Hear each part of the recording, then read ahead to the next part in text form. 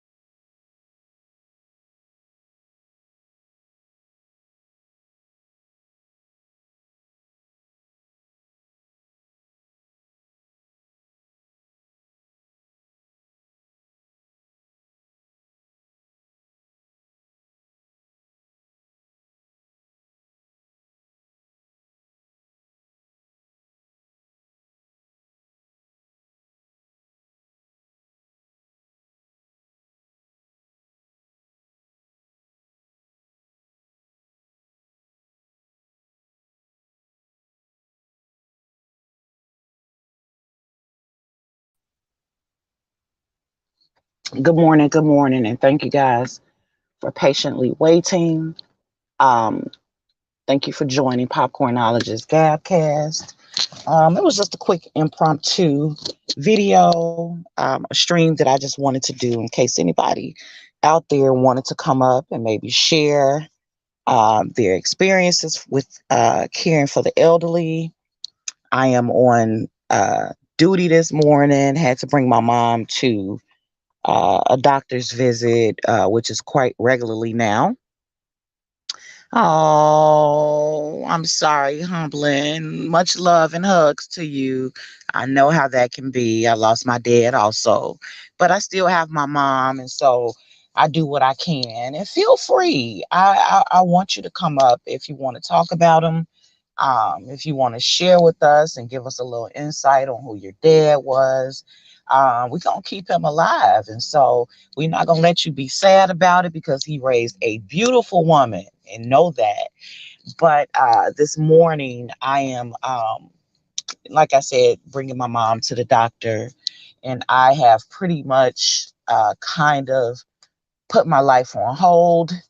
Not necessarily, I still get a chance to do some of the things I want to do, but my mom right now is my first priority with her health not being that well. But it could be worse because she still gets around. She just can't do a lot of the things that she used to do.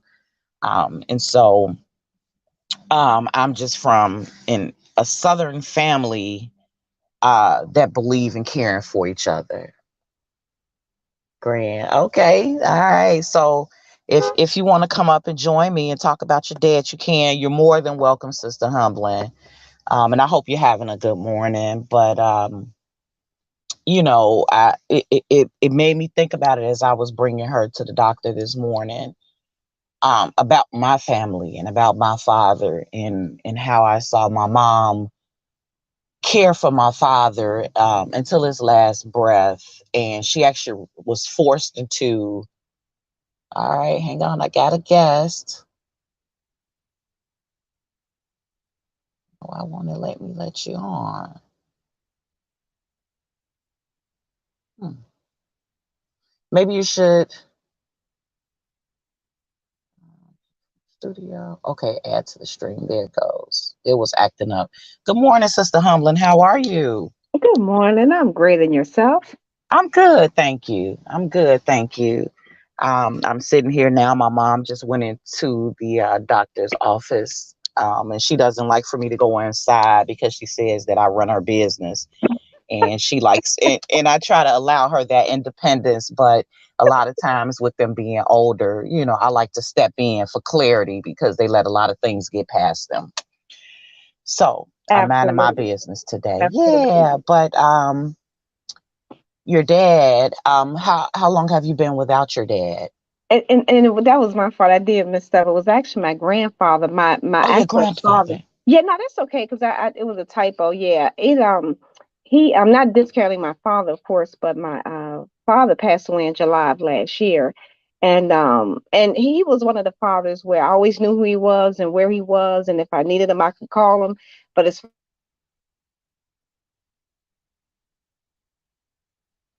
Oh, Sister Humbly, you bored out on me. Are you in a area with bad reception? Hell, maybe it's me. Sister Humblin, are you still there? Okay, well, hopefully she'll be able to tap back in with us. But just going back into my story until we get Sister Humblin back on. I'm not quite sure what happened. With my family, I've come from a family where we care for each other when we're ill, and that's even when there's times of when you're young and you don't expect it. We still care for each other. I come from a pretty big family, and so for me, um, I'm pretty closer to my maternal side of the family, which is my mom's side. Not that I'm not close to my dad's side, but it's just my mom's side has been who I've interacted with and been the closest to. And so my parents got married really young. I think my mom was 18 and my dad was 19, but I think she had her first baby at 17, if I'm not mistaken, which was my oldest brother, who is now deceased, and I'll get into that part that my brother's deceased. But to my parents, 4 children were born, 3 boys first, and then myself later. I came later because they thought they'd give it one more chance because they wanted a girl. And so here I came in 1974 to bless the family with my fabulousness. So I'm the spoiled child, I must say. But nonetheless, they taught me how to spoil and be spoiled. So that's always a good thing on my part. But my parents left the South fairly early once they got married. My dad came to Chicago, and let me say, my parents are from a small town in Mississippi called Leland, Mississippi. Very small community where everybody knows your name. Everybody's like the bar Cheers, the Cheers movie, the Cheers series that used to come on television. Everybody knows your name. All the neighbors speak. And it's just a small, small town. No sidewalks. You just have to walk on the road or in the grass. And so I got a little bit of that experience in my life, even though I'm from the big city of Chicago. But anyway, nevertheless, they left there. My dad didn't get much of an education. I think he didn't get further than sixth grade. And then after sixth grade, he dropped out, and I'm not sure exactly what the story is, but I think he had to help carry the weight of the household. And so he was like the only boy in the house because my grandfather was no longer present. So my father did what he had to do, and he became a man fairly early with a sixth grade education. My mom a little different. My mom made it to 11th grade. She had 8 siblings because it was 9 of them, and my grandmother left my grandfather for whatever reason. Grand Rising, Willie Cameron, how are you? Grandmother left my grandfather for whatever reason, and he left all of the children on my grandfather, with the youngest child being, I want to say, 2 years old. And so my grandmother moved to Gary, Indiana, and started a whole nother life there. And she never came back to my grandfather. So my mom was forced. T. Cortez. Hey, Grand Rising. And T. Cortez, don't forget, I'm trying to arrange that with you and Bobby. If you want to go in the comment section, not necessarily here because I don't think I even have anything to write it down, but in the comment section of the video later when you get time, leave an email address because Bobby wants me to shoot that to him so we can arrange a time for you guys to come up and build. But grand rising to everybody and thanks for joining me. But my mom was forced to drop out of high school and care for the rest of the kids. And my grandfather chose her because my mom was the best cook of all the girls that he had, even though my mom had a sister older than her. He just preferred my mom, I guess, motherly figure to just kind of oversee the kids. So my mom had to drop out of school at 11th grade. And so she married my father.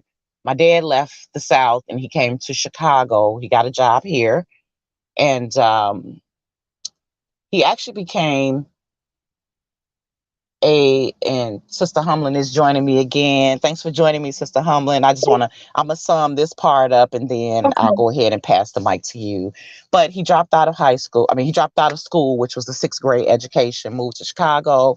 He landed a job. He worked his way into becoming a crane operator and he provided a great life for us.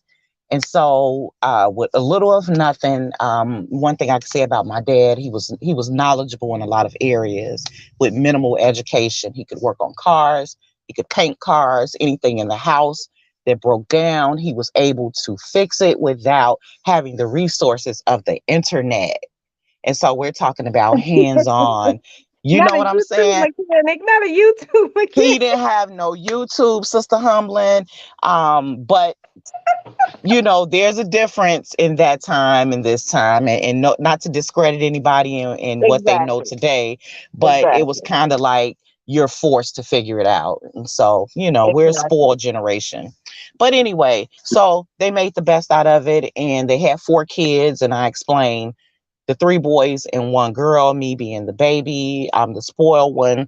But again, my family taught me how to love and be loved. And so not only am I spoiled, I like to spoil others. But aside from that, my parents were married 46 years and my dad passed away from stomach cancer and my mom refused to put him in a nursing home, and so she cared for him until his last breath, along with my help, and we're a village, everybody that could help, and so it Yeah. forced her into early retirement to care for him. And so that's all I know, and that's what brings me to where I am today. I have to see, because on my dad's dying bed I promised him I'll see after her. And so that's why I say about the spoil part, being spoiled and being able to spoil. I know how to love and be loved. And so I'm going to see my mother through. So on that note, I'll get back to, further details about my family, Sister Humlin. But you're very fond of your grandfather, I can tell. Yeah, definitely. And I didn't realize how sensitive StreamYard is. I mean, it's like I literally just I was trying to I ain't got a notification, so I not even thought about it. I just hit the little I have a Android. I hit the back button. I'm like, what the heck happened?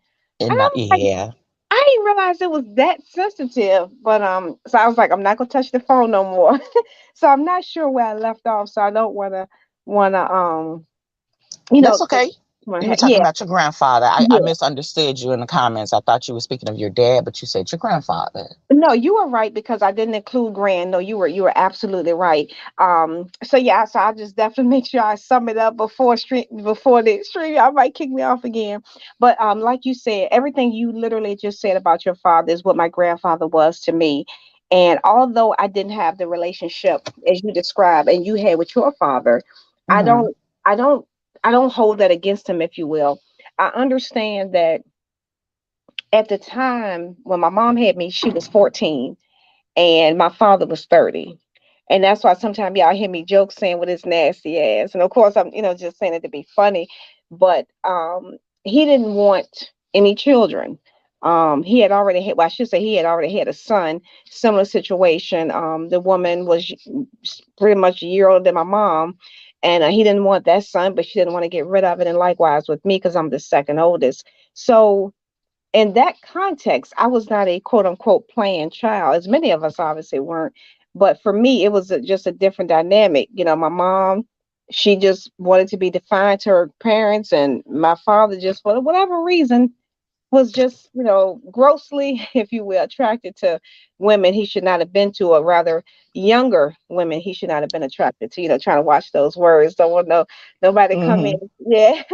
So for me, I think that's probably, although I never asked him, because I didn't really think about it until I got in my 40s. But I'm sure if I had the chance, I would have asked him, like, dude, just be straight with me. I understand I was not intended. I was not playing because you was just getting it in wherever you could.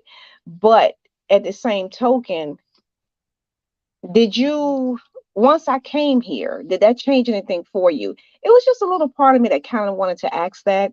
Mhm. With my mom, she just always says that, you wasn't playing, da da da. I was out there, blah blah blah. So, he never not acknowledged you, but I think because he didn't really want you here, because I was like, just be frank with me, and she was like, that's probably why you all didn't have the best relationship you could. And so that to me answered those questions, because I could never understand why is it that, how it is as a kid. Well, obviously for you, not, you didn't have to worry about that, but for those of us who did, you always wonder, why doesn't my dad quote unquote want me? Why isn't my dad around? And for some people, the mother is where, I don't want to discount that. But for me, in that stead, I think my grandfather saw that I needed something.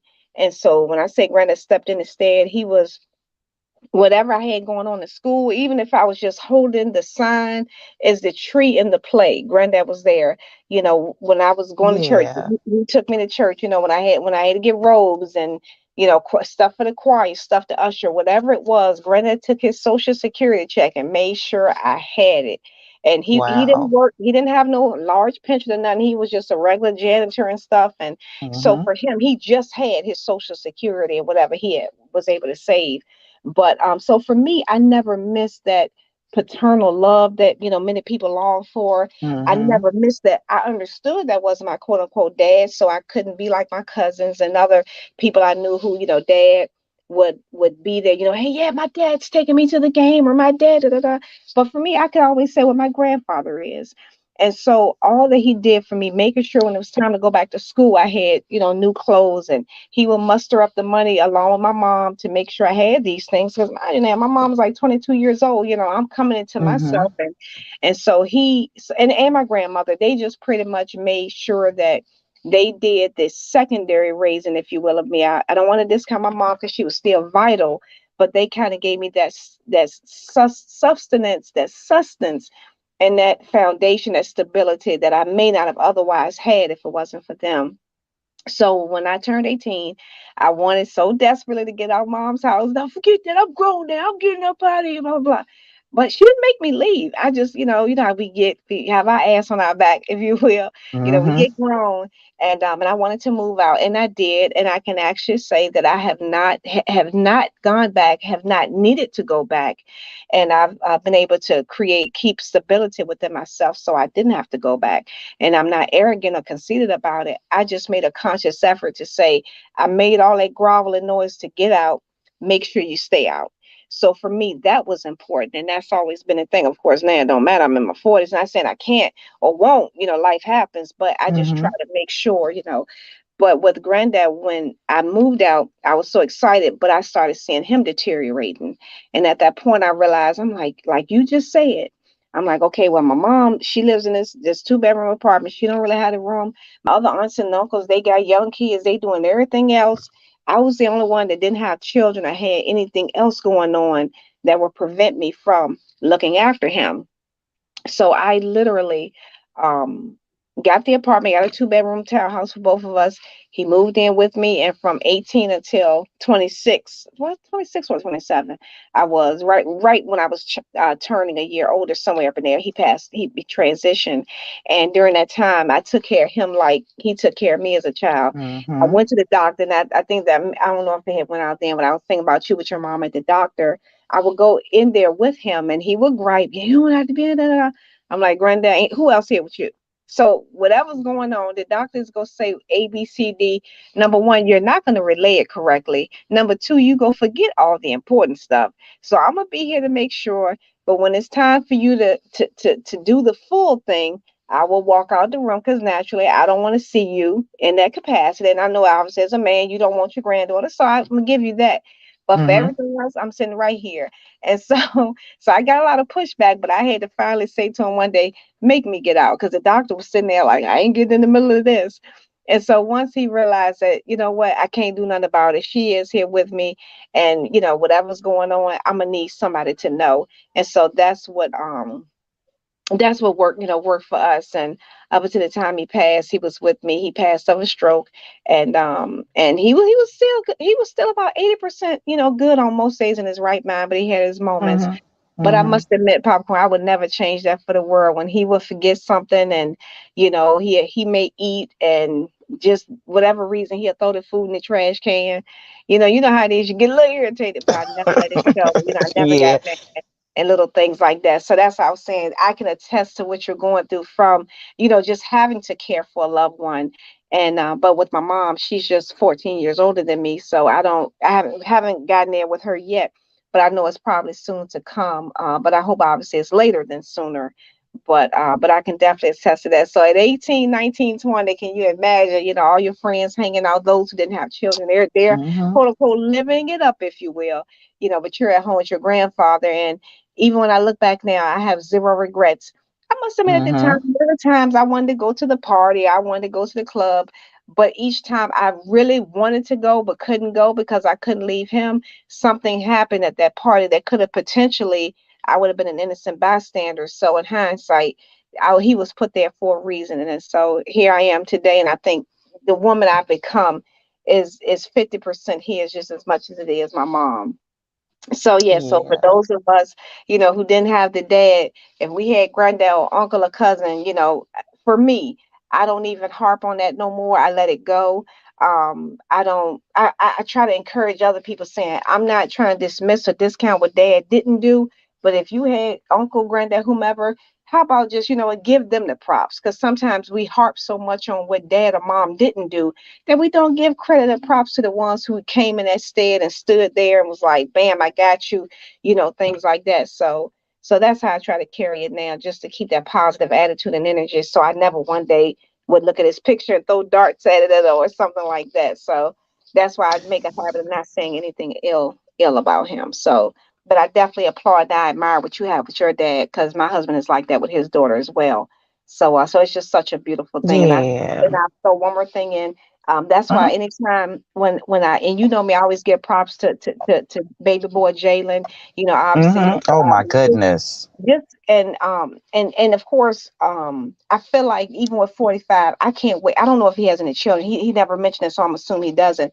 I can't wait to see what kind of father he would be. I Mhm. feel like too often for the men, and of course women, we get it too, but for the men, we act like for every one or two, deadbeats, that means it's everybody. And that's why I tell Jalen every time I can, like, baby boy, keep doing you. You got wifey, you got the kids. Mhm. You are letting America know, and quote unquote Black America know, that stereotype is bullcrap. There's men Yes. out here like me in their early 20s, holding it down, making money, providing for the family, supporting the family, and making it work. And you can tell Jalen don't want to have it no other way but be at home on a Yes. private night with wifey. So it's like, all right, guys, I'll holler at y'all later. We'll hang out next week. Then next week become next week, and next week become next week. And they be like, dang, come on, dog, you'll never hang out with us, type situation. So that's why I admire that so much. And he's such a positive, spirit and attitude and everything. So for me, I look at men like him and say, you know what? Yeah, I didn't have it, but I'm so glad that their children did. I'm so glad that Jalen's children, Bobby's Mhm. children, all of them can look up and say, yeah, that's my dad. So that's why I'm not going to be that woman that harps, that, oh, dad, black man. No, I'm going to always encourage them and lift them up because they need it. They definitely need it. So, because, they And so emotional. They oh be so yeah. emotional. Oh, I know, right? You we got to talk to them. You if guys, you they don't say know they now, emotional. they Exactly. are. They are. And it's okay. It's okay And it's that okay. Yep, it's that okay. men are at a place now where they don't have to suppress that. because it's Exactly. healthy. It's healthy to release that. And let me say Absolutely. salutes to Morons Mind State. Salutes to Willie Cameron. Thank you guys for joining if you're still here. And Willie. this may take a left turn, but I was on Morons Mind State. I was on this panel one day, and he probably doesn't know the story, but Zay said, "There's a guy going live. You should come over to his page." And I said, "Okay." And I ran over there, and Zay was in the chat, and Zay said, "Click the link, get on the panel." And I thought Zay was coming with me, but Zay never came. So he set me up, and I need him to know if he watches this video that he set me up. But I went over onto the panel, and I'm glad I did. There was a guy on there, just kind of expressing, and there's a point to why I'm bringing this up. He made a statement, and one statement that stood out to me is that he said, "Black women hate black men." So he ain't never heard me, have he? Okay, Go, okay, you and got I'm it. saying that to say that just look at our story. Look how we're dedicated to the not only the men in our lives, but caring for those that we love, and how we're Absolutely. not gonna waver that. We're gonna see it through. And so if he knew that there are so many beautiful women out here of color, Yes. you just Yes. have to sift through the BS, but we're here. There are Exactly. beautiful black women, and we don't hate black men. I Not think at he's all. subscribed to my channel now, and I hope that he's watching. But I spoke of some of my friends, and even though we aren't friends, but we've made friends through YouTube. Humbling is what I'm saying. I don't really know you beyond this, Yeah. and that's enough for me to say what you've shown us. You're no different. You're a beautiful black woman. And so we're here again. And so they can't take that from us. And I'm not trying to discredit any other race. I don't know what they Yeah. have going on, but I'm telling you, these are two black women right here that have cared for their loved ones. And I'll do it again. And so Absolutely. hopefully, yeah, hopefully he's watching. But Jalen, I've adopted that young man. That's my nephew. When he comes through, That's right. "Hey Neff, how's my That's niece?" right. Yep. And I think it was said that things got a little rough on some of the other panels. I want to try to refrain from using names because it's not about anything but this. Exactly. And she's young, and she's intelligent, and she's educated, and she's a mom, and she's a Southern girl. And so all that rah rah rah, may be a little bit too much for her. So she stepped away. And so I want to create a platform where women can come here sometimes, and we can just, you may not drink, Sister Humley, I'm not sure, but get a glass of wine and Yes, I know. unwind. But I drink And my tea. okay, well, you can bring your tea and just unwind, and we can have girl talk, and just unleash whatever we need to talk about without being interrupted with some of the emotions from men, if I could say that much. And And that's fair. so Yeah, that's fair. and so I want April to be able to come over, and I think Bobby's going to arrange that for me. July 14th, I'll be turning 48, and what I want to do is just a segment. You bring your tea, but the women will have wine, because that's what I want from them for my birthday, and we just kick Yeah. back and have a good time. Now, the men aren't allowed on the panel that day. It's about me. It is about me. And that's because I share my birthday normally with two twin friends that I have. And usually I'm the person that compromises because I'm outnumbered. And so I told them this year, this is my birthday, and I'm not sharing it with nobody. I'm doing what I want to do.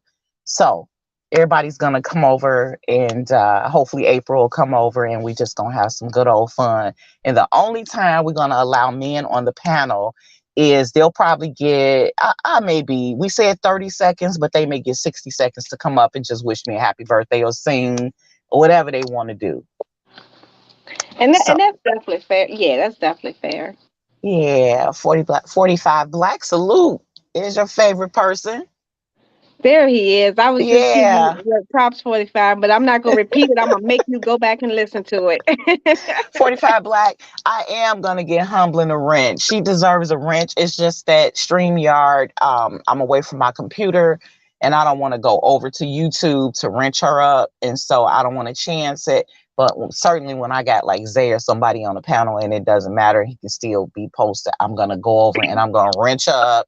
And ain't nothing you can do about it. That's 45 right, black. You 45. have kids, 45. Yeah, do you 45?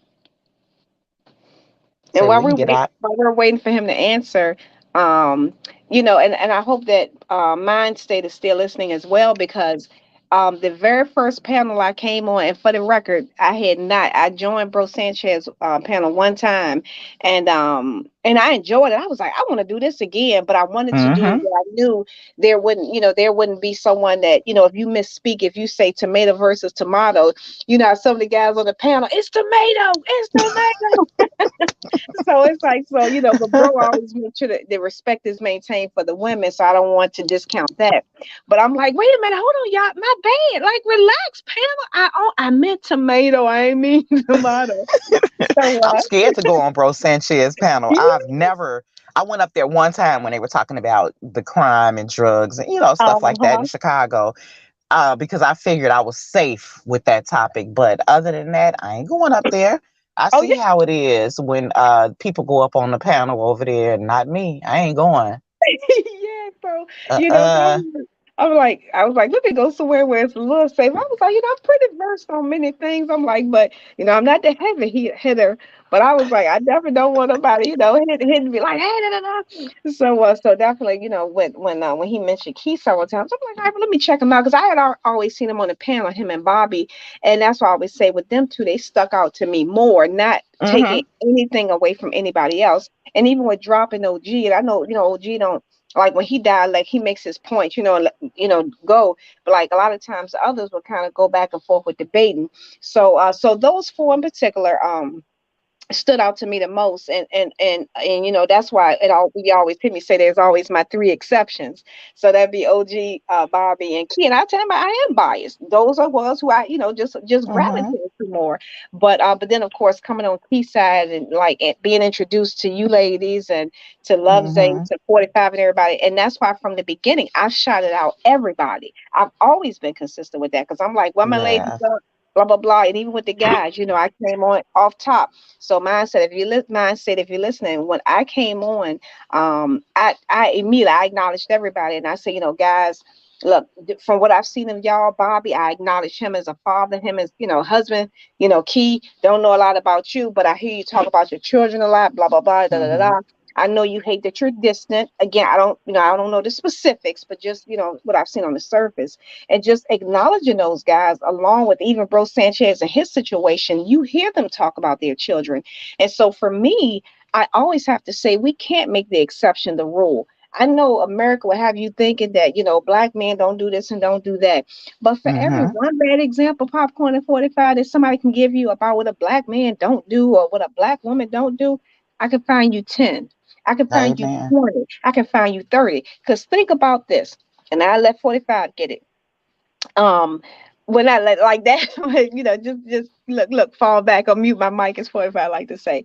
But think about this, Popcorn. As long as we've been on the panel, how many times have we argued or bickered or anything? And this is not like trying to shun anybody else, but when they say women can't get along and we're catty, I have not had no beef with none of y'all. We so busy laughing and giggling and kikiing. I haven't had no time to say, oh, well, I don't like popcorn, I don't like this or like that. No. And I would never let it get there on purpose, because for what? Life's too short. I'm over here on the East Coast, you in the Midwest. What we look like? So for me, it's just always been, let's have fun, y'all. Let's build. I can learn off you. You can learn off me. But at the end of the day, I'm going to always big up April. I'm going to always big up Jalen. I'm going to big up everybody, because we need that encouragement. So my state, I hope that these avenues where we are over here, I hope that you can come and see that there is another side. Now, everybody is Well, it not, wasn't him though. like I'm that. sorry, and sorry to interject. It wasn't him. Oh, He's my apologies. totally. I'm sorry. He. I'm It sorry, definitely my wasn't his state. Please sentiment. accept my No, that he apology. had a guest Oh, on the okay. panel. Oh, He I'm had a sorry. guest on his Okay. panel, and Okay. so he allowed the guy to speak, and those were I'm his sorry. Okay, views. guys. And I want to say Okay. salute to Show Nuff and Divine Warrior. Thanks for joining us. But I'm Okay. sorry. Go My ahead. You state. got it. You got it, Yeah, humble.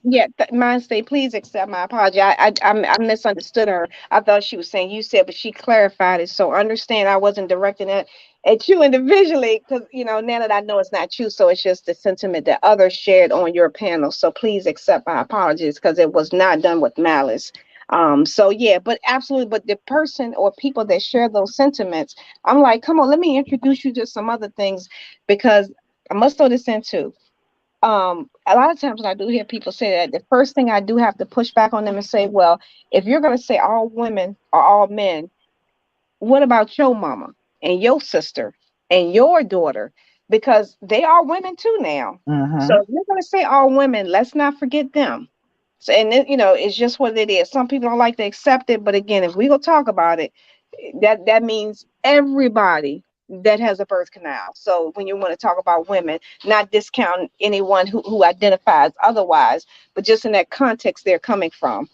Yeah, y'all got it. Mm-hmm. Mm-hmm. All right. Welcome to the panel, 45 Black. Thanks for joining us. Mute your mic. Hey, He went to sleep on you, yeah. Sister Humbly. Salutes, Can y'all Bobby. hear me? We can. Oh, okay. Yeah.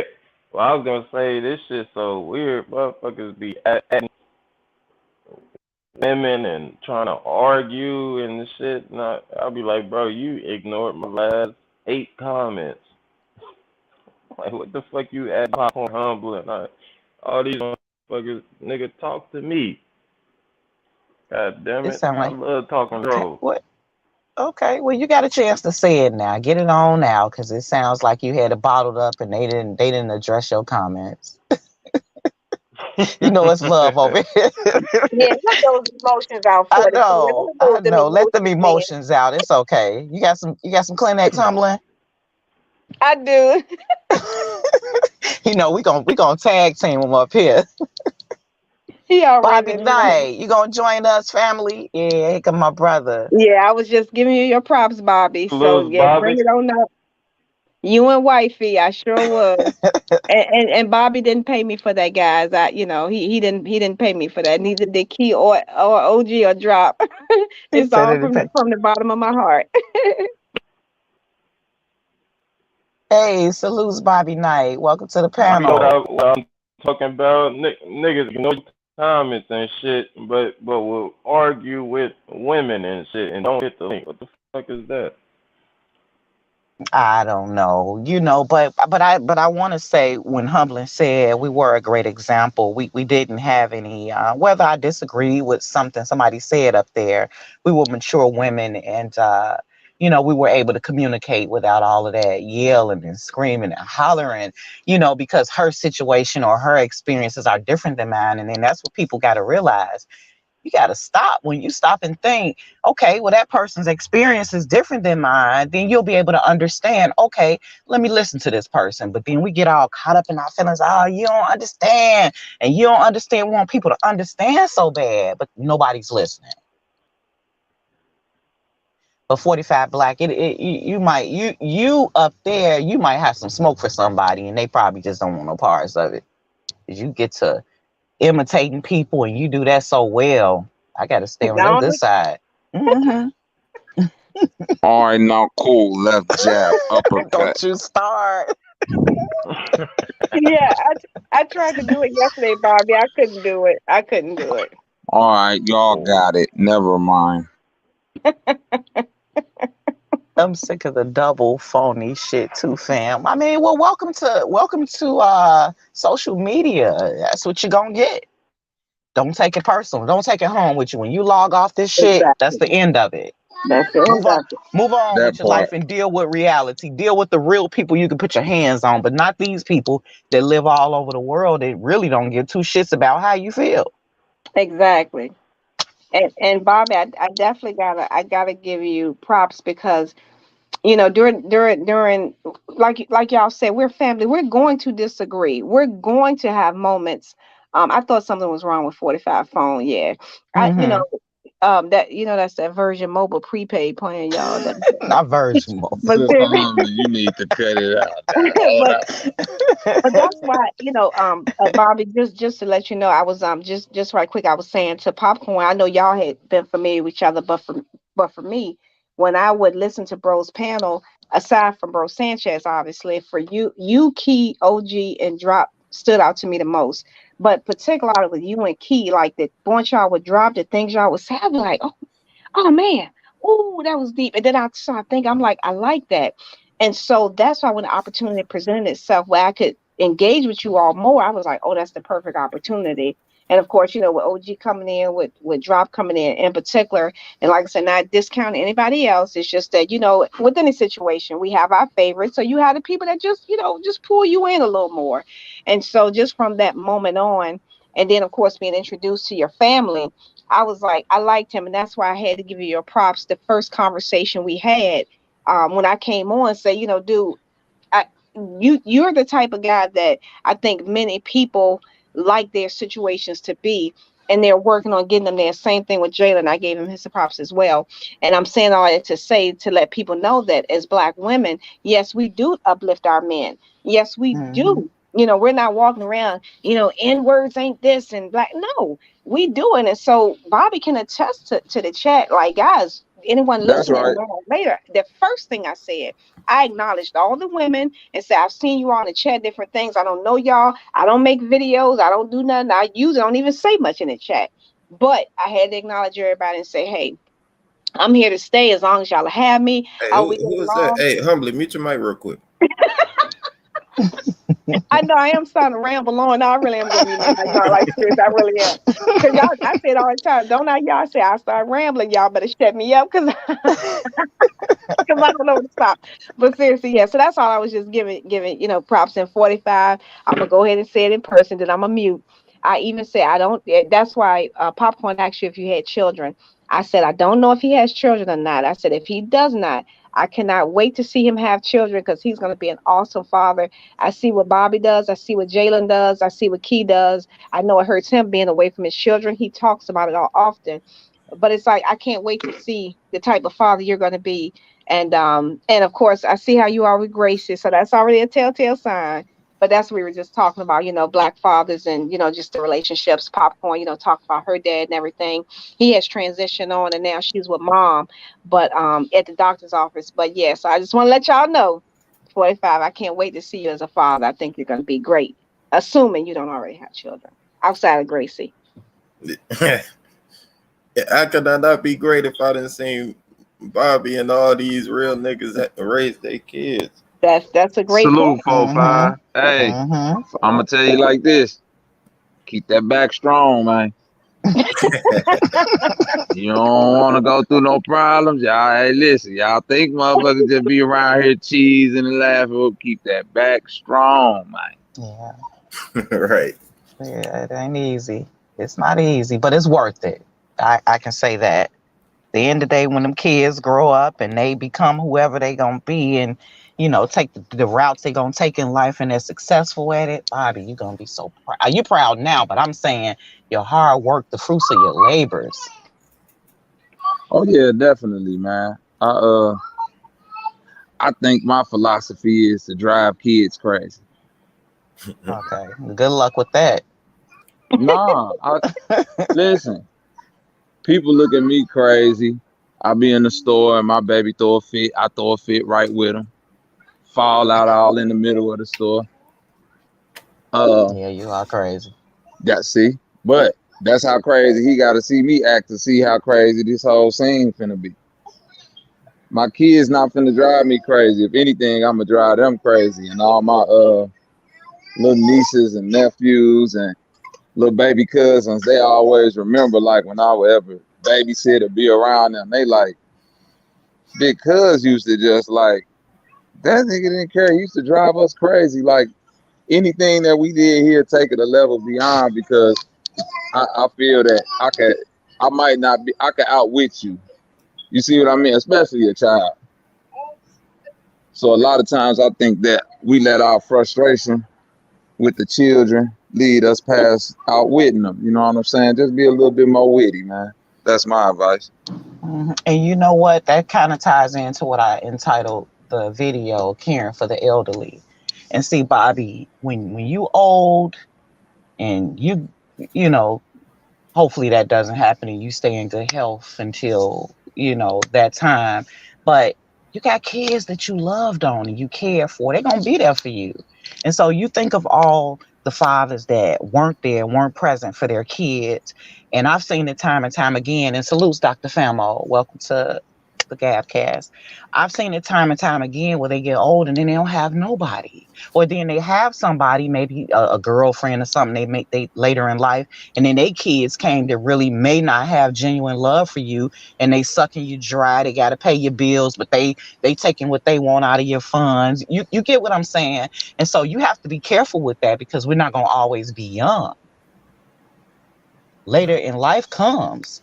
And so, like I said, Bobby is a good example. He's there for his kids. He gonna have 5 kids fighting over who taking daddy to the doctor's appointment. Oh no, I'm finna. Hey, hopefully ain't none of them got to take my old ass. No, Yeah, or wherever but you need to I go. know When you exactly can't what you're drive, saying. So you gonna have to give up them driver's license at some point when you yeah, grinding old and nah, shit and running into people. But you got kids that you've poured into. They're gonna be there for you, and that's yeah, all I I'm know saying. exactly So what you mean yeah, though. brothers got to be careful with that because, like I said, they out here pimping and playing and having a good time, and then as they get older, now they look around and they like, ain't nobody here. There's Yeah, and it's nobody a sad around. thing too. Yeah, It's it's a real sad sad, thing. but this a reality of life, and that's one thing. Like I don't hold the double standard. It's like when Hmm. people hear me say certain things about women, when it comes to things like that, I feel the same way about the men too. Like, hey, yeah, you can go do what you do. You not beholden to the same amount of responsibility as the woman off the bat. But just say that child turning to Kevin Durant or LeBron James, man. Hey, if they don't want you around, you can't. You see what I mean? Mm. Everything is a flip of the coin. And not to change the subject, Sister Humlin, I need to tell you this. So I didn't know Bobby before you did. We kind of probably all encountered one another at the same time.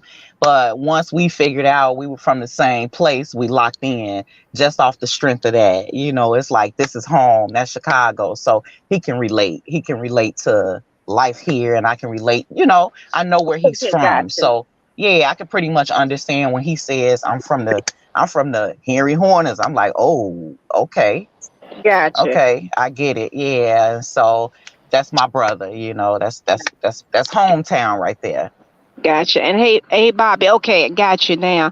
And that makes, and I guess the way and that's how it is when you feel like you meet somebody for the first time and y'all mesh. You're right. People won't know whether or not y'all knew each other one day, 1 week, or since Hmm. birth. But hey, Bobby, the children's told me to tell you that they putting you in a home. If you,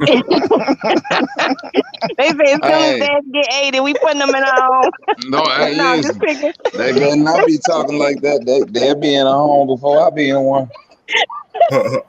Yeah, We can get the ball rolling on who go be in a home. We can start today. Hey, look, popcorn and Bobby. And I know 45 may not be able to relate to this, but you remember Grandma used to be in that hospital bed in the living room. It's like Man, listen. Ain't nobody going nowhere in the old schoolhouse. You hear me? that's right. They like now we yeah, have a dad in the living room in the hospital bed. He go we putting him in the because my listen. brother is autistic and he says that about our mom all the time. He's actually 20 years younger than I am, but he said all the time, "Mom, I'm gonna put you in a home." Even though he's autistic, he's high functioning, and he jokes about that all the time. Y'all got it. Yeah, them nursing homes ain't no joke. Ain't nobody I love going there ever if I can help it. If I can help it, they are no joke. Unfortunately, that was the case though. My brother, my oldest brother, he had multiple sclerosis in his 50s. Well, I think he was diagnosed in his 40s, and then I cared for him as long as I could until I had to realize like this is beyond my knowledge. I had to go ahead and they put him in a nursing home, and it hurt me to my core. But he had started getting bed ulcers and stuff like that, and so I couldn't stay on top of it. I just wasn't knowledgeable enough to care for him. But you better believe we were there every day. It wasn't a day miss. When I couldn't go, my mom went. When my mom couldn't go, her sister went. And then sometimes we would all go. And so that's what I'm talking about. This is a family over here where I came from. Mm. Yep, no doubt. Yeah, I completely understand that right there. Yeah. And so we were talking, I was telling her about a guy. He was in here. You may know Conscious Moron. And Zay had tricked me one day to go on his panel, and I thought Zay was coming on with me, but he didn't. But it was a very interesting topic. The guy was on there saying that black women, and that's that one comment that he made, that black women hate black men. And so me and Sister Humley got up here and we were talking about sharing how she cared for her grandfather. I'm here now with my mom. That's why I made this, because I'm sitting in the Yeah, hold that's on. a dangerous statement both Yep. ways. Sorry, that But was my it's mom calling. So you guys can keep on, because she's no, probably you telling me good. she's coming out. I was saying that's a dangerous statement both ways. That's you know that's so dangerous just because of what y'all just said. It seemed to be only strictly based around a man and woman relationship. Y'all not looking at how a black man or a black woman care for their children, care for their siblings, their mothers, their aunts and uncles, other random people. You know what I'm saying? Black women and black men they may encounter. It's only in this relationship dynamic that type of energy come from. That's what I'm the majority of it. And it's like, yo, relationships for everybody right now are suffering. Not just black people. It's just that we the only ones being extremely vocal about it. That's kind of what I feel about that one. Yeah, they think that when they hear 70-30 talk, we all agree or some shit. That's the Well, thoughts of 70-30. I hope not. well, look, considering the fact, remember 45. After I called him out that day, ain't nothing 70-30 can say anything about a woman, because y'all already know I called him out on this, so he can't never come to me or any of us again saying that the woman is less than because of what he did. So I'm like, yep, it's all. I was so glad that I was on that panel. Well, not on the panel, rather, in that chat that day. I was like, oh, is that really 40? No, I mean, I'm shit for the. Is that really 70-30? No, no way he's going to the 30 for to get his 70. Come on, sugar. So I was like, nope. I was like, no, never again. So I think 70-30 might want to, if he ever listens to this, if you're listening or ever listen, please rethink that dynamic, because you need the 30 more than you ever know. And I confirmed it. Y'all got it. Yep. The shit that been tripping me out lately, not to switch the topic or some shit, but Then don't switch the topic. nope. Mute your mic. No, I'm just joking. I'm just joking. Nah, No, go ahead, 45. it's just funny to me how motherfuckers have all this pimped up shit that they want to get off their chest, but then when certain niggas hit the panel and shit, all of a sudden you ain't in the chat no more. You ain't hitting the link. Talk to, Yeah. talk to the niggas. But I mean, that's one of the things, as y'all know, we're gonna see that a lot. It's so easier for me to be a keyboard thug or a keyboard analyst than it is for me to come on. And that's why I had to give props to Bobby. I had to let him know straight up. I wanted to make sure, like, okay, are we good? If I did a certain thing, yes, I'm that type of person. I'm gonna say, give me a chance to fix it. Because sometimes we do things and don't realize it or do it on purpose. And once he said, no, we're good, I was like, all right, cool. And I knew that no matter what, I'm like, Bobby is doing exactly what we all do. We have our moments, we have our days. Some days you let things out, some days you keep them in. But then sometimes they got to come out. And it's what it is, it's life. And so that's why to this day, there is nobody that can come to me saying anything ill about Bobby or Key in particular, because of the fact that they are doing exactly what people do. Family do it all the time. It happens every day. We figure it out, we work it out, we move on. And that's what it is. So I don't give a damn what nobody was saying in the chat. That's why I'm so glad I wasn't looking at the chat. Because I'm like, y'all really doing this? Well, wait till Bobby get here, then say it. And then you ain't see them no more. Poof, they're gone. So Yep. for some of those men, They can't never come, never, ever, ever come to me talk about this is that and the other. When you had the grand opportunity to address Bobby to his face, via Zoom, of course. But you had the opportunity and you didn't. And then when you did, rather than being on subject, you want to get and harming them and talk about everything left and all this other stuff. No, just me and you. We ain't got to talk about mamas, granddaddies, aunties, and uncles. No, it's about us. Keep it here. So that's one of the things that just irritated me about many of them. So, but y'all know me. I digress. Y'all got it. Ooh, Sister Humlin digressing. Yeah, I'm telling you. Yeah, because I'm Hey, sitting there and I'm just like, oh, I'm gonna let you get it. But I'm like, okay, they had a moment. So what? It happens. I ain't going nowhere. That's why I say all the time, Key, don't take my wrench. My sister Betty voice. But it's like, okay, we had a moment.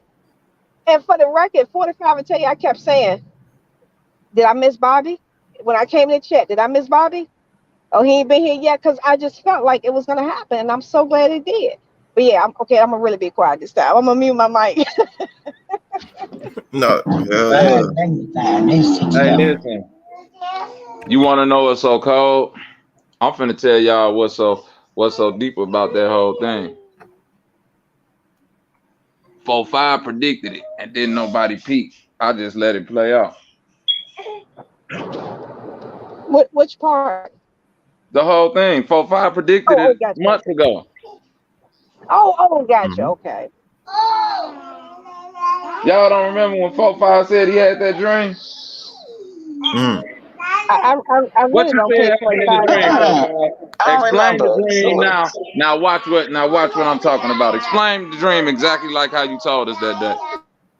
I said that I had a dream. I was in high school, some type of high school setting, and Bobby and Key was there, and I was Oh fighting yeah, the whole yeah. goddamn time.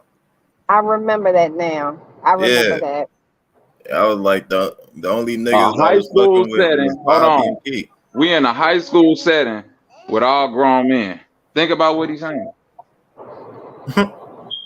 Ain't that what this is? Yep, yep. That's why I Didn't don't even trip think off about nothing. I that. know it's all gonna have to play out. Exactly.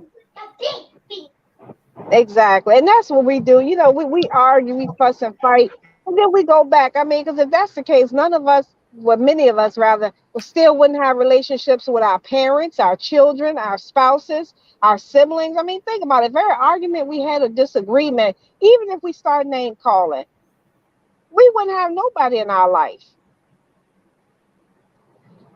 And so that's why I always say, we can't, like when we have disagreements, it's like, okay, we'll figure it out. Now, for some people, I totally respect it. If you got to follow your parents, You falling out, Sister Humble. okay, go ahead. I go on mute. Y'all got it. I'm on the highway, probably going through some dead spots. Y'all got it. Salutes, no, Walter you were Bankbone. clear at that point. Yes, it was Uh-huh. Walter Bang. I think them feet was in the Oh, way, Sister Humley. I hear oh, I know, right? I can't believe how cute they were on the screen. That did look, that looks so crazy. That looks so crazy. But I'm just gonna end that part with saying I'm just glad that everything is smoothed out and people are doing what they feel they need to do to protect their energy and protect themselves.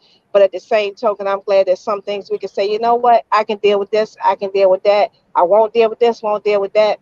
But it's for the betterment. So just know, Bob, I appreciate everything, that you did, whatever, sacrifices or whatever you had to do to just make sure on your part you smooth things out, and obviously everybody else on their part as well.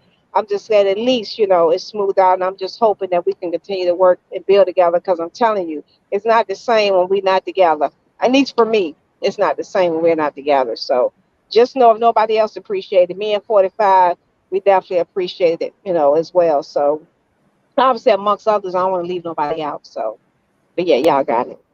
I'm gonna really shut up because I know I'm gonna start rambling. Salute, Sister Humley. Now, one thing I know though, they can run and hide if they want to. Bobby just in the shadows waiting. Because wait till they show up. You think he forgot? Oh yeah, Well, I that's got true Nah, too. but listen, Good point, popcorn. I, Good point, sister listen, popcorn. Sister Popcorn. I I already promise know you, you. I could love. Listen, I could love you after I'm done being petty. I promise you, I can. Now, once I get my little petty shit off, we can go back to being friends. If you forgive me for my petty shit, that is, it's gonna be petty. That part I can't die at that. I'm just you know, it's a paradox, man. Like I'm not at all times trying to please people perceptions of how humans should act. You see what I'm saying? Absolutely. Absolutely. I'm being me at all times. So if at sometimes it's like, man, I wouldn't that ain't how you supposed to act. Well, shit, hey, this what I'm doing right now. But and that's what I tell you. You can't tell somebody how to feel, what to think, and what to do. Especially no grown up. Like I would never say that because my whole thing was because get it out. I've always been that way. Get it out. Get it, whatever it is, get it out. That way we can, make sure you straight, your energy is right back in balance, and we can move on to the next thing. I've always felt that way. So I would never tell somebody what to say, what not to say, and what they should or shouldn't do. That just irritates me, y'all. Okay, I'm gonna be quiet. No, I really am gonna be quiet this time. Y'all got it. Yeah, niggas want people to hit the link and sit on the panel and agree with a nigga for 8 hours. As soon as somebody come with smoke to the host, they're like, oh, hey, mute your mic. Oh yeah, drop a bomb. Oh, hey, please be quiet. Hey, please, hey. Leave CT alone. No, let me stop. No, hey, No, what I'm what talking what about Bro what four Sanchez. five saying is right. It's this right here, right? I you could tell certain people who got an energy to be able to carry on the intrigue and conversation, or just tell an intriguing story. You know what I mean? Yeah. Uh And huh. and and it's like we on these panels, but at the same time, it's still about keeping the attention of people. And I think some people like just either don't think about it, don't forget it, or just say fuck it. I don't even care. Like that I'm boring, that I'm talking monotone, that I'm not making sense, that I'm going in a circle, that every time I'm talking I say the same exact thing no matter what. You know what I mean? Uh So huh. it's just kind of like, it's not a character for me. I'm starting to notice like certain people are characters and certain people are really they self, and that's interesting. But the character shit is not interesting to me once I pick out that you're a character. You dig what I'm saying? Yeah. Mhm. And, Yeah. and look Because at I go ahead. no, go ahead, 45. Go ahead. Yeah. I was just gonna say, look at, I think it was 2 days ago, BG, like you was saying all this shit in the chat, but then you hit the link and act like you got amnesia and shit. Ain't been in the fucking chat yet. Like, what the fuck is that, bro? Stand on whatever the fuck you talking about. Just say that shit. Don't hit the panel, then say it, and then dip off, and then come back, act like you don't know what the fuck everybody talking about. But that's that going into caring what other people think and drawing off of what other people think. It's kind of like if you go say something, we all see it, so just say it and stand on it. Like Mhm. Yep. I could have easily backtracked on my words when everybody was in the channel on Sanchez, like Bobby, nah, he was like weirdo talking about worms and all, but I'm gonna stand on how I feel and what I say. Those who respect it just go respect it. Even if you don't respect how I'm coming, you go respect the fact, like, well, goddamn, he stood on what he stood on at least. He ain't mixed his words. He said what he said and he stood on it. Like I could respect that from any man, woman, or child. That's true. Mhm. And and what's funny is I bet Bobby and Bro Sanchez cool. So what the fuck y'all niggas jumping That's in what and I'm saying. Do y'all Exactly. think Exactly. Same if thing with T. even if you listen Exactly. to the energy of the conversation, we was cool sitting there talking in. Mhm. it was everybody else energy that was, you know what I mean, moving like that. And it's to the point of, it was still to my point to like, you know, when I said the thing about the preacher thing, you got to worry about the congregation when it comes to the preacher. You know what I mean? And I think Mm. people was missing what I was saying, and I kind of had to say it with that type of energy, you know, because like a lot of times we might slide into positions that just kind of amalgamate into a thing, and we don't even know it. You know what I'm saying? Mhm. That is so true. That is But so like you true. said, Sanchez cool with me. So think about it. That was a real church setting, and people have been in these settings before, where the pastor might be cool with the person that's coming to chastise him, but then he got to damn near, you know what I'm saying, jump in front of the entire congregation to keep them from stomping the nigga out that's trying to Mm. challenge him, and he Uh-huh. respecting the challenge. Yep. Exactly. That is so true. But then I also know, people, one of the things that I realized that people realize, it's like people act like you can't change your mind or have a difference of opinion or have, you may feel today one way today, but literally tomorrow or hell, even the same day, you'll feel totally different. And so, many of the comments, people saying, well, yeah, just yesterday, Bobby this, or just yesterday, this, that, and other. It's like, okay, and I can change my mind. I can have, you know what? I can rethink things, relook at things, and feel differently about them. And that's okay. Uh-huh. And the thing, this was so cold though, Sister Humbly. They feel like because I said what I said to him, and I like literally came back the next day like, hey, salute. People's like, oh, he like big ups to you for showing face, and I like, because I'm coming back still showing love to the person that I've been showing love to.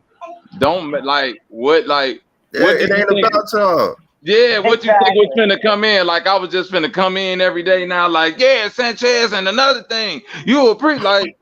I address what I had to address, and it's done. Like, what y'all want? Right.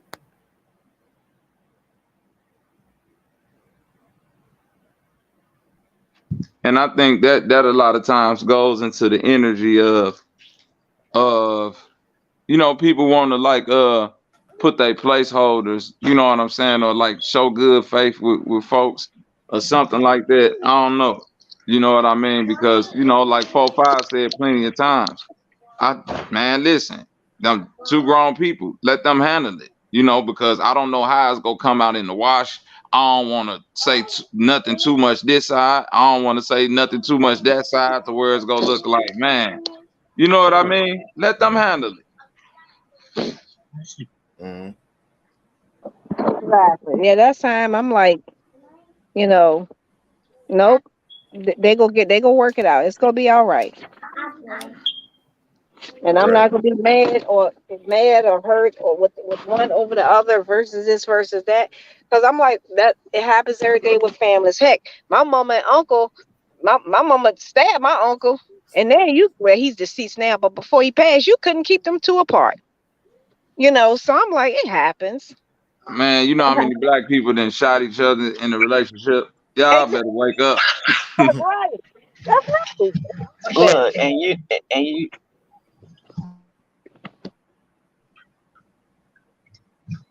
Popcorn, I think you muted yourself. a long time way to go, but sure. This store they've been closed for 40 years.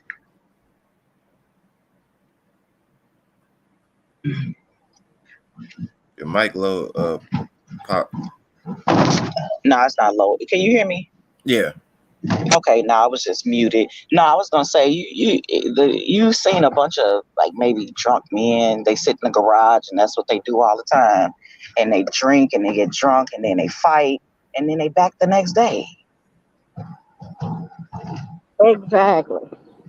They're so common. I mean, they have knockout dragouts. Here in Chicago, I've seen it tons of times. Them old niggas be sitting in front of their garage. Yeah, with the beer Yeah, and it starts out good. They yeah. playing music, they barbecuing, they playing cards, they talk about old times, and then next thing you know, it's a brawl. Uh-huh. Somebody still mad about some shit from 76. Yum, yum, yum. And it's Then back they get on to again fighting. tomorrow, right? Then you hear Auntie Bessie from the front porch. Y'all break that shit up. Yeah, it's back on again tomorrow. It's the same thing. People make a big old deal out of nothing.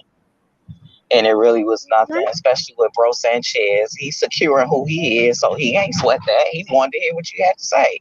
That's what's so dope about it. And that's why I knew I could say what I said in the way that I could say it and do it how I did it because he wasn't Oh, this taking no piece type of of shit way. gotta go. Right You see what I mean? But I also knew in a wild kind of pseudo way, I would still end up making my point about the preacher thing because look who ended up taking it some type of way.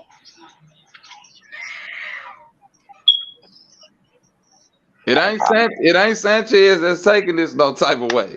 And it ain't Key that's taking it no type of way. Me and Key beef was with Key. You see what I'm saying? And it wasn't even no beef. It was just motherfuckers saying how they felt being in they feelings. And one thing I can respect about bro, everything he said to me, whether he said, man, Bobby, a bitch ass nigga won't want, he said, I'm talking about Bobby. I reiterate, I'm talking about Bobby. Any nigga got something they want to say about Bobby, I'll bring Bobby up here. Yep. I'm saying what I'm saying. I don't need you to say what you saying to piggyback on what I'm saying. Because you might be saying some other shit. And did Bro Sanchez do it be Echo Chamber Tuesday? You say what? do he be making videos talking about going live talking about Echo Chamber Tuesday, or do he say Smoke Monday or all this shit? Nigga, he That's brought the what I'm smoke. trying to. He say he want the smoke every time, and then when niggas get on there, like, yeah, Sanchez, I agree. He be like, man, this ain't the shit I was looking for. Right. He say it every fucking week. Like, this is not what the fuck I'm looking for y'all to come up and just debate me, or like not even debate, just agree with me on every fucking thing I'm kicking. Yeah, then it do kind of start looking like church. That's why hey, listen, man, I'm a ruffle feathers. That's just me. What I ain't like how like that whole fucking conversation, people acting like you speaking fucking Chinese or some shit. Like I'm No, like, you know you're what, making bro? perfect But sense. guess Like what? what? Once I do the Parasite bill, once I tie all this shit in with CERN and everything, and once Sanchez be like, yep, Bobby right, all that shit right. Watch them niggas be like, man, that shit deep about them parasites. I can't believe I never looked at it like that. Versus when I was on the panel, niggas like, yo, we learned about parasites in 3rd grade. What the fuck do that shit matter? Yeah. Like, I'm listening like, yeah, it's a lot of shit we learned about in the 3rd grade, bro. But we looking at them through new lenses now. That's kind of, you know what I mean? The whole point of researching, backtracking. Mm-hmm. So I think with that, it was a lot of being disingenuous because the people who kind of like, it's been a couple of people, you guys popcorn, it's been a couple of people hitting me like, yo, nigga, that shit you said about them parasites, I never thought of it like that. Nigga, hit me up. We gonna have to, you know what I'm saying? Mm-hmm. Hey, I watched the whole Parasite movie that one night. I Man, forgot what it was called. Let me look real quick. you But it told was me about everything y'all described. that goddamn cure for wellness. Nah. I'm gonna find it real quick. It's on my Fire Stick. Yep. You know, and that's man. Once we really get off into this shit and I get this bill going, I'm Slither. call it Slither. Mhm. Thanks Yeah, so I much. think that one too. About the little slugs and the lady. It was a lady, right? It was a dude. Like first they came in on an asteroid, and then a dude was Oh walking in the forest. yeah, I think I think that it was like a funny type of scary movie. Yeah, a little bit. Mhm. Yeah, they was kind of it was still like some parasite stuff, but they was being funny with it. Mhm. Yep. And hey, the crazy thing about hold on, take them off, man. The crazy thing about all this stuff, even with just like parasites and taking care of the elderly, all these things we trying to figure out. It's like it all tie in because one thing out of everything Sanchez said, which I do agree with, the only thing I disagree with is that the thing that we could do to prevent the CERN activation, which is raising your vibration by ridding your body of them things, because that's what CERN is attempting to do. You know what I'm saying? Mhm. Control the vibration here, so you gotta rise above. But if it's literally things inside your body that got more control of the body than you're gonna be a prisoner inside the host. Essentially, you gonna be co-captain. Mhm. You understand what I'm saying? Yep. You're not gonna be the captain of the ship anymore. I'm the captain now. Man, listen. People talk about it all the time, but it's it's just written off as that's just what they do. You know, which is that's why I'm so strong on the health. Oh damn, Bobby fell out. Salutes, Carly. What's up, fam? What's up? How y'all doing today? Hey, salutes, Carly Okay. Cupcakes. Hey, sis, and welcome to the panel. I'm not sure what happened to Bobby. I had to Yeah, mute probably because just an internet thing. my mom don't understand podcasts, so she got in here commenting about everything. I just had to mute up for a minute because she don't give a damn. That's Mississippi in the house.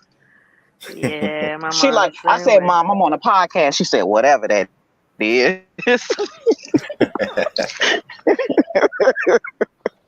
I'm Anyway, still laughing about the background full of fake flowers. oh my goodness. Hey, Ronnie. But I was listening to the Bobby though. The problem I have with Yeah. the parasite thing, I feel it. I feel it. I feel when people are talking about it. But working, I did medical for 6 years in the military. I was a hospital corpsman. So I dealt with a lot of diseases, a lot of crazy things. And when we would go to those third world countries, you pick up a lot of worms, a lot of parasites, a lot of nasties, you know.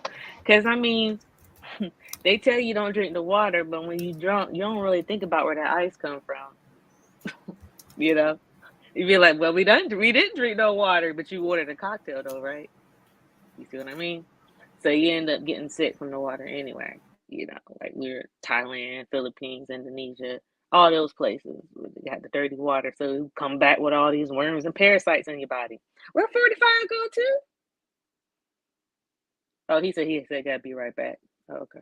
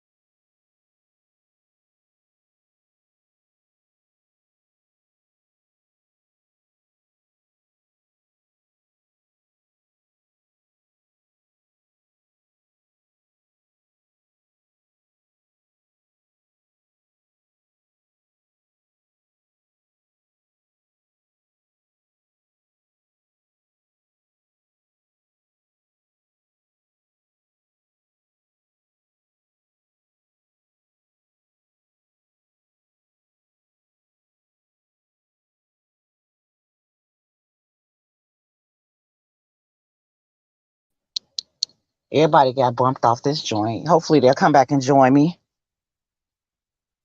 Says the stream's still going down.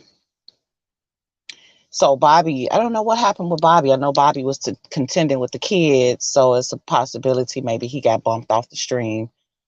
And I don't know. So I'm done with my elderly duties. Yeah, I know you guys are still here, so the other guys may need the link again. Let's see. But I'm done with my elderly duties, so I'm back at home. And he said 45 Black went to the store. He said he'll be back in 10 minutes, so that's fine. Um, because it still turned into a great deal. They were getting into some good stuff. I needed Bobby and Carly together. Hang on. Maybe they can't get the link again.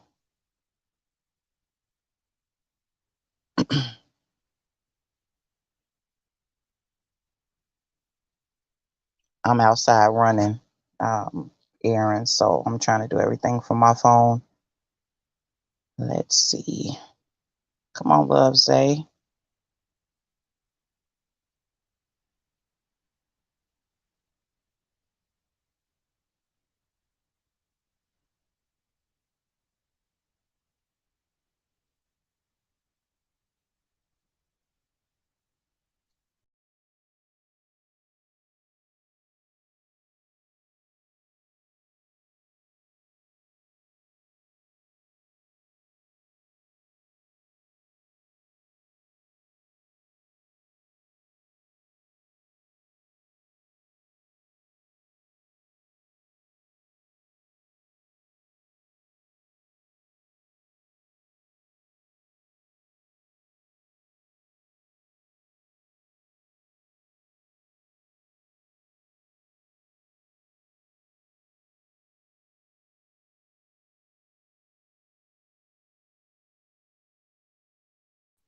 And let me say, y'all,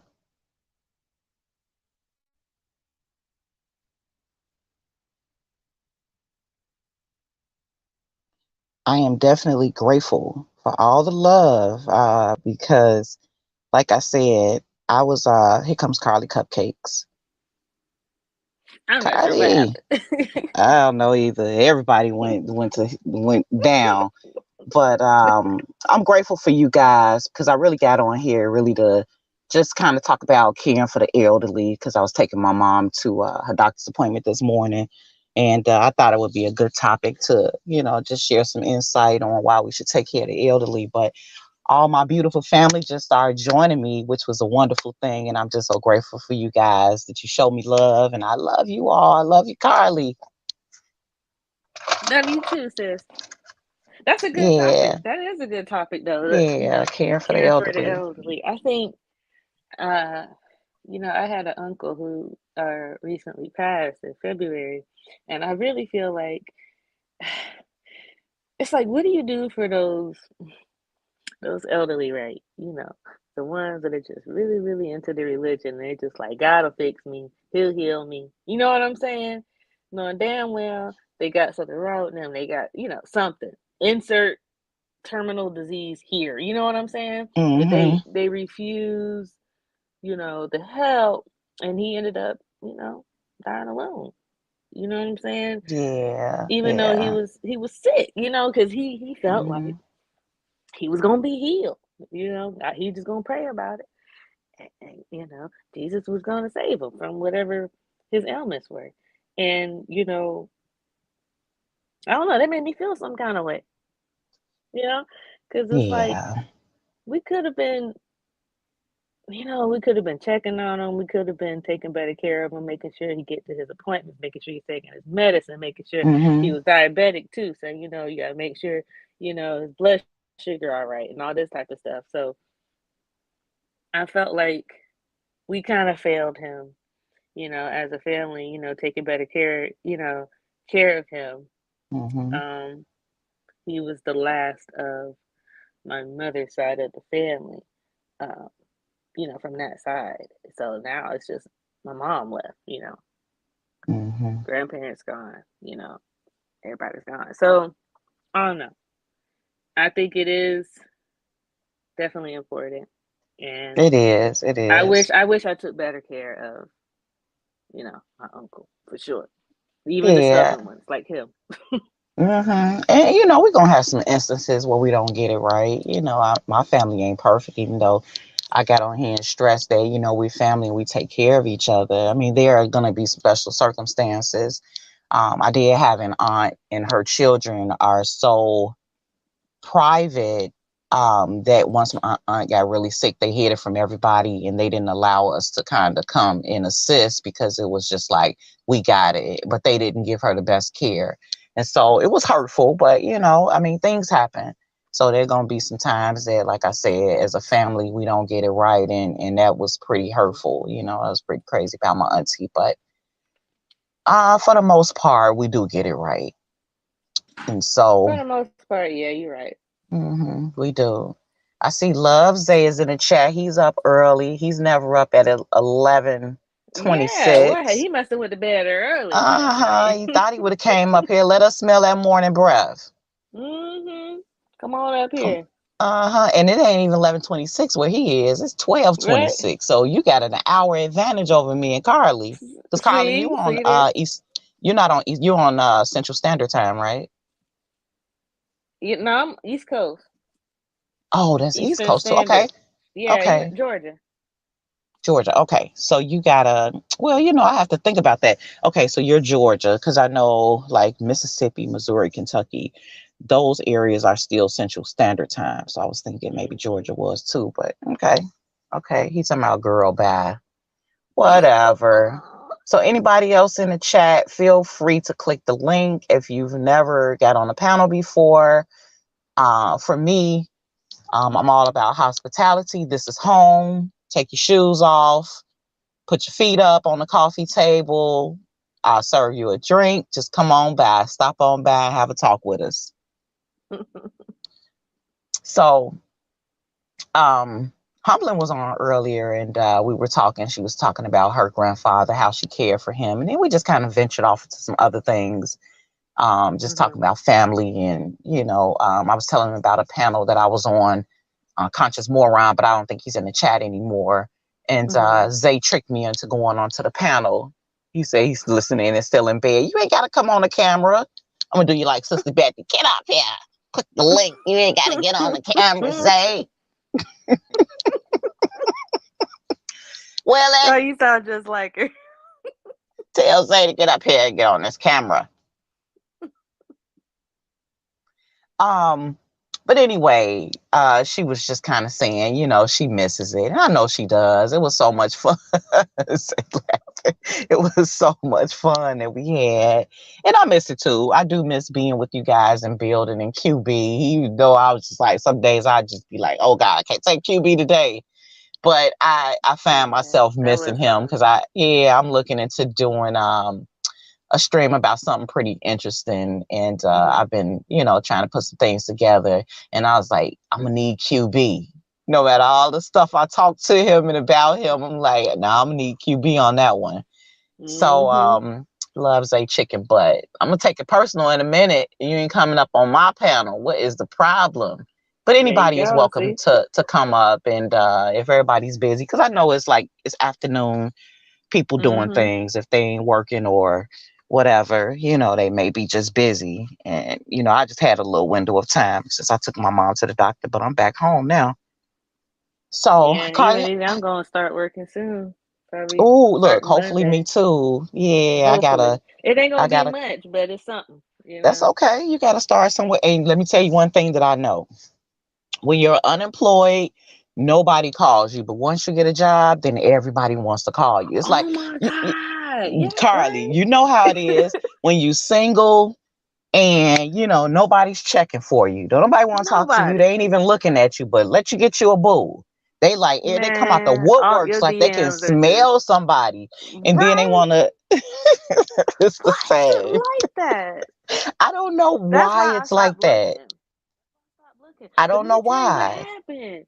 So I actually,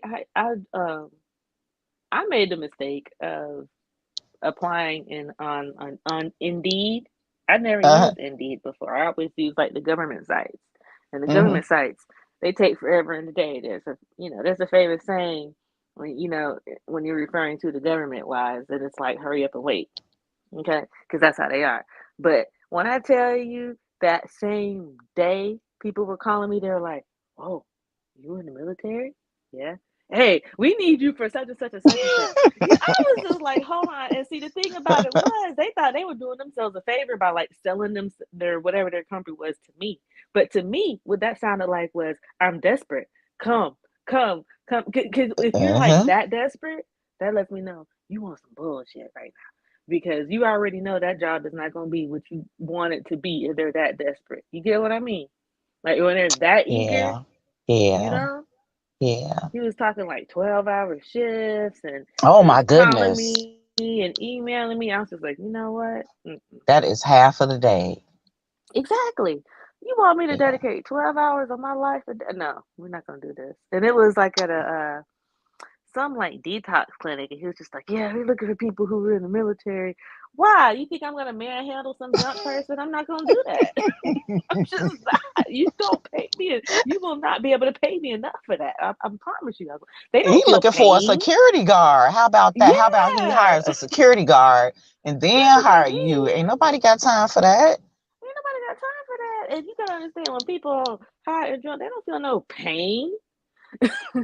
What is that? You know, the guy that called me, he keeps asking me. He called me the first time and we had a conversation. And the pay, I spoke up and I said, well, I don't have necessarily any experience how you're describing it, but I've ran a store, and it was a shell when I walked in. I designed it, I managed it, and I built it up. And so I think that's very Mhm. relatable, and I might be a valuable asset to your company. I'll need a little bit more money. Salutes Ronnie York, and so salutes Mommy Chula, Purple Stoner, everybody that joined me. Thanks for joining in. And he said, this is what's funny. And I think it makes me look at them like you just said, are they desperate? Because he Mhm. goes, okay. I said, but they say closed mouths don't get fed. Because I'm talking to him just like you and I didn't put on any airs or anything, because my Mhm. resume speaks for itself. And so I said, is the salary negotiable? Because if it is, then I need to talk about a little bit more compensation. And he's just like, oh yeah, well, I have to present that. And then he started asking me, have you gotten any other callbacks? Well, I'm thinking, why are you concerned with who else has called me Yeah, back that's very for a strange. job?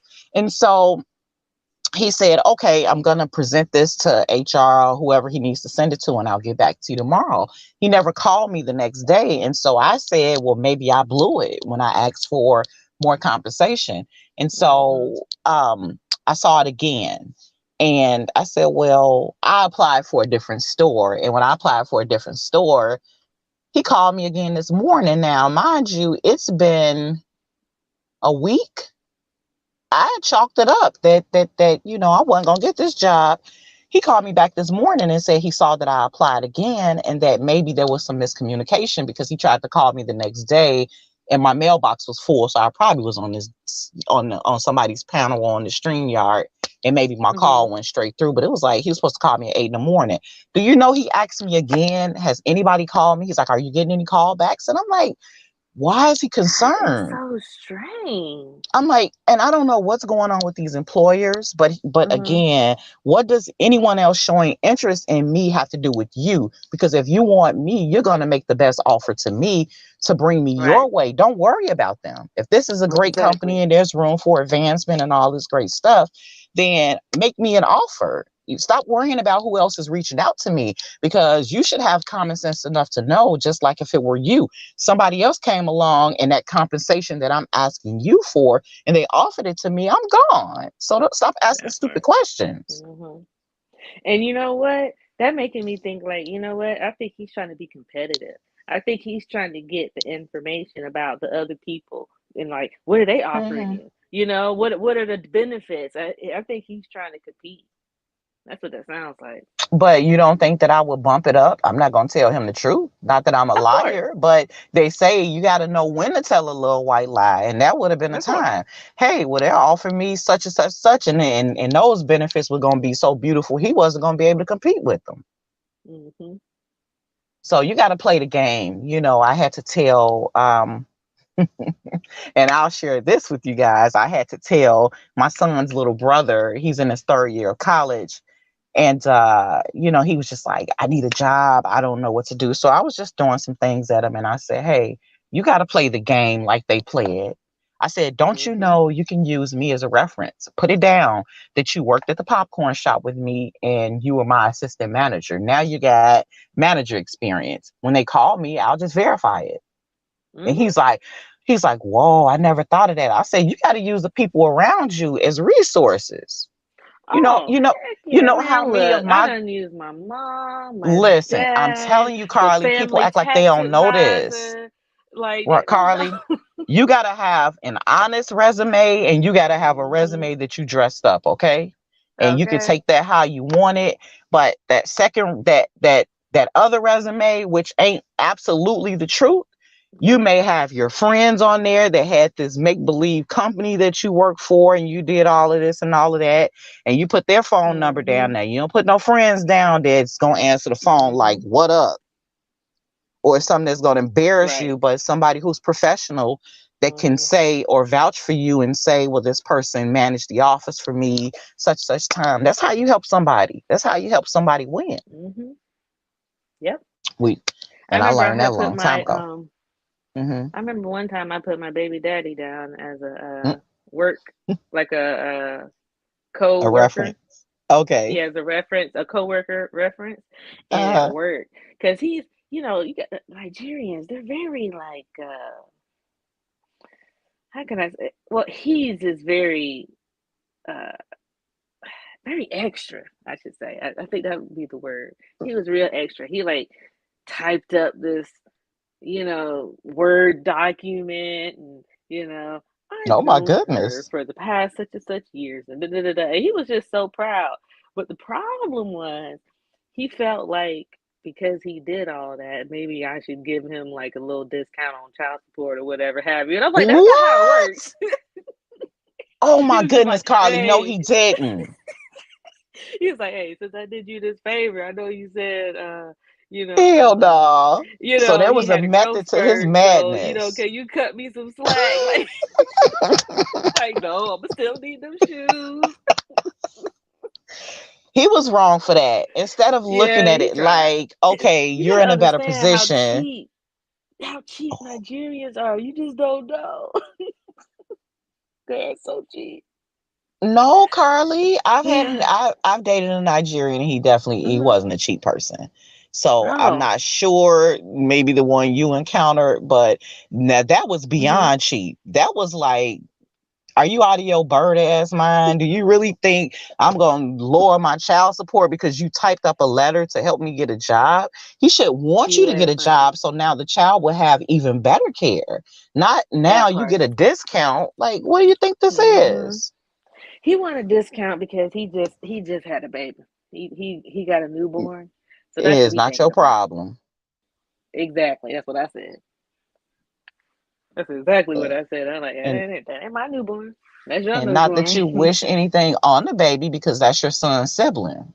Right. But at the Yeah, same I don't wish nothing time, to, you're hmm. not about to just adjust your income that your whatever you receive from him so that he can have a bigger family.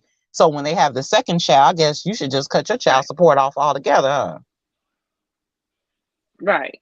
Yeah, I Right. make it make And I'm just sense. like, she done came after the fact. I'm like, man, this, we've been doing this for like 6 years before you got remarried. So I'm not Hmm. trying to hear it. Yeah, that's Hmm. insane. He's insane. I wish I had one of those sound effects to give him a bad boy slap because It's that was okay. really It's stupid. okay because he has a surprise coming, honey. I'm calm and I'm collected. And when What? I tell you I got some stuff saved up and he's gonna have a little Okay, but hold on, surprise. Carly. Don't give out too much information because remember this is That's all social I'm saying. media. Okay, all right, and you never That's all know, I'm saying. I just have stuff saved up and don't let nobody know who he is. We're Carly. not This even is friends. a We're like we not even friends on social media. okay. All right. So unless you've met him personally, Uh huh. yeah, you wouldn't There's know who some he is. nosy people. We got 10 viewers, and one of them could be him. So, he may not be in the chat active, but he could be listening in. I never underestimate people. Yeah, I you're just right. You're right about that. yeah. Sister Humblin, are you still there? I think she was on her way maybe to work or something. Yeah, I'm back. No, I had went in the building and it just cut me off because I was hoping y'all were still on because I didn't get no signal in there. So when I was disappointed that the guys were gone, but I was like, oh, forget them. Carly Cupcakes on. I'm so glad they're gone. I They know, made right? space for Carly. 45 and Bobby, y'all can stay We gone. haven't built together in a long time. Exactly. Too long. That's why I got so excited that you were still on.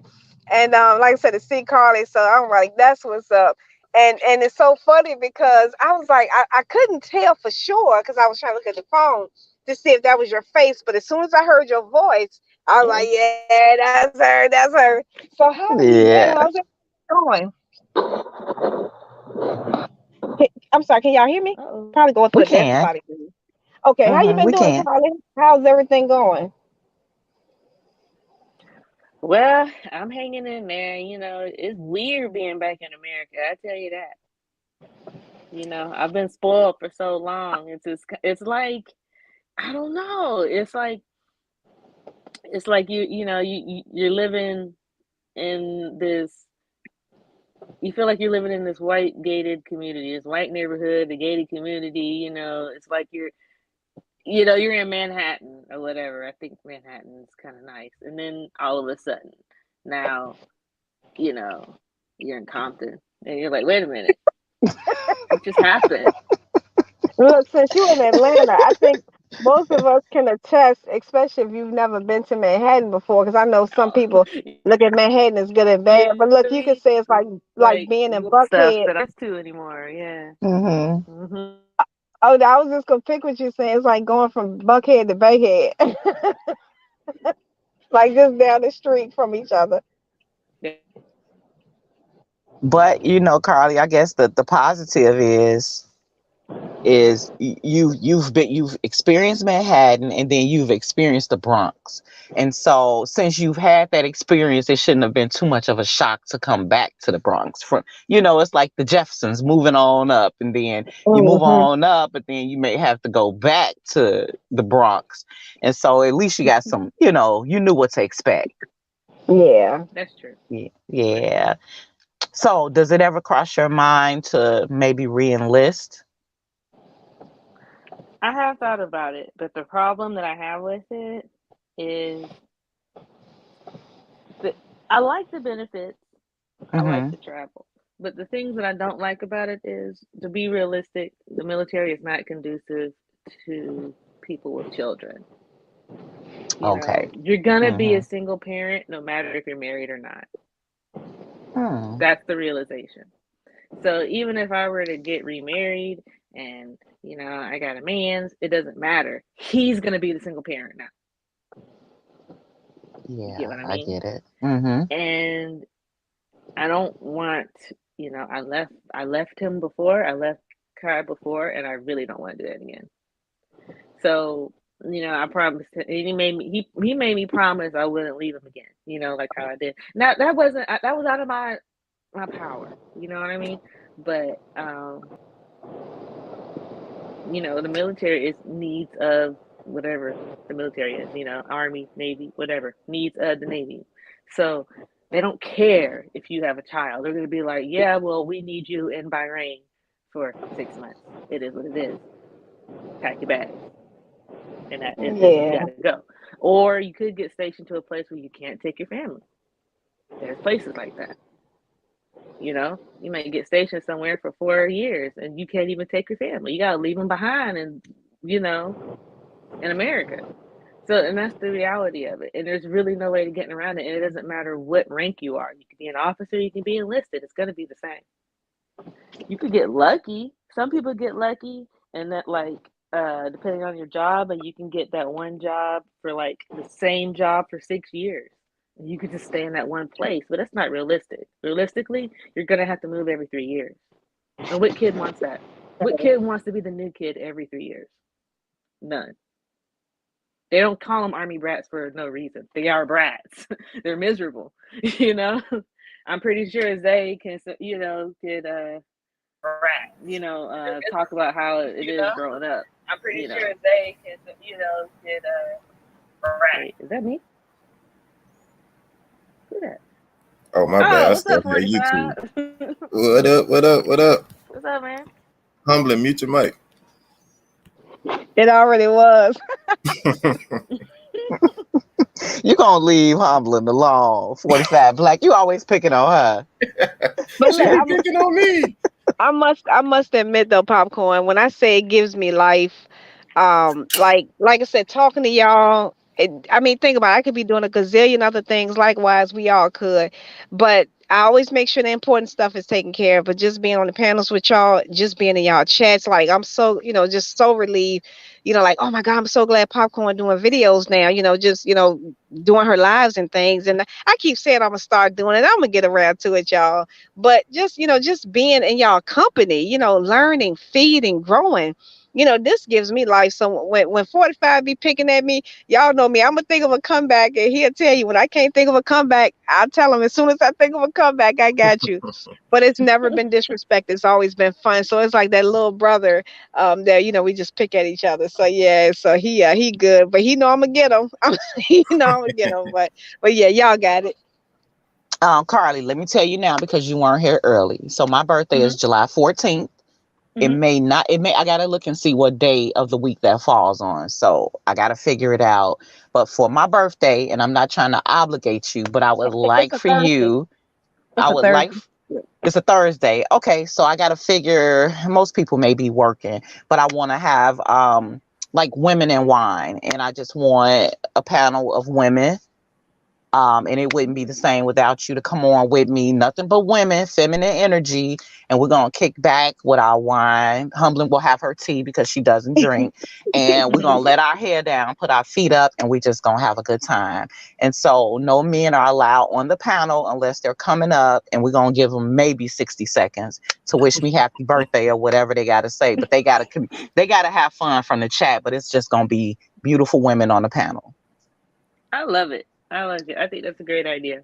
All right. All right. So I Yeah, keep you and that's guys posted on the date. And so that hopefully it works for everybody and it's not conflicting with, it's like this is a work day. So people are working and stuff yeah. like that. I'm Hmm. gonna definitely make Usually, it work. yeah, usually after, working hours, it should be Hmm. okay, because, Yeah. even when I do start working on, next week, it's not going to be anything after, 5 or 6 o'clock type thing. You know what I mean? It's going to be, I'll probably be, finishing like around 4:30 because, ain't nobody trying to work all the way into the night like that. Mm-mm. And Purple Stoner, you are more than welcome to join us. So it's not just, limited to that. But I guess when I think of women, I think of you, Carly, you, Humlin, Hmm. Sunset, Starduster. I know she's traveling right now. She's vacationing. But, Hmm. hopefully she can find some time and celebrate my birthday with me. Oh, I have definitely. twin friends. Yeah, I was going to say, I keep saying I have twin friends and we've been friends since we were 11. And every year I share my birthday with them because we've been doing it as a tradition. But because there's two of them, and one of them is really bossy. I always compromise, and so even down to the choice of restaurants, they always pick nasty restaurants, and I'm never happy, but I have to smile and grin and bear it because that's what I do. Wait, what's a nasty restaurant? I want to know so I can stay They away always pick from. somewhere. Like last year, we went to not the Cheesecake Factory. They call it. KFC. No, no. I wish they would on my damn birthday. 45 Black. It's where R. Kelly went. I can't think of it. Maybe somebody in the chat from Chicago. R. Kelly went there to celebrate after he won his trial. Hmm. Oh my goodness. Mm. It's on Michigan Avenue downtown. But anyway, the food isn't good. If I'm gonna do my birthday, it needs to be some good cuisine. Mm. Dr. Hmm. Famo, what's the name of the place? Oh gosh, on Michigan Avenue, and They would they're have done all right with Cheesecake Factory though. Last time I went, it was pretty decent. Carly, not for my birthday. I don't think so. It wasn't good. It's not good no more. It's cool, but we talking about birthday dinner. I can go there anytime. Mm. I'm bougie. Oh, oh, Hey, I know a bougie place that's fun. Is Where? I used to go for my birthday. It's Melting Pot. mm, I'm not sure if we have a melting pot, but I'll look that up. Uh-huh. It's fondue. Now, I've never You had get that. it's a three course. So you do the first course is like cheese Uh-uh. fondue, and they give you like bread and fruit and cheese, whatever. And then it's like a cheese sauce with like I think they use like either it's like three different kinds of cheese you can choose from. And then the Okay. main course, you can either do a bouillon, which is like a flavorful broth, or oil. And then that's where you get the meat and Okay. the vegetables. So you can either fry it or you boil it in the bouillon. And mm, I always do the fried. You get like meat and mushrooms or whatever. And then for dessert, Okay. obviously, the pot turns into chocolate fondant, and then you can dip things like cheesecake and fruit. It is so good, but it is expensive. It's about $80 for two people, per two people, damn. Actually, that's not but it's expensive, worth it. Carly. That's pretty Yeah, it reasonable. really is. If I'm in this frugal. day, I'm if you frugal, can, but yeah, but if that two was people back can eat in. for $80, my goodness, Mhm. that's This that's was back that's in good. 2017 when I went last time. I went in 2017, um, and it was so good. And it's a chain, so they're everywhere. So you Okay. might be able to find Okay. one. I highly recommend it. I go there for my Okay. birthday all the time. All right, cool. Thanks for that tip. But this is it's definitely not called a Cheesecake Factory. I know somebody in the chat was saying that they own it too because everybody goes there for these cookies that they make. But it's not the Cheesecake Factory, but Cheesecake owns it. Mm. I'm drawing a blank. I'm getting old. It's not Foco de Chao. Nope. But Oh, I but love Fogo de Chao. Oh my I've been god. before. It's You come good. out walking looking pregnant when you're done with that place. Let me tell you. But you know what, Carly? When I went to Foco Mhm. de Chao, don't get me wrong. Fogo de Chao is cool, but it's only so much meat I can eat. After a while, I was just like, this is disgusting. And not that it was nasty, but it was like a Mhm. meat overload. And it's just like, you can only eat so much meat in those whatever they call the guys that walk around with the meats and serve Yeah. you. And you put the Mhm. coaster on the table and you turn it over when you want more meat. But after a Right. while, it's like, damn, You ain't hit it up make the me not salad want to eat bar no yet? more meat ever. How you feel about that salad bar with the pastas and all that stuff on there? Did you I'm like be it? honest.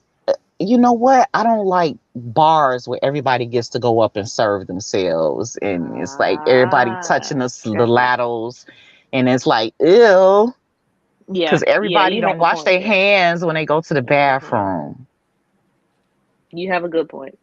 and so I'm I did, kind of see now. disgusted. Why you ruining Fogo de Chao, man? That's I one of don't my know. favorite places. Hey, I don't like to eat where people just put their hands on the utensils and everybody just keeps going and going and going and going. I just ugh. I don't like buffets. But I oh, can. that's what it's called. Thank you, Lovesley. It's called the Grand Lux Cafe. That's where they chose to go last year. And Mm, it's mediocre, and it's just hmm. like this year, y'all ain't gonna select where I go for my birthday. I'm doing my own thing. And so I love them It to sounds death. fancy. Grand Lux. Uh, there's so many restaurants here, Carly. I like Maggiano's is I don't know if you have a Oh my Maggiano's. god, so Okay, good. so like somewhere like Maggiano's or maybe something Hmm. even better, is cool for me, but not the Grand Lux Cafe. No, no, thank you. Do they still have that thing at Maggiano's where you could bring home a whole meal too? For $5, yeah, but they went up to Mm-hmm. 10 now. Uh-huh. Oh man. Yeah, they still have it. So yeah. Oh yeah, man. I would get the lasagna and what was something else? It was the penne. It was something penne. I forget. But I'm almost certain it was the penne pasta. I can't think about what was on it though. So He good. said we in the shy. Yeah, our pizza's too much meat. I agree, Mike P. Cole. Yes. Hey, Foco that's de my Chao. pops. Okay, all right. Hey, salutes. Yeah, that's too much meat. It's too much meat. It's good, and it's like you just keep chewing meat, and after a while, you're like, then I mean, all this meat going in your system. And they That's when I just, learned about mint jelly. I didn't really know anything about mint jelly until I got that lamb. oh, And with they the were like, "You lamb. want some mint jelly with it?" And I was like, "Man, what are you talking about?" But when I tried it, I was like, "Okay, yeah, this is nice." Yeah, I didn't even know it existed until Poco the Child. The Fogo de Chao. Yeah, Hmm. Chicago got the best pizza. Salutes to that 45 Black. You definitely know what you're talking about.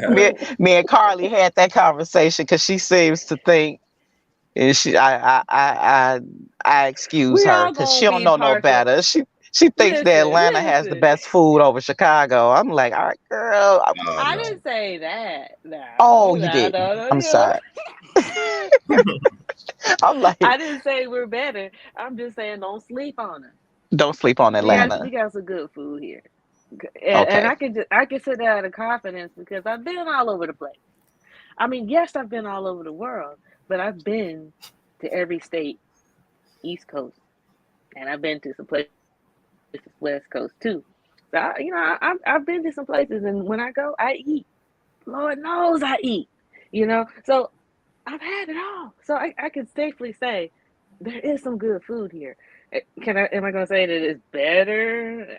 Hmm. Some things might be better, some things aren't. Like I can say barbecue might be better, Okay. but pizza, that's not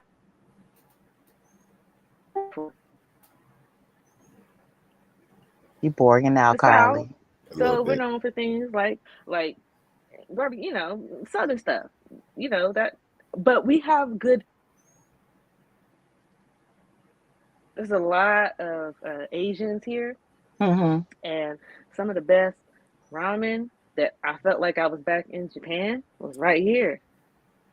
Yeah, I literally, it literally was like I was in Tokyo, and I had it, and I even went up to the chef, and I told him in Japanese, it was so good. He was just like, he looked me dead in the face. He's like, I'm Korean.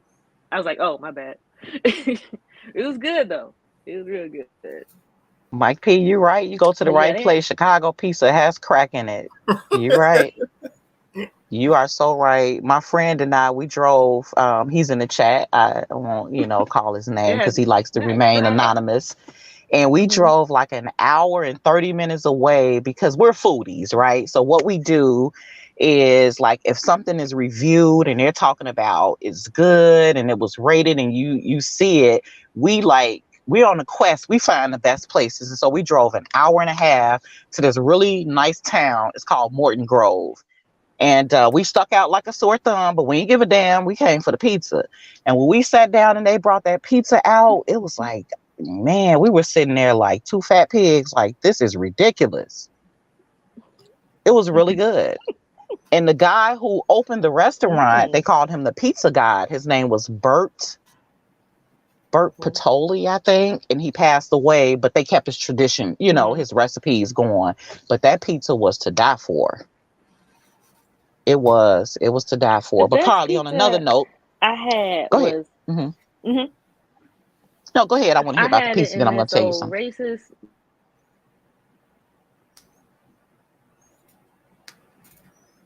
You fell out, Carla. Yeah, you faded out, Carly. little Italy over there. Oh, hold on. I'm gonna change this to. Let me get off this Wi-Fi and just do cellular because I think it's better when I do cellular. Hold on, because yeah, that's another thing. American Wi-Fi is crap. Anyway, the best pizza I had was this pizza from Little Italy in Pittsburgh, and it was racist out there. I think it did not like black folks, but that was some damn good pizza. I'm not gonna lie. But that's all. Carly, I tried to find you a friend. So, I told you about my friend, and I've been friends with her since kindergarten. And this is probably Hmm. going to throw you for a loop. I mean, the shit was funny to me. And I go, hey, you need a new friend? And she's like, no, not really. And, she's one of those. She don't really mess with too many people. But, she's been in Atlanta now probably a good 10 years, if not longer. Hmm. And I said, I know a really, really dope female that is back home and she's like trying to she's been gone and I explained a little bit about you You know what this crazy nut said to me? How she looked. I said, I'm done. Never mind. Hey, tomorrow's my birthday. I wanted to say. I forgot. Well, man, look, let me find out. She over here trying Wait, to what you find say? somebody to 45 sizzle black? with. Go on somewhere, Tomorrow's my girl. birthday. I forgot that it Really? was. My dad just What? reminded me. See, this is how you know Well, you getting old. This is. Look, just stop counting at 25. That's what I do. Once I hit 25, I'll just become 25 again each year. Right. Okay? So happy 25th birthday. I yes. don't know Happy how old you are, but birthday. yes, happy 25th. Just stop right there. Yeah, happy birthday. Well, sometimes Carly though, and not to and we're gonna sing happy birthday to you a little later, 45 Black, get ready. But sometimes we really don't know everything about people. When she said that, I froze on the phone and I was just like, what the hell? Okay, never There's mind. something about you, something you want to tell me? I was like, I ain't gonna present that to Carly. Never mind. I was But just you trying to know find what? her a friend. You said she's in the Atlanta area, right? Uh-huh. And is it called Enough said. McDonough? Uh-huh. Enough said. Yeah, Come but on she now. didn't leave Chicago like that unless I didn't know. Come on now. Atlanta is Atlanta. It's what we're known for. Male or female, it is what it is. Oh wow. Okay. Yeah. Yeah. Hey. Atlanta's the what San Francisco used to be is what Atlanta is now. Wow. Yeah. Oh yeah. It's been like that for at least the past 10, 20 years now. But it's gotten even more so. We're just used to it. It's the Now place to I'm be. now I'm about to get messy. Humlin. Sister Let me mute Humlin. up. Hamlin, mute your mic real quick. She may have stepped away for a minute, but I was gonna tease with her. Thank God. No, I'm just playing. So what's your plans for your birthday, 45? Nothing. Go to work. That's it? Yep. Go On to the It's work. kind of weekend? depressing. I'm not gonna lie. Go to work. Come back.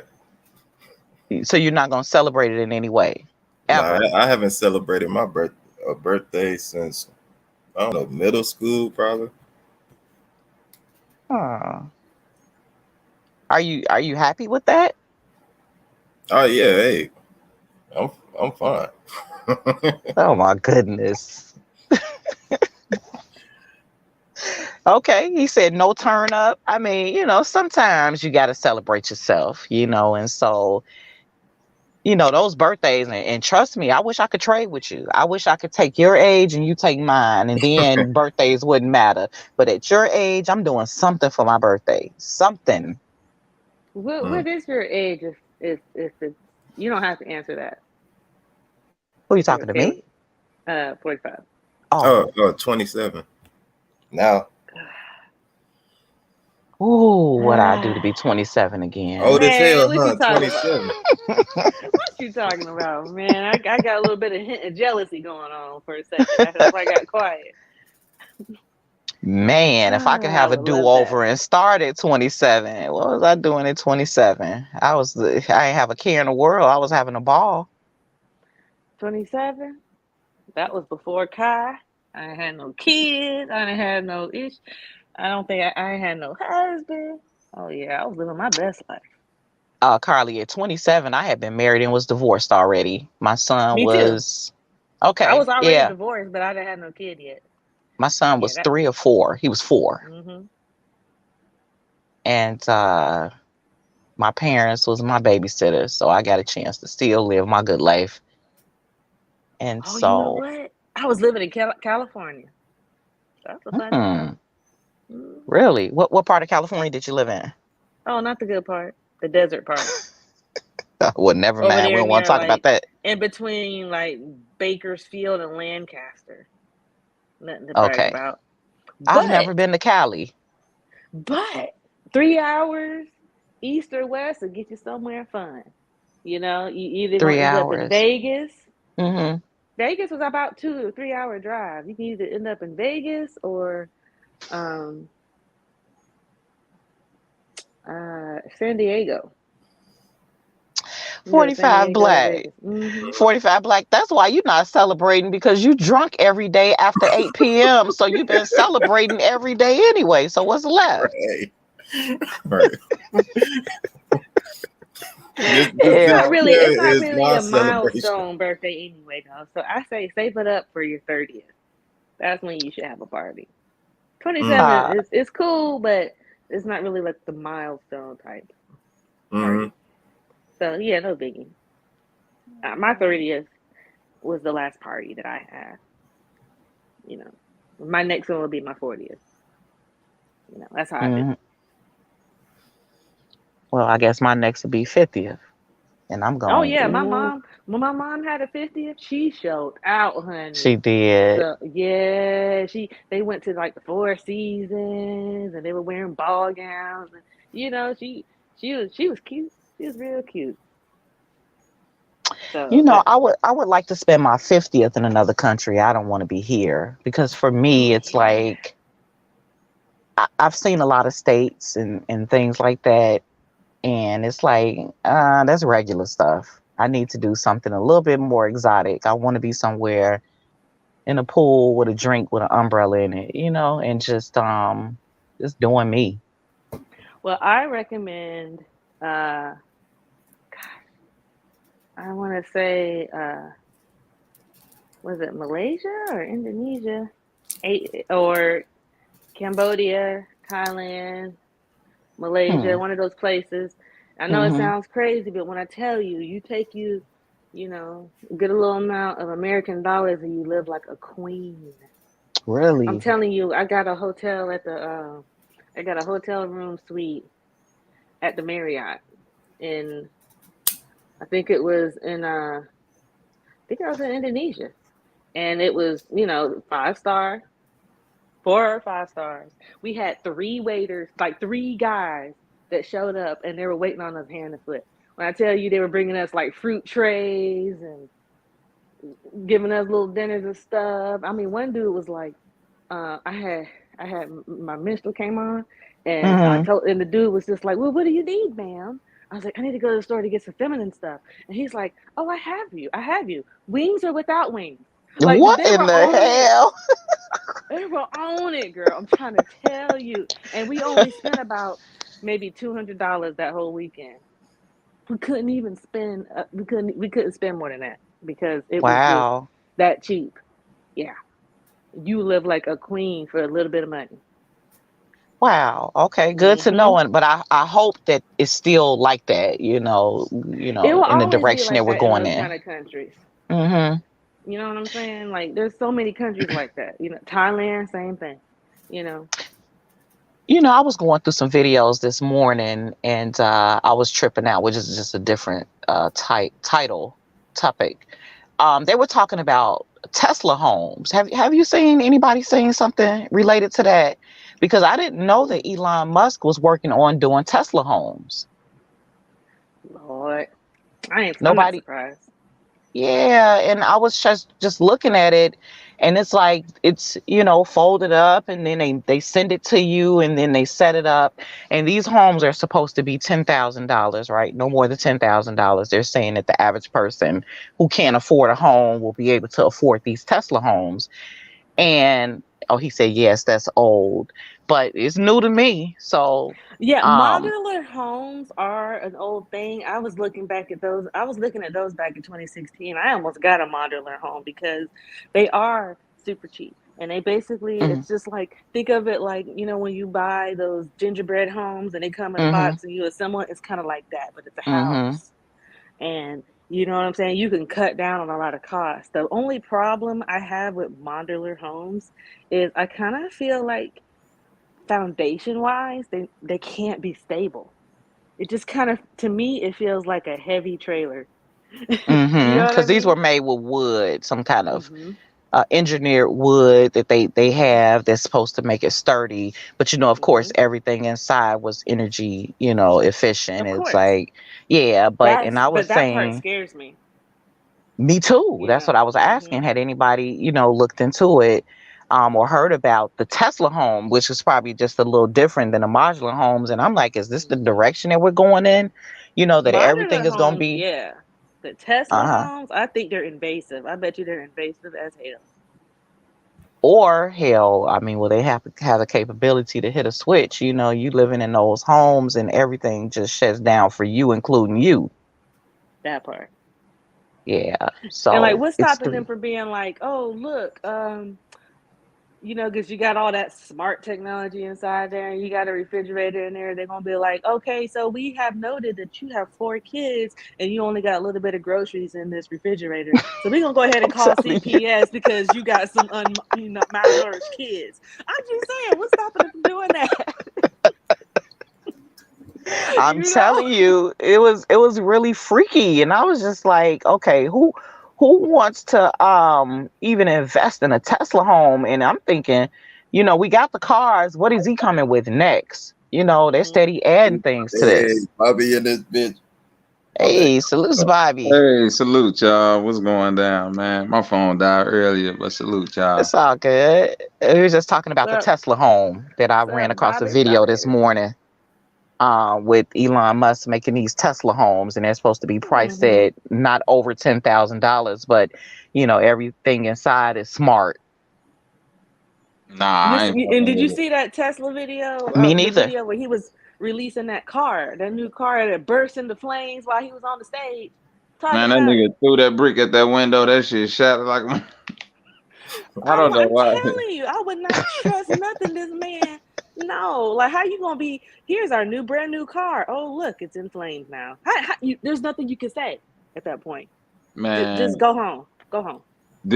the crazy part about a Tesla home is this. It's I caught a little bit of what you said, Carly, like about like the cookie cutter, you know what I mean? Those it's like the homes that you can kind of buy and just put it together Hmm. yourself. The shit like a Lego house basically. And the thing about it that is it save you on cost. It'll save you on time. But to Carly point, that motherfucker is not saving you on durability. You anything go wrong as far as flood or a severe thunderstorm. That like we people always say tornado, tornado, tornado. Thunderstorms happen all the time, and Mm-hmm. that more than anything, I'll be worried about that type of thing. So, uh, uh, to me, I think something like earth ships, things that you could build within the ground that got like more of a solid foundation. But the thing about an earthship is that it's not cookie cutter. It's gonna take you some real labor to put together. You're Even if right. all the But materials what are if you free. live in a place where you can't do that? Like, for example, Florida.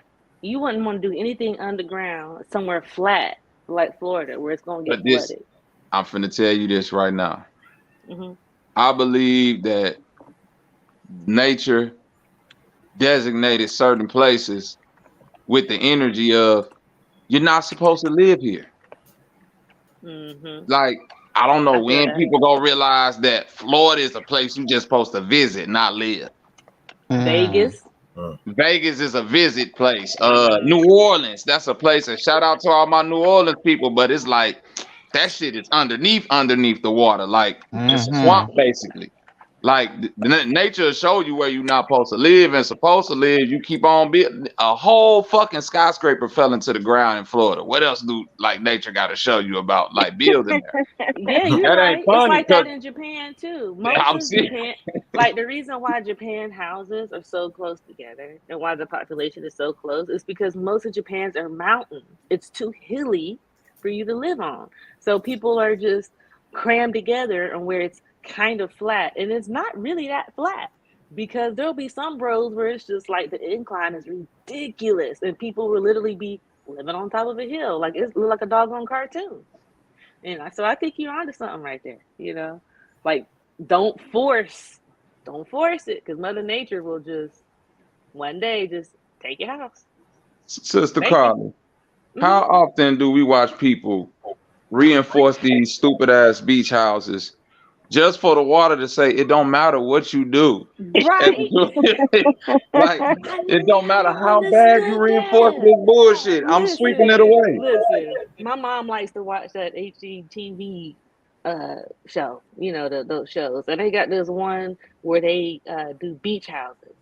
And it's this long row, and they got these people competing to like decorate these beach houses. And I'm looking at every single one of them, and I'm just like, people really gonna sit there and pay, you know, hundreds and thousands of dollars for a house that might not be there next year. It Mm. just don't make sense to me. Just because you want to see a view of the ocean when you look out the window. Mm-mm. What's that saying about building your house on sand? You know what I'm talking about. You better put a backdrop up like QB do with a beach in the background and get on camera and look at it. But I All wouldn't want right, to. make sure you get a little pink scarf to wear on your head too. Now, I mean, stop. I miss my little brother, but Oh, y'all so petty.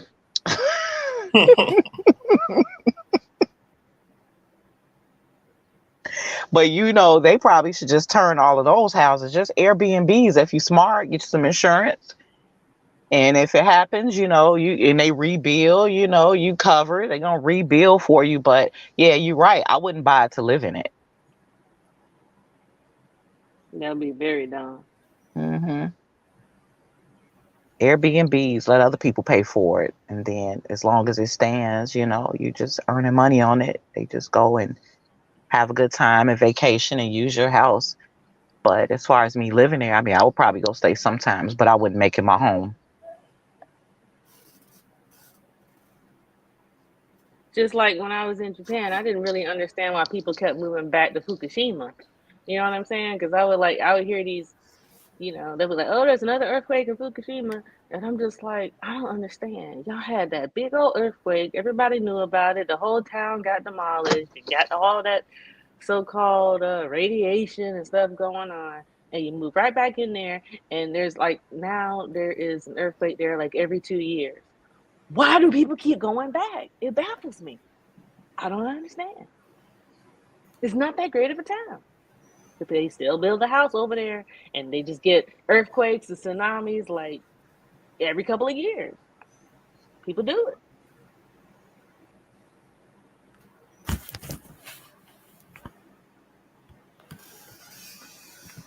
And man, people be in Antarctica and shit building igloos. Like nigga move somewhere else, bro. Trying Hey, to but be then it ain't even about building the igloos because you literally just living off what the land got. It's about the ones that go out there and be like, oh, ain't no running water, ain't no, it's Alaska, it's Antarctica. Like if you go live out there, you gonna have to live how the animals live out there because nature didn't decided how this terrain is gonna be. And right. ain't nothing you could do about it. Like nature already decided how Florida is, how Nevada, how Alaska and Antarctica is. So it's like you can move there, but it's already it's telling you about like in Iowa, Nebraska, places like that. We know about Cali, about the forest fires. Like, Mm. I mean, to each their own, but I don't even play with nature. That's why I'm good right here. I'm not testing nature, man. Yeah, people, I don't people know. be I might take my chances in Antarctica though. I might. Okay, Oh listen. no. Okay, I see. Oh Look, no. hear me out. Hear me out, though. Hear me out. Cause listen, I remember, I remember watching a video of of the um of the exploration of the so-called North Pole, right?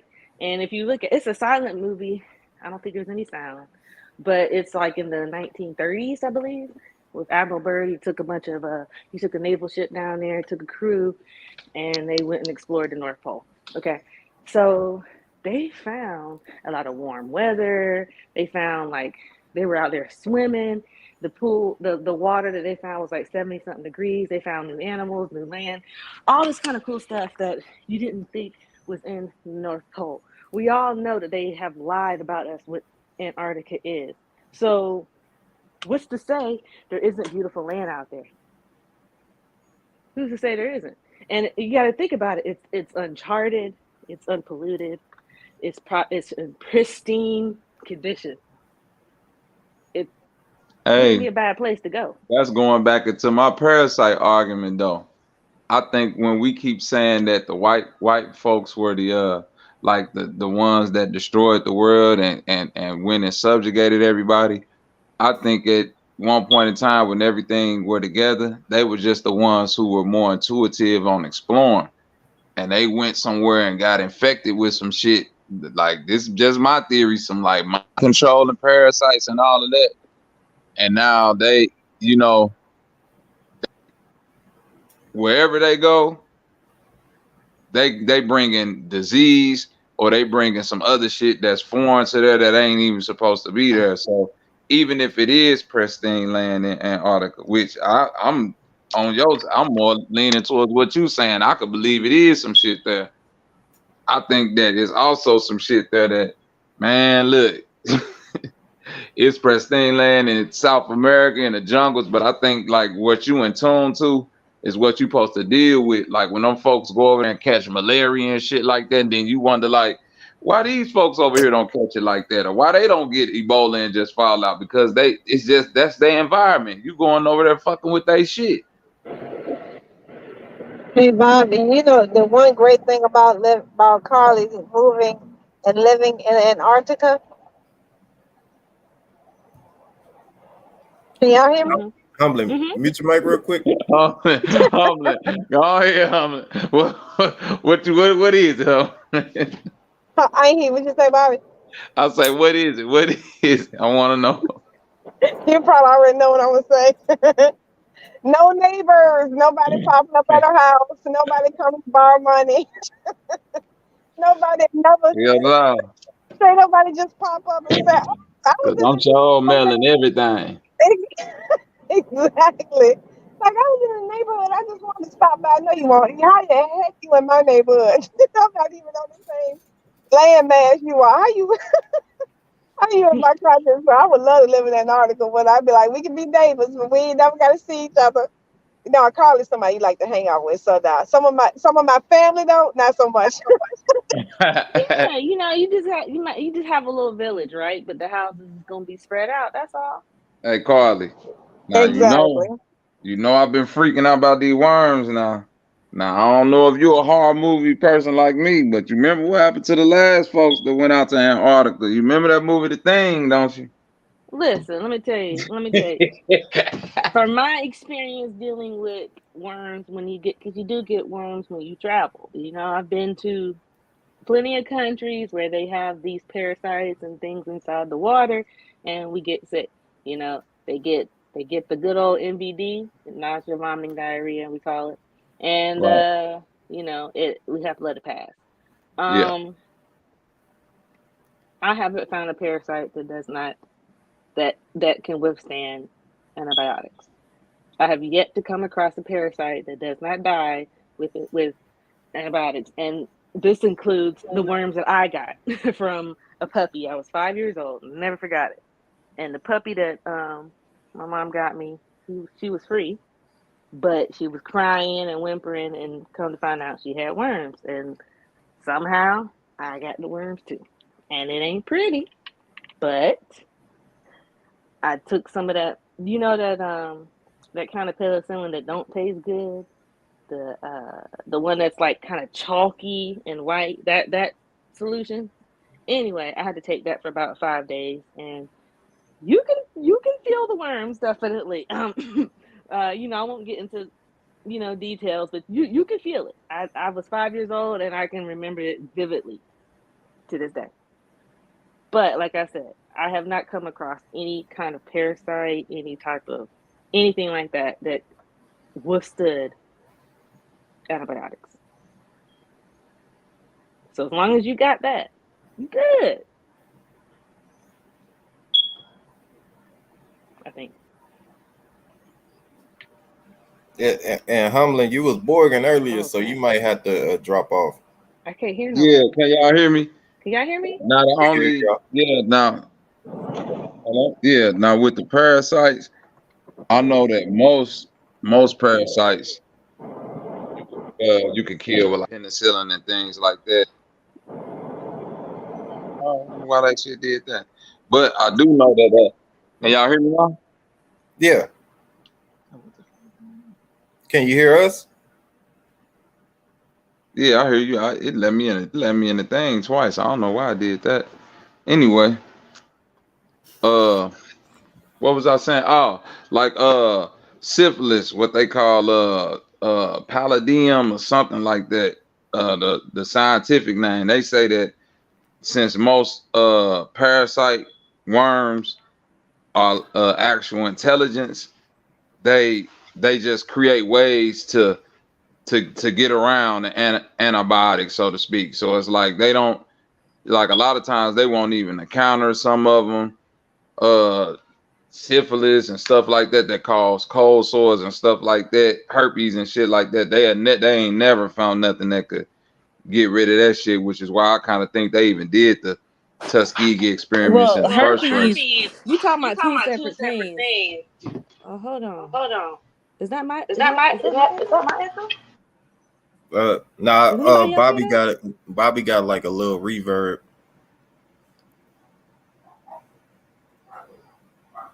Is that me? No, it ain't you. We hear you. Okay. So the difference with syphilis and herpes is herpes zoster is a virus. Syphilis is not. Syphilis is a bacterial infection. So they're two separate things. Antibiotics do not work on viruses. Once you get a virus, you have it forever. It can subside, but there's no cure. That's why herpes is forever. That's why chickenpox is forever. That's why shingles is forever. They're all the same. They're a herpes zoster. We all have herpes in one way, shape, or form. It is what it is. It sounds ugly, but it is what it is. If you've had chickenpox, that's a form of herpes zoster. Same with or a cold sore. That's a herpes zoster. What's Then when good you with you? get older, chickenpox turn into shingles. It is what it is. But there's no cure for it. It's in your body forever. That's all. Hey, Salute QB. what we got going on? Salute. Thanks for joining us. Yeah, Welcome to and the I panel. Salute, QB. okay, yeah, and I What's up, think QB? really my what's up with the QB? My Man, what's thing with good, the brother?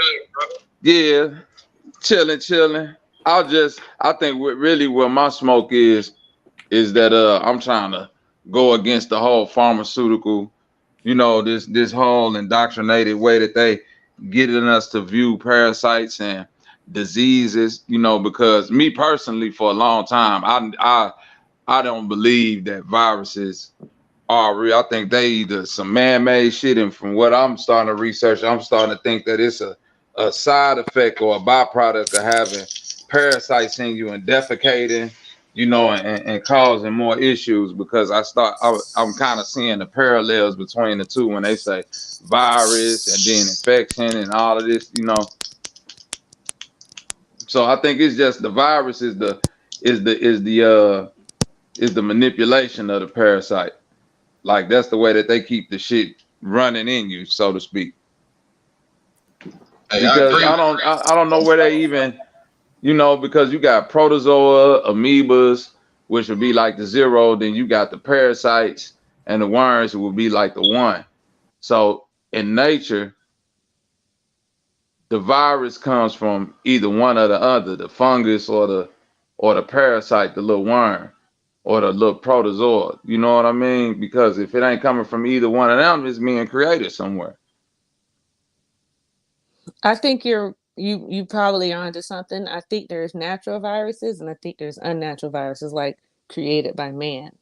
Some might be in nature naturally, but definitely I think the majority of them are some type of mutation that was created by man for sure.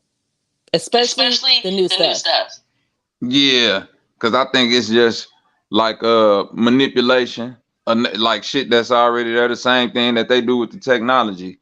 You Mm-hmm. go into nature and you see something, and then you try to mimic it with the tools that you got. That's why when I was going through all that shit, looking at them parasites, and I gotta credit you because you like I got to looking at flatworms and tapeworms even more because I put up one picture and you looked at that worm, you was like, that go the CERN machine right there. Then I got to looking at that motherfucker, and I was like, God damn, this bitch do look like a fucking CERN machine. So I'm saying, like, why are they like? I'm telling all this shit seems like sci-fi, but it's like Yeah, you if, thinking like if words. but that's what I'm trying to get And you let's get not you forget get you about at, that bro. Parasite anime. I highly recommend That's my shit. anyone to watch that show. Listen, when I first did the build, that's what I was breaking down to them that anime because it showed you how the parasites host on the humans, feed into them thoughts, and then they become like robotic humans or artificial intelligence, meaning that they acting out the memory of the human, but it's no empathy behind it. They just doing. I got you. And what's so cold about it is that we keep asking like what type of inhuman people could do this shit. So I'm telling y'all, we putting on our 10-4 hats with this one. I'm saying that these motherfuckers at the top, this ain't no human shit.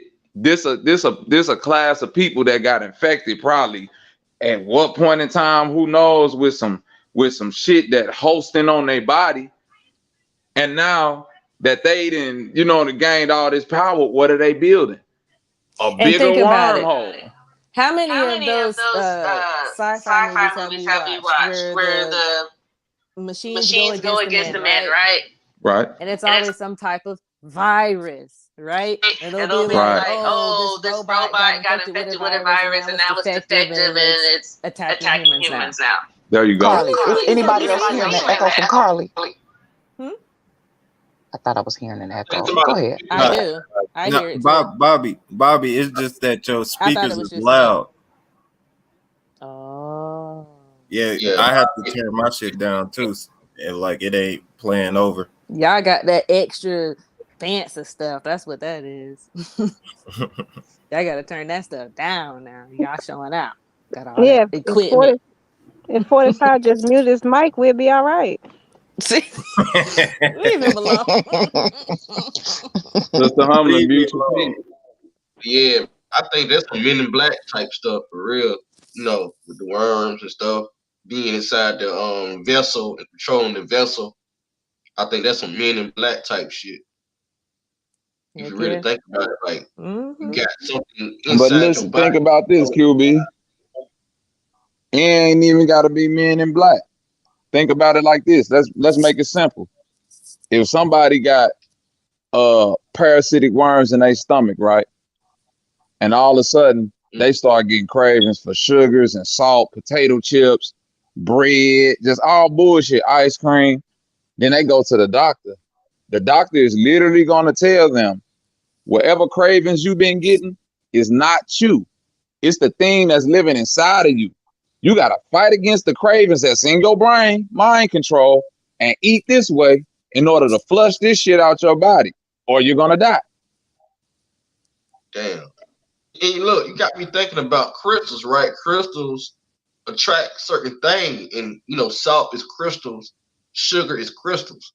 So whatever is attracted to that crystal is actually controlling it in a sense. And it's Now like, you got me really thinking. When I was pregnant, it's technically a baby is a parasite, right? He steals all your nutrients. They steal everything. That's why people will be like, I got to eat for 2. Technically, you don't need to, but I get it. And what they mean by that is everything that you eat, it goes to the baby. You don't get nothing. That's why after you have a child, you have to you have to eat a lot of calcium and stuff because when they take everything from your body. Yeah, your teeth will fall out. That's why I had this thing called, it's a real thing, but people don't really think it is, pregnancy brain. And it's like, I Yeah, my could not wife got it. think She still about got it. anything. Yeah. It's like, you don't even remember what you just did 5 minutes ago. I had to drop out of school. I was in college at the time. I had to drop out of school because I couldn't remember anything. When I tell you the baby is the biggest parasite, it's a parasite that you love and I gave it over willingly. Whatever that baby needed, I gave it. You know what I'm saying? If I had a choice, I didn't have a choice. But even if I did have a choice, I would still give it over willingly, of course. But it is kind of like a parasite host relationship. You know what I'm Yeah. saying? It is what And it the Really, is. thing about it, feel like we if you keep on pregnant, like saying the parasite what's so cold is that it ain't like a devil thing where you shift and blame. Because if you really look at it, what this thing is doing is growing into control influence. So technically, it can't like grab like in the parasite, it was grabbing dude arm and making them do this and that. But what it's doing is giving you extreme influence, like what they say the devil do in the Bible. Oh, he definitely told me to do things. He was like, Mama, I want vinegar, pickles, spicy. And that's what I But wanted. that's I what I'm didn't saying. care That's about I didn't extreme care about sweet. influence. That's what I had to have, and I did not have it. I will wake up or get someone else to wake up at 3 o'clock in the morning to go get it. I want salt and vinegar chips, but it's 4 a.m. I don't care. yep, salt and Yeah. vinegar. I And don't But that's, think care. about Go that though, get it. QB. I'm Think glad you about said that. What she's saying, QB. It's a thing growing inside her that got more influence on her body than she do. yeah, that's This crazy, is man. literally what I'm saying about these parasites and these worms. Like when people die, they'll never tell you how many worms they had to pull out of them, even if they even did it at all. It's Yeah. kind of No, crazy. because we I all did. have I put on parasites in our camera, body. right? They're just About like how the microscopic. earth looks, and No, if I you know really, we all have them, but if you just we how you the earth, supposed to. It's like a cycle. It's just like anything else. It's supposed to build up, then get flushed, build up, and then get flushed.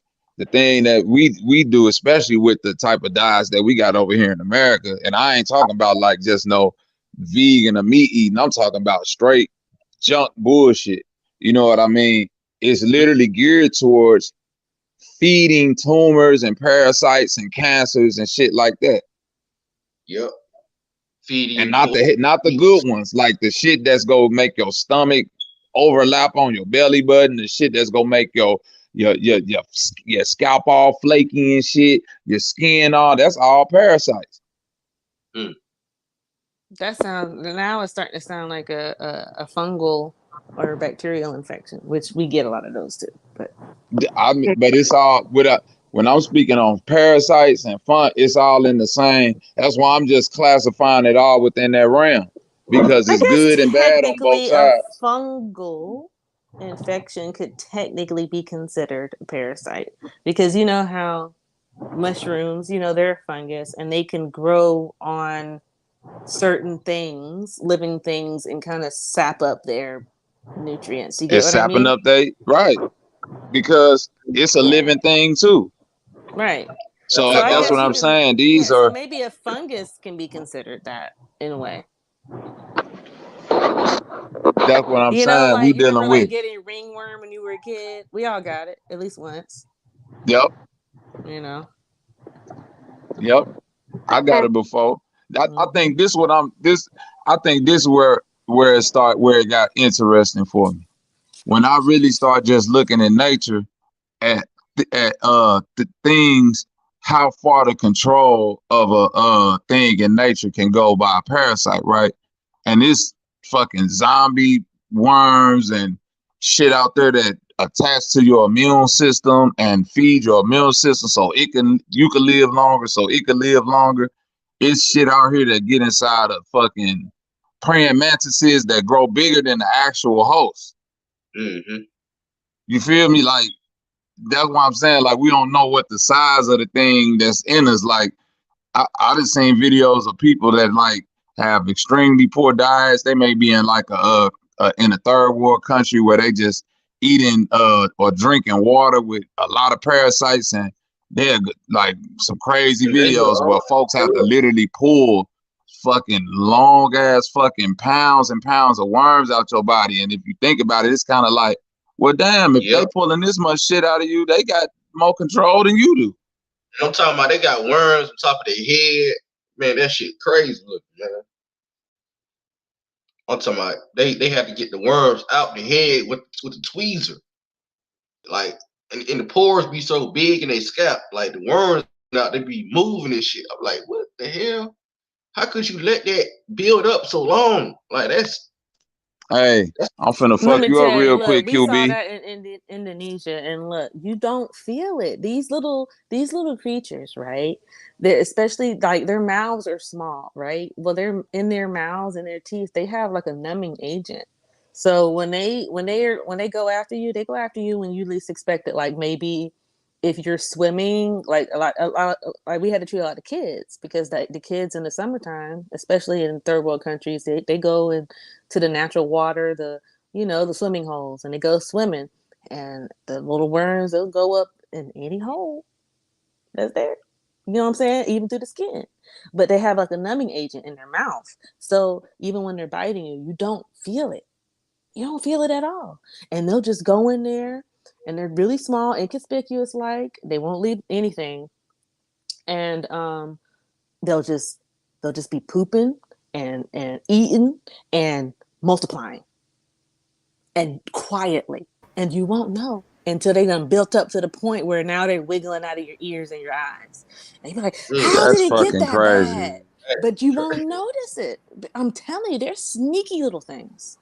And she know what she talking about. Where it's literally in another, and I'm finna say this again, y'all gonna shoot me. It's in another dimension. And when Mm-hmm. I was saying dimensions the other day, I'm speaking on just scale wise, like, the dimensions of a room, the dimensions of, you know what I mean? hey, I understand what you're talking about, Bob, because when you make your music, right, you can zoom into that sound frequency, right? Right. And you can see the other parts of the sound. You be like, There God you go. damn, it's the There beat. you go. It's a That's what long I'm ass saying. here. So I'm saying And the way we walking around right now, and it's like you might be in your room or outside, it's a whole nother fucking dimension scale of shit going on that you are not aware of. not aware And of. if that shit was magnified, you would think fucking demons and monsters was walking on the earth. Yeah, I know what you're talking about Pete Yang, man. I be like, damn, it's a whole nother side. It's a long ass line. It's like the line never stops. Never stops. Like once the sound goes, it's gonna keep going. Even if I'm not playing the sound right now. Yeah, that's real. Mm-hmm. So yeah, man, it's man. Hey, salute to you, Carly, because you know a lot about this. Giving your field of work. So it's like I'm really kind of just throwing shit at the fan and picking your brain with a lot of this too, because it's Only it's just now because, starting to interest me. yeah, it was only because with the travels. When we went to those third world countries, that's when we saw it. And I didn't really understand why they would say things like, because like, okay, so while I was on the ship, one thing that we had to do, because I told you I was medical. Well, one thing we also had to do is we were in control of the water. So basically, the water, no matter where we are, has to be in U.S. standard. So you got to understand, like the water that we get comes from whatever country that we're in, and there was plenty of times that we had to just turn the water around. Like we just had to be like, yo, we can't accept this tank of water because it just had so much crap in it. And so like basically we had to put things like bromine in the water. I don't know if you're familiar with bromine. It's like Yep, I know chlorine, about but bromine and all of that to clean the mhm. water. Right. So depending on where we were, either it was bromine or chlorine that we had to put in the water. And there's a certain parts per million that is gets to a point where it's just like it's not even safe for human consumption no matter what way you go. Whether you drink it naturally or drink it treated, it's still gonna mess your insides up. And you just have to pick the lesser of the two evils. You know what I'm They got saying? It's like crazy. it's not even a bad thing. Like what if Hmm. the worms are really not bad? They're just there to clean up all the bad shit that's inside of you. Like That's a think good about point. all the bad foods, you think is good for you, the processed chips that you think is good for you. What if those worms are actually there to cleanse the stuff that isn't natural in your body, like fruits? It's natural. I think Tomatoes, you're natural. right. I think there is. some types of helpful, when just like there's good bacteria. You know what I mean? There's probably good parasites. That's why people in those countries can go on living 80 plus years drinking that nasty water, eating that nasty food that if we took one bite, we're going to be sick for 2 weeks. You know what I'm saying? But, it suits them just fine. And then when the body poses, right, parasites help eat up the body, like the bone, the tissue, and everything. It helps cleanse up that corpse when you leave this earth, or when you leave the body. So that's like a natural process in itself. Okay. So it's not really a good, it's not a bad thing like they want it to be, like they want us to think, but it's really good because your body is decomposing. I guess my question would be, what's one thing that we don't know is, as far as like what you're talking about, let's just say that these parasites that are good for us are helping to break down the bodies. We don't really know what's happening to these bodies that we have nowadays, because like now we're going to have a whole generation of senior citizens that's got a bunch of plastic in their bodies and a bunch of, Oh yeah, because we got all these people that is getting all these microplastic. surgeries now, right? So, and injecting all this crazy stuff into their bodies that humans did not have, as far as the senior citizens that have passed, in this generation. So this coming generation, all these plastic old people, they're going to end up dying. Like, are they even going to decompose? Will it matter at this point? You get what I'm saying? Like, is it just like nature is going to be like, I don't know what this is, but I can't break it down. It's just going to be there, like a plastic bag. It's just going to sit there. That's a crazy thing to think about. Like, Mm-hmm. that's a good question. I've been thinking, like, will the Kardashians decompose? I've always thought that. Like, I don't think they will. I don't think none of them will. Maybe their eyeballs will go. Everything else is going to be pristine. They're going to be some nice looking skeletons, I guess. I don't know. That's crazy. Nice looking skeletons. That shit's hilarious. Motherfucker skeleton with Jordans on, goddamn it. You're gonna be like, Look like, look at that yeah, skeleton with that big goddamn, old booty. looking like That sounds like motherfucker good life. No, I'm got the fucking hair up. and shit, not the skull and shit, talking.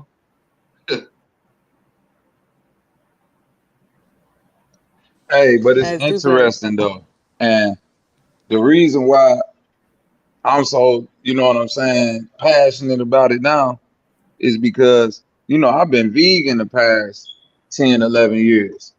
So I know a lot about detoxing and shit like that, but nobody never really, like, even being vegan and so-called eating good never broke down to me like, hey, you got to eat these things in order to get parasites out of you though. Fuck if you eat fucking, because this is in everything. This in apples, fucking lettuce, like, this the shit you can't avoid. Excuse me a second, you guys, and I just wanted to clear something up before we go any further. That is not my Cash App. No pun, Zay. I just want Zay to be clear, because once I post my Cash App, I don't want anybody to think I'm on any funny business. That's not my Cash App, but I think Zay posted Carly's Cash App. And feel free to donate to Carly cupcakes if you choose to. But no, that's not my Cash App, because now Don Treese is asking if that's my picture. So I don't want anybody to be confused about anything. I don't have No, a just Cash block App. Zay. Block No, Zay. I'm not gonna block Zay. I know he means well. And maybe Hey, I'm fuck not my sure, crazy. but I just don't want them to think that that's my Cash App. It's not me, so not to be confused with it. It's Carly's. But if you want to donate to her, I'm certainly fine with that. Hey, salute to everybody. Oh, since we have everybody here, I was just talking about it with my peoples earlier. I think I had and it just so happened Popcorn Him Live. Okay, the weather. I want to know, what's y'all's weather like right now, or what was it like last week specifically? Hot than a motherfucker. Tied them Okay, up in anything Alabama. like weird, anything strange going on? Hey, Nothing. every time I'm in my Amazon van, my phone overheat after like 5 minutes and shit. Shit, Yeah. you know what I do? I don't even go outside until I'm doing something. Right. Listen, Listen, we With the had you know it's hot in Atlanta, right? Well, how about last week, 2 days in a row, we had a hailstorm out of nowhere. It would be like almost 100 degrees, and then all of a sudden, out of nowhere, it was heavy rain. I mean, so heavy that like I was driving, I had to pull over. I couldn't even see in front of me. And then all of a sudden, I heard boom, boom, boom, boom, boom, boom. On the car. I'm like, what the heck? And I look out the window, and it's dime-sized hail, and it happened 2 days in a row. And I'm And like, is there? That's what I'm trying to figure out. Is there something going on right now? Like, Was are this y'all in Georgia? experiencing? Yes, last week it That happened shit happen twice. all the time down there. You just freshly back. Oh, so this is This the something that's time. just This the been. time of year for that, because this when it get real hot, and then it's the thunderstorm season. Because we just had a lot of Mm-hmm, thunderstorms here in St. Louis, and I think Chicago got a bunch of rain too. But something about where Georgia is situated mm-hmm. and the type of thunderstorms y'all get down there, because the thunderstorm game down there is severe as fuck. And right around this time of year, you get like fucking hailstorms and shit that's out the blue, because I guess the air up there, so with them that hot and cold air mix, some shit, you know what I mean? But I done had that like Okay, around this time now of year you're too, right. some hailstorms. I have been gone for a good off and on more than 6 years, because before I went to Japan, I was in Cali. So I get what you're saying, but I did grow up here, right? I've been in Georgia since 88. Okay, so it was never like that before. We had the thunderstorms, and a lot of tornadoes, but I ain't never seen no hailstorm in the middle of summer. That's what's new. So I don't know. You're right about the crazy weather though. But unless this is something that's happened within the last 10 years, and I just, have been missing it. That's a possibility. But even so, that's still new considering, I Now, I have can been believe here. that. It probably is Mm-hmm. something that's just now starting to happen within the last like 10, because I ain't been in Georgia since like well, I first moved to Georgia in like '03. So And you saw it then, right? no, the first time I ever experienced that was probably like 2009, 2010. And that is right when I joined the military and I left. No. Hmm. Like Georgia, the first place where I seen green lightning, so I just think a lot of fucking freaky shit down there. Hmm. You know, what if this is because of geoengineering? What do you think? You think that could be what it is? And Geoengineering. causing all the crazy weather, because I don't think it's just in Georgia. I think this is nationwide.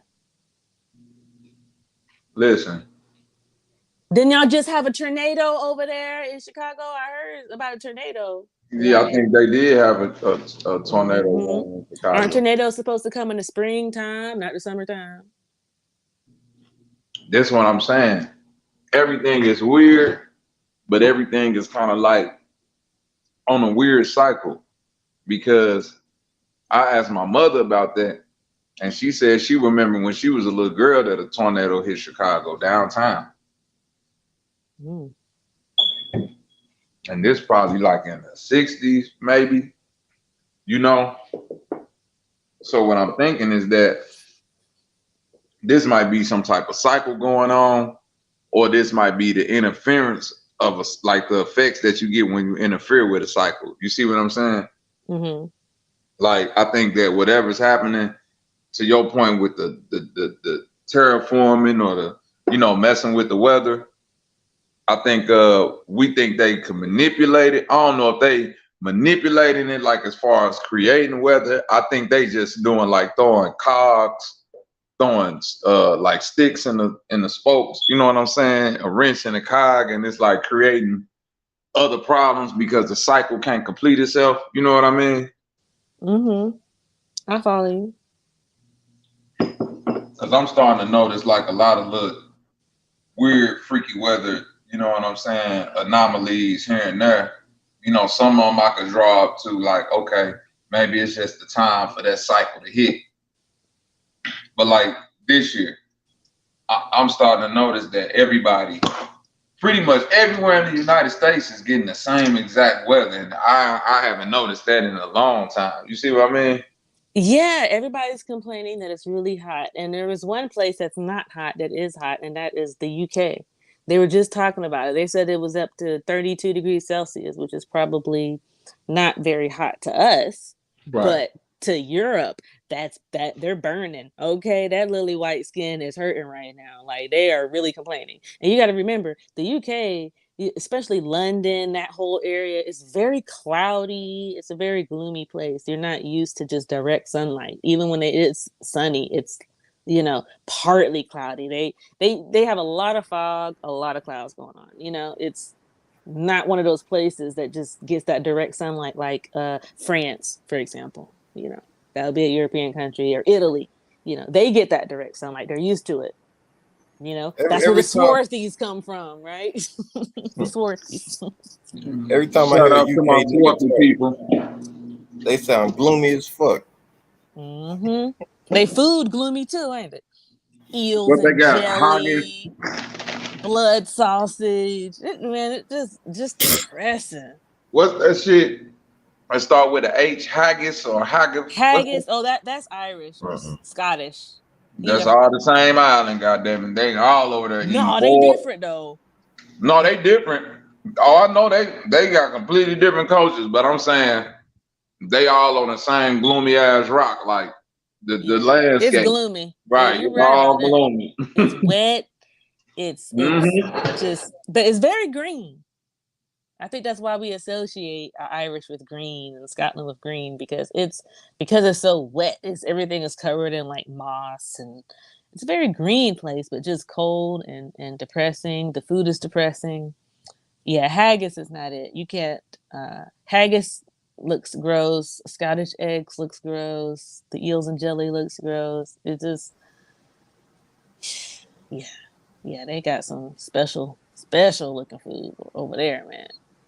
You know Dog, they dog. shit nasty. This how you know they food nasty because you ain't never seen the restaurant that said authentic English, Scottish, or motherfucking Irish food. They only giving your ass something to drink. They ain't cooking nothing in they bullshit for you. I've seen I've seen the pubs, and sometimes at the pubs they'll have the stuff that you can't do wrong. For example, bangers and mash and fish and chips. You can't mess that up. You get what I mean? That's Yep. going to be good no Captain matter where. D's. Bangers and mash, same thing. Bangers and mash is just mashed potatoes with sausage. And so there are some British foods that are actually decent, but again, how do you mess up fried fish and French fries? You get what I mean? It's not like, rocket Yeah, science here. Yeah. they gonna make a catfish plate and try to call it fish and chips. Yeah, see, that's sad. That's real sad. Yeah. That's That's a So catfish plate. And I bet you they ain't even got no white bread or no pickles on that plate. nothing. don't tell me No, they about no. probably put some like peas on it or something. They like those mushy peas over there. Ugh. Yeah, I can't I stand it. like some hush puppies. I ain't gonna lie. I love some hush puppies. Dog, if you I gotta think dip hush your fries puppies in is an mayonnaise, American thing because cornbread is an American thing, and that's basically what hush puppies are. It's cornbread, fried, yep. Mm, fried cornbread. I think Sweet that's. corn. I think we did that. Yeah, because I have not seen hush puppies in my travels. And like I said, I've been to a good 25 different countries, You and know, I ain't it's seen no American. hush puppies. Hmm? That's how you know it's just an American thing. You don't find it nowhere else. Yeah, and that'd be the best part though. Hell yeah. Man, if I get a plate, I eat the hush puppies first before even the fish. Like that's the first thing to go. That's my favorite. I miss that. I really do. I probably haven't had a hush puppy in like 10 years. That's crazy when I say that out loud. So you got to come to Chicago, Carly. One of my best friends, she Mhm. goes all the way in downtown Chicago to a restaurant called Chicago Q or something, and she goes all the way down there for the hush puppy. She says she's never had anything like them before. If I can Mm. convince my I didn't grandma to finally go give up down that south. hush puppy recipe, I'll be good. And she's stubborn, man. Long John Silver's. The best hush. Who still eat there? Who keeping them in business? It must be you. You the one person that's keeping them in business. I can't tell the Hey, difference between Long John Silver's and Captain D's. What's the difference? Please tell me. I'm Because they finna tell taste the you same. the difference. What's The the difference difference? is the fish coming from the alley and the fish coming from the freezer.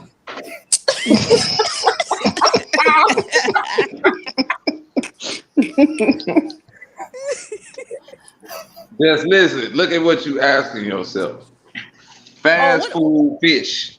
what's the name Soon of as that you fish place in Atlanta? You're right.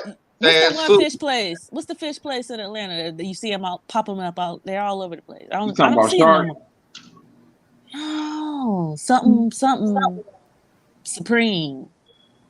some spring. It's something supreme something. Ah, I can't think of It was a that. fish place. It was all over Atlanta, but I I ain't haven't seen never them ate. recently. Ain't no word. Cause when I was eating fish in Atlanta, It was I something was going to the. supreme, like supreme fish or something. Oh yeah, that's fish supreme. I know what you're talking That's what about. it's called, fish supreme, Yeah, right? that Yeah. comes from. You thinking of like JJ's fish and all of that? Yeah. Yeah, JJ's. Yeah, uh huh. That used to See, be good. JJ's was fire. It was this spot in Atlanta, right off of Peachtree. Like if you driving downtown, and you know once you get past 5 Points and you just keep going straight, now you in the hood. It was this fish place over there. This lady, this old black lady, she had all her fish sitting in the front. When I tell you that was the best fried fish, every time I got paid, I go get that fish from that lady. Tilapia, bluegill, uh, what's that one fish them Jamaicans be eating? That red snapper. Aki, Aki and saltfish. Yeah, Aki. Aki is a goddamn. Well, yeah, Aki is Aki fish. Yep. Uh-huh. And that saltfish, and then that motherfucking kingfish with all them damn bones in it. There are too many bones for me. I can't do it. Yeah, I can't do that shit neither. I could do the red snapper when I was eating that. I That's could right. Thank you, Zay. Supreme Fish Delight. Yes, that's exactly what it supreme is. fish delight. Hey, that brings back memories, man. Yeah. That sounds like a bunch of Arabs in there, goddamn. No, it was I it know. was black, man. It was always black people. Hey, that's one thing about Atlanta. It's gonna be a granny in there cooking, and she gonna have an apron on. They gonna have real turkey legs up in there, all this shit. Oh, so that explains why you said that, Carly, because we've been in a debate about Chicago food and Atlanta food. And so, okay, you got grandma in the back. And we have that here and there, but it's probably not that often. Well, listen, Atlanta food can't fuck with Chicago food. Don't get it twisted. And not because Atlanta ain't got fire food. Atlanta ain't got as much a variety of food as we do. It depends on where you are. If you want to, it depends on what you classify when you say Atlanta. When I talk about Atlanta, I'm also talking about Metro Atlanta. So I'm talking Yeah, about the me too. surrounding cities. Yeah, I'm So talking if that's about the case, Marietta, we all we have everything. a big lead on ethnic food. Ethnic food. We have a large amount of um I should say ethnic communities, and it makes the restaurants over here like really really good. And what I mean by that is because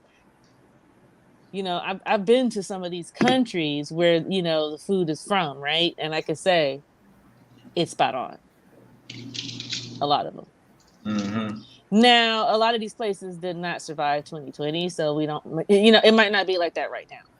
I Gotcha. haven't had it recently, but the places that I did go to in my in my early 20s and while I lived here as a child, um ethnic food, we got that. I don't think we could compete with you as far as pizza is concerned, and some other things that you're known for, No, because that's just not I'm what we're talking known about for. We're not known I'm for that. talking I'm talking pure ethnic food. That's what I'm talking about. But Mm-mm. she, in all fairness, Carly hasn't had those experiences yet. But she don't know when she come here. No, that's what I'm saying. We got I'm gonna have her right, right. saying, "Please, no pop, nothing else to eat. No, nothing Yeah, else. because Please, this no, I what can't take it." living in both places. What I mean by this is that Atlanta has a variety of the just off of just size and numbers. We not as integrated as Atlanta, meaning that you're gonna have to go to a Chinese neighborhood, an Italian neighborhood, a Russian neighborhood, an Arab neighborhood, like so that's where the difference is. But as far as like authenticity, you go when you walk into that Chinese restaurant in Little China, you walking into China. You walking straight into China, you walking straight into Little Italy. The thing about Atlanta, I think that soul food is the main staple. Even though it's a lot of variety of goddamn ethnic food, soul food is a staple that I see mainly anywhere I go. I think from the outside looking in, you would think like, oh, Chicago got its pizza, but it really ain't like that. It's a different restaurant, fucking probably 5 different restaurants every block. I say soul food, barbecue, and I would say, mm, I'm see gonna a say lot of soul food and barbecue. a lot Jerk of the Jamaican. I give you Florida the and Jamaican Panama food folk, they too. be coming up to Georgia because we're close. So we got a lot, we got a it's kind of heavy in the Mexican thing now too. I say Mexican. I shouldn't say that because that's kind of messed up. Hispanic. I say yeah, because Hey, not but look, every Carly, Hispanic person is Mexican, right? check this out, Carly. Hmm? I used to work with a Mexican dude, and he swore up and down to me that Hispanic was like a racist term. They don't like that. So then, what do you call him then? I Yeah, can't I call him swear to God, Mexican. this what I he can't told me. say Hispanic. He said, Spanish. he said Spanish is just a language. He said that he's an American. This is what he told me. He said Hispanic came from white people saying his panic, like his panic, like that's like this is what they say to shit. This a Mexican dude telling me this. Now I don't know how true that is, but this is what he Oh, told he me. is Spanish, so they were just trying to put it No, together. like His his panic, like that's my oh, panic. His panic. Like they hmm. talk like they panicking or something. Oh shit. What Yeah, an And, insult. that's what I'm saying. and, His panic. Yeah. and Bobby, what's This crazy is I what. went Go to ahead. go ahead, Bob. Oh no, I was muting my mic. Go ahead, bro. Oh yeah, I was gonna say I went to a Mexican high school called Lanier in Austin, Texas. I was around Mexicans all the time, and they like Hispanics. They don't really fuck like the people that call themselves Hispanics. They don't really be fucking with the Mexicans that come from Mexico. Like they take that shit like they be like, hey, I don't like they treat them like how like niggas might treat like a broke ass nigga or like a you get what I'm saying? Like they treat them like disrespectfully and shit. The Hispanics is the bougie ones, basically. Yeah.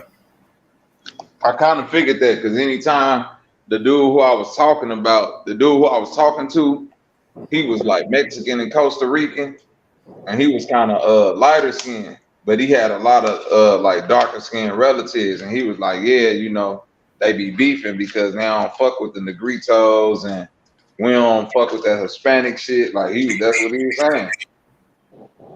Mm. Oh, okay. Here, let me address the chat. So if you did, I haven't checked the app, but if you did cash at me, it's gonna go to popcorn, not me. Just I just want to clear that. So if you did send it to me by accident, it's okay because I'm just gonna send it to popcorn. So all the donations go to her. All right, go ahead. Please continue. Uh yeah. Yeah, with Mexicans, because I've been around Mexicans my whole life. My best friend is Mexican. Like they don't fuck with Puerto Ricans. Like the ones that call themselves Hispanics, they are proud to call themselves Hispanics. They happy to say like I only know English type shit or I only know a little bit of Spanish. Like just like how I go in the black community and shit, that shit go with Hispanics and probably even heavier. I mean Mexicans.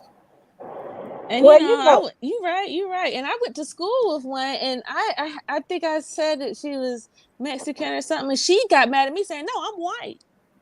So there's some that don't even claim it at all. They just be like, "I'm white."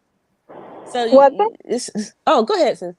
oh no, I was just gonna say, well, think about it. On even on any census or anything that asks you to identify your quote unquote race, you notice it will say Latino non-white or white non-Hispanic. Mm. Have y'all ever paid that any attention? Mm-hmm. It Yeah, I never heard. says black Hispanic. It's always white non-Hispanic or white I definitely heard a lot of that. A lot of that. See, huh. I've seen that, I'm and sorry, the what only you say? you know what I think it was about is when they Uh-huh. say white non-Hispanic. I'm thinking about Spaniards because Spaniards Yeah, they have a look about them, but it is European. There are Europe. There are Europeans technically, Mm. right? So that would be one of those Spanish whites. But I see that think you get what I mean. but see that's the thing. By definition, Hispanic is only of Mexican. Latin X, Latino is any other Spanish speaking yeah, they always gonna country. exclude people out of. They gonna always Okay, so do you try think to. a Latino would be something where it's not offensive then? If you say the person is Latino, then would that be is that the word to Oh go well, for? now the correct term is Latin X.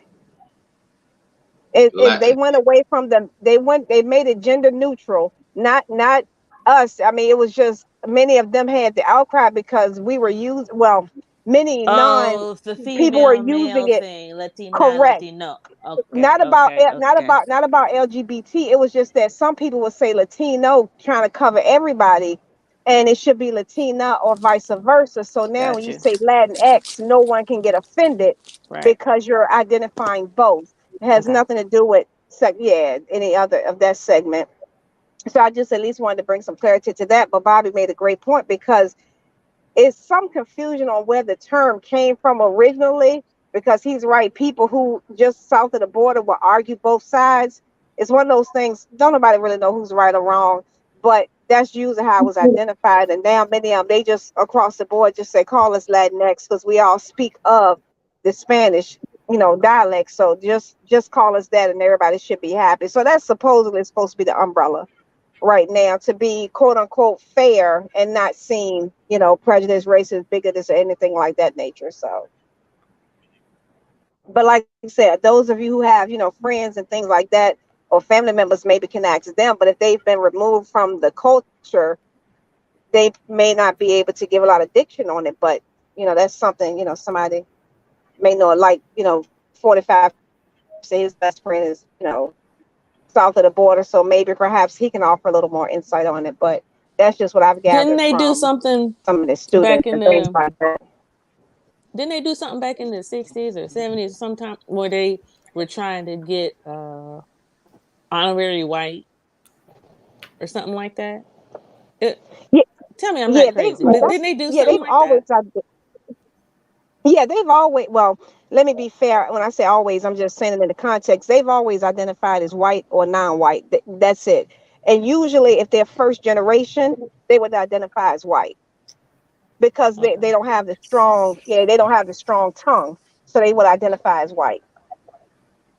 And of course, See, it's encouraged on any type of legal documents because of the keep to quote unquote maintain those numbers, if you will. So, and as y'all know, see, many people.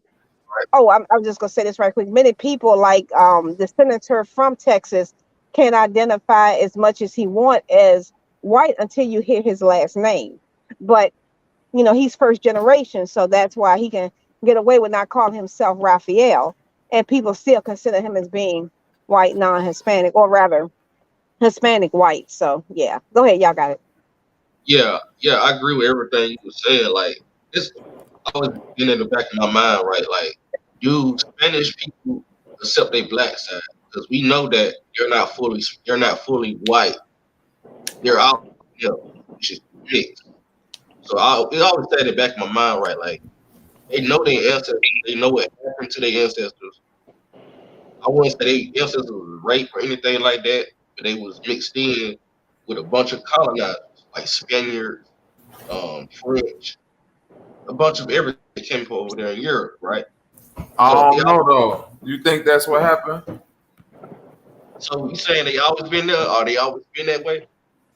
That's what I because listen, as we like if you go from South America on up to Central, on up to North, you could see the different, amalgamations of people, so to speak. You see what I Yeah, mean? I And that. and the thing, this the thing that always with that argument, I used to I used to think that way, but then I had to start challenging myself, like, because if I think that they came and spread their seed, right, but then I also think at the same time we the most dominant, then that would mean they spread and they see them try to spread their seed would be an act of futility because it'll only be leading them to be dominated because then our seed would be the most. You kind of see where I'm going, QB? Kind of So it's like see. I'm if kind. they was raping like how they said they was raping and colonizing, then No, that would be. the rape. Let's say they was spreading their seed like how we saying. Then if we saying our genes are the most dominant, then that means that over this period of time, which they did it, it literally should be smaller traces of them and bigger traces of us in just the genotype. Mm, right. That belongs to the gene group. Memory is ingrained, genes, right? And that goes in with the whole cellular part, through memory. So through memory, it forms an expression, and it forms an expression to the physical body. So when you have a child, that child may look like your uncle, or it may look like they from, down the line. That may look white, they may look Latino, but the child is dark skinned, but they got those same characteristics, the same features. So it really dumbs down into genetics. Like somebody way down the bloodline could be one of the first people, be way lighter, way this, right? I'm trying to see what That's you see right. on. No, you're right, QB. It don't necessarily have to express itself from generation to generation. Like for instance, you could be the QB, like yourself.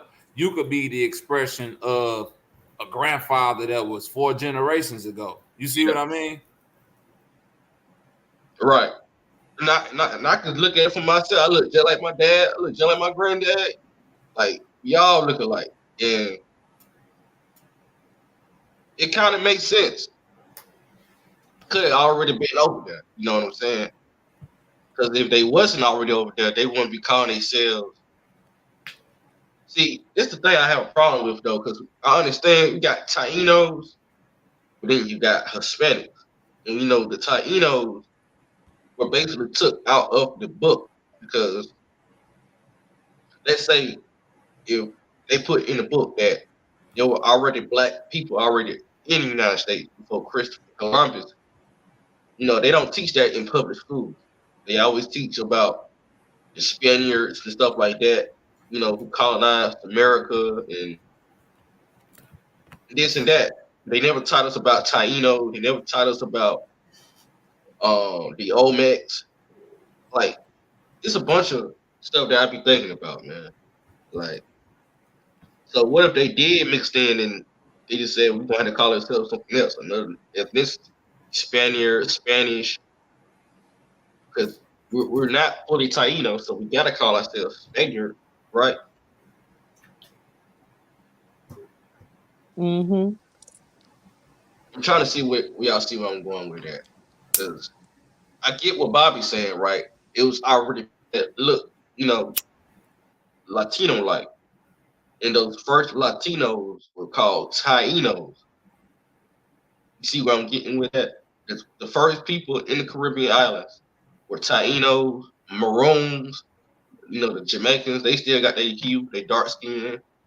And some people in not Colombia, South America. no, next to Haiti, because Haiti is a bridge port to the other island. Dominica. Dominican, you got your dark skinned Dominicans, right? They Them always black folks right there. You can't they tell me always otherwise. separate, right? And I think this is deeply involved with what happened during colonial times, right? Because Haiti was fighting the French, because the French was trying to colonize Haiti, and Haiti was like, we ain't having that. We fighting for our land, and they fought for their land. They got their land back. It's being war torn. It's being torn apart. So they still try to get their land, get their resources, and try to mix in with the people, but they still keep their originality. Like Haiti, like they all about keeping their originality, having children with their own kind, this and that to the third. Now, your Dominican, they always ingrained into their white side. They don't want to be called black. They don't want to be called. We know black is not a term we like to call ourselves anyway, but they separate themselves from Haiti, which Haiti and Colombia. I mean, not Colombia. Dominican should be the same. They should be the same people. So I'm thinking like this, right? That they all had the same texture before they, colonial times. They had the same ethnicity. They were grouped separately. That's what I'm getting at with it. I think so basically, I think you right. If we saying ethnicity as far as like culture, but I think we like they might have still been like the different shapes and sizes and skin tones and what we call them phenotype, because I think what we're trying to get to the root of is if we looking at a certain phenotype or genotype, do that necessarily indicate the culture or ethnicity of that person? You see what I mean? Because What I'm really trying to get at is a certain personality trait. That's really where I'm getting at, because we're talking about parasites, right? We also got to talk about personality types, because you understand that certain craving for something, you like this and that to the third, you like sugary foods. You also got to think about personality types as well, because those goes both in hand. So whatever that parasite may like, it also tends to have a certain personality. Is it aggressive? Is it laid back? It'll bite every now and then, but it'll just chill for the rest of the day. Like when a lion, it goes out and hunt its prey, it only needs to eat like one time a week. So we understand that aspect of it. So we really want to look at it from a micro perspective. So that's what I'm really trying to get into, like the whole colonizing, how they pillage and, intermingle with certain tribes. Because they also that's really what I'm trying to get with, for real. oh, okay, I'm following you now, QB. You trying to draw a parallel between the parasitic behavior and the personality or ethnicity of the culture and how it all correlate on the micro level. Like if I could kind of get a bead on, I wonder if I experiment like the natural parasites that live in a certain region and the things they react to, could I get a bead on the personality of the people from that place? You get what I'm saying? Yeah, that's it, bro. That's it. Damn. And to me, what's crazy is that shit deep as fuck, because it's the parasite, the fucking culture of what motherfuckers gravitate to. Like who's we know who's pulling the strings, but like You get what I'm saying? Like it's the parasites. I know Yeah. that. That's what I'm saying. That's the alien shit, 45. This now you see why I'm so fucking weirded out by this shit. Cause I'm saying, like, damn, if these people at the top really then went somewhere and explored and got hit with some ancient parasite, which in the movies they present as aliens, these little slithery worms and shit like that. That is, bro. Think about, but then this why I'm finna tie back in with this what Sanchez was saying. Even though people think I was pushing on them, but it's all still sharpening steel. If they the ones that's being controlled, a worm fucking mind in a human host body, right? Mm-hmm. What are they over there building? What's CERN, QB? Come on, bro. Damn, man. Like this is a generator operator in a destroyer. No, just think simple. What is it? What is it opening up? A portal. Which we call a what? A wormhole. There we go. Okay. I see where you going with that. There we go. Keep cooking up. There we go. What's the whole, like, think about what a worm do. Don't it burrow? And think about, like, Yep, it did. What Carly was saying earlier about them things when they get into your skin, you know, the way that they mouth shape, they numb and they bite at the same time. Look at the machines that they use to, like, when they dig in tunnels and big ass holes underground. That's what they look like. Man, that shit deep, bro. Like, think about a sperm cell. When, you know, before the baby grows inside the mother womb. Thank you. It does. Wow. Thank you. And let me add something to this because you've been making some good points about the micro organisms or whatever, worms. And what if they connect to the big one? That's all I kept thinking the other night when y'all were going back and forth is why don't we find a way to try to connect this information instead of arguing about right or wrong with it? Because it seems like it's connected to me. With what if the big one turns on all the little ones and the little ones are getting put inside of us? Hey, look, that was my listen. The mom. I presented the argument the way that I did because that's how I was feeling that day. But that was my whole point to see who was gonna pick up on that part. You know what I'm saying? Forget the messenger. Is you catching this message that I'm getting? And you hit it spot on. That's why I told Sanchez, like, it's twofold. We technically can't do nothing about the CERN machine because we just can't go over there and control what they doing, you know, but we do need to know what they doing. But the thing we can do is about these worms that's in our body, that these motherfucking worms is over there building that CERN to really put us in a paradigm. That's why they keep saying, raise your vibration so you can expel all this shit out of you. So when they do that shit, it won't affect you. You go be on a whole nother frequency anyway. And a lot of the shows, they show you this apocalyptic world and you're trying to survive and everybody's like scavenging and looting and stuff. But they always show these car buildups at the bridges and everywhere. Like, why did everybody's car just stop working? It's like that smart technology turns off all the cars because everybody didn't just run out of gas here. Like an EMP strike type thing? To clear space to keep going. So it had to be like all the cars stopped at one time. And that's making me electric and all the cars that could run were gas cars. Yeah, that's what I said, EMP strike, right?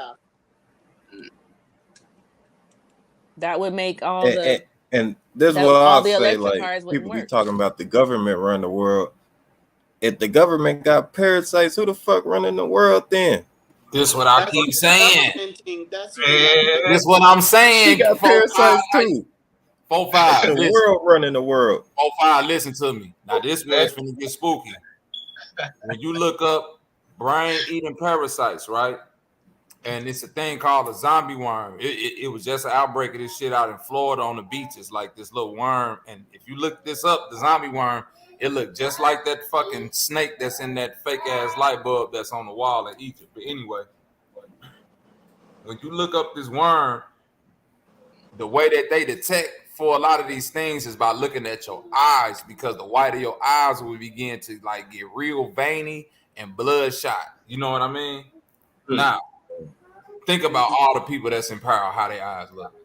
And guess what? Most of them do. They are drinkers.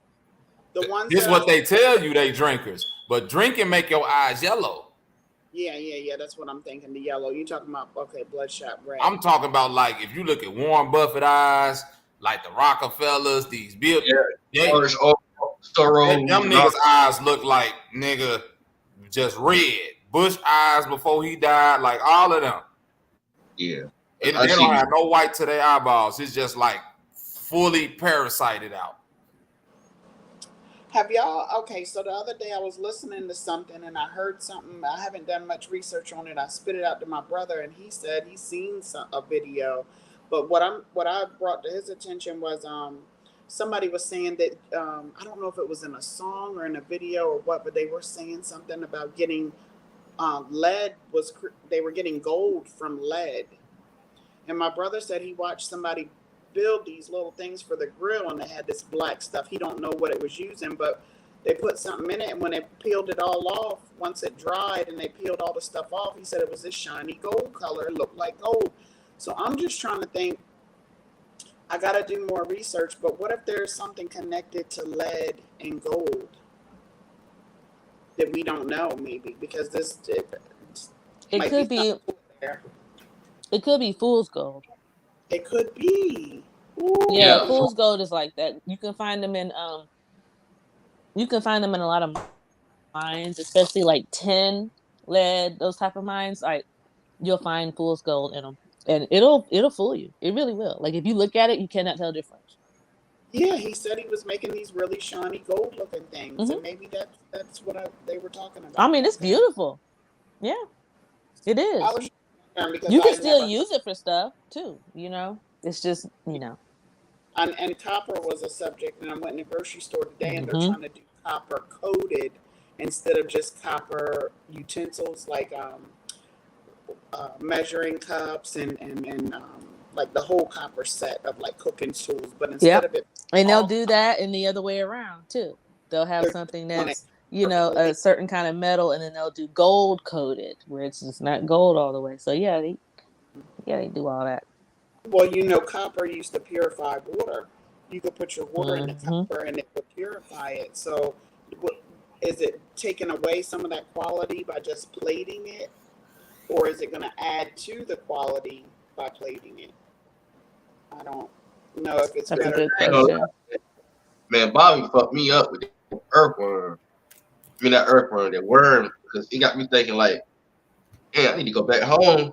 Go back to my hometown and see what kind of worms out here got here. and put these worms on the mic. No, this one to fuck you up even more though, QB. The etymology of the word worm. Do you know what the word worm etymologically means? What? Serpent. Man. Damn. So that ties all. Think about this too. I don't mean cut you off the bomb, Mom. Yeah, salute to you. Think about who are some of the first scientists that we seen experimenting with like parasites and what we call biological warfare, right? The Germans, right? Yeah. The Germans, in Germany, it's a city called Worm, W-Y-R-M, Worm, Germany. I was getting ready to say they're Germ. Money. Oh man, damn. That's crazy, man. Yeah. Hey, tell bro Sanchez this for sure. He man, that's crazy, bro. I don't know, maybe he just needs time to let it process it. I don't think he was really connecting it the way we were trying to, or y'all were trying to explain. Yeah, because it wasn't another. He thought I was coming from a health kick because I'm plant based. I've been that way, and I use that. But this ain't a health thing. This ain't based on you could just eat good and it. Nah, this some other shit. This some you gotta go get the shit that'll detox these worms out your body. You gotta really detox, like whether you being a vegan, What you whether like you gotta get this shit out your system. Yeah. now? What you said it spelled like, Bobby? Worm Germany, WYRM. No, it's spelled worm. WORMS. And Okay. shout out to Bro Sanchez. Maybe he would Worm. like to subscribe to me and he can Worm. get some of this good knowledge. I got some. Worms Germany. Yeah, and I think once he connects those dots, he don't have no problem saying, you know what? There might have been something to that, and I disregarded that one time because I've seen him a lot of times where he's maybe came at somebody and then he's humbled himself and say, you know what? I apologize for the way I came at you, and after doing further thinking that he actually was able to change the way he thought about it, and he's apologized. So hopefully that'll happen here in this case, because I definitely think the worms connect to the CERN, I hope he sees that. And we got to, man. I'm not I saying think as above, so below, right? It's micro. So I think if motherfuckers in power infected by a worm and they're being driven to build a machine that's literally opening up a huge ass wormhole, what's coming through that but parasitic energy? And what do you see in all the movies when it's all these little things come out? It's always like a big one somewhere. And that's what I'm saying. The big ass fucking worm. Yeah. So. And my thing is, people be acting like humans are so intelligent and all this shit, but these worms been controlling shit for a while. Like, hold on. This was cold about these worms too, and shout out to my man Walking Bankbone because he was he had biology when he was in college and he dropped this on me. Worms can be imprinted with memory and can extract memory from the host. So, say for instance, he did this experiment. He hit me. He said they took like flatworms, right? Electrocuted one, then the one that was electrocuted fed it to another one that wasn't electrocuted, and it retained the memory of that shock somehow. And then I just found out this, bro. Like they have the same free will thinking as humans, bro. Yeah, they do. Parasites and fucking fungus and shit. Yeah, they do what they want to do. That's why when Carly was making a great point about the antibiotics, because they don't technically defeat the antibiotics. They just, they thinkers. They thinking around this shit at all times. So this got me questioning everything right now. Like I just need to question everything. Think about this, though. I'm finna fuck you up again, QB. In the Bible, right? They give us this story about Adam and Eve, right? Then they say, hey, it's a place for you to chill. Just don't go to this place. It's off limits, right? Yeah. Now, when they get there, it's an apple. This how they present the story. Whether the fruit was this or that, it's being presented to us as an apple, right? Mm-hmm. But the word don't never say snake. It say serpent, right? Keyword. Thank you. Serpent. Now we know that's a worm. Don't the worm make more sense with the apple than the snake? Yeah. Mm-hmm. And then think about this. When they say they cursed the serpent on his belly, what did the serpent have to eat? The apple? No. Mm-hmm. When the serpent got cursed, it said the serpent for the rest of his days you go eat dust. And dirt. That's a worm. That's very. That shit that's in the ground. That ain't no snake. Right. Yeah, the snakes eat like rodents. Snake eat animals and insects and shit. Only thing that's crawling on his belly eating dirt is worms and fucking shit that's in the ground. Yeah, right. And me, one panel, it was Carly, 4-5, all us. We looked up ancient worms. And don't you know it's an ancient worm that looked just like a fucking red dragon? Now guess what was so different about this worm than all the other worms that I've ever seen? This bitch had legs. Yeah, yeah. Say, So this shit is crazy. Yeah, what I'm really getting What now you say, is 4-5? No, I'm saying this shit is crazy. Like, really think about what he said. If they Think about drawing this shit out on walls and shit, what the right. fuck They was drawing going it on the on back walls. then? Like this ain't just no shit. This shit is on caves that they drawing this fucking worms. Like yo, but where is this motherfucker right here? Right, they telling us. So think about if at one point in time, Tower of Babel, everything was good, and then you got what we want to call white people, whatever. They went out and explored somewhere, Garden of Eden, in the middle of the garden, and came back infected with this fucking thing that they calling the devil. QB, what you think about this shit? Like, think about it. Like, if they drawing this shit back on these walls and shit, and we looking at it, we talking about dragons and all this pterodactyls and shit. Go type shit when this shit is not as complicated. Like, look at the ground. Like, that's a worm. These motherfuckers put these worms right here to show your ass that's what it is. Here's a good worm. Here's a bad worm. Touch that shit. You touch that shit. And guess what? All this shit micro macro. That's why the bomb mom was on point when she was like, they could be opening up some shit for a big ass worm. Because think about it. On a macro micro scale, compared to us, the worm that's meant that we can't see it with the naked eye. Some of these little worm parasites, once they get inside our body, they become macro, meaning that they go from small to big, but they still invisible. Now they controlling you. Now think about just our universe in a whole, right? If we saying it's dimensions, and as you go up dimensions, right? I'm thinking scale too at the same time, like giants and shit, right? But if you scale to that, you wouldn't be a giant. You see what I'm saying? You just regular. You feel me? Yeah, right. So think about these worms here opening up portals, scaling up. A worm in another fucking dimension that scaled to another dimension coming here. You feel me? You're literally opening up the underneath ground to another place.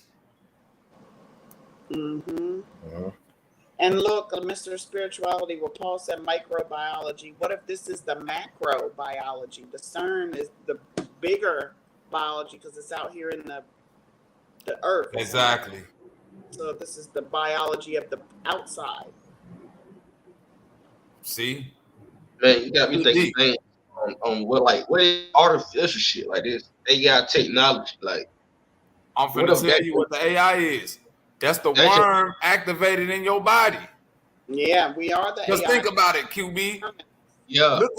Look up if you ever get a chance to look up zombie worms or animals infected by worms in nature. They move like robots, bro.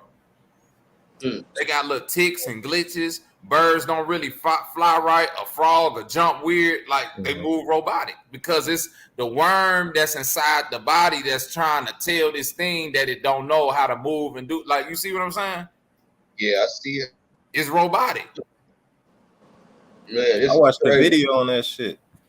Like, they literally eat you up inside, and then once you die, they just crawl out your head. They just crawl out your body.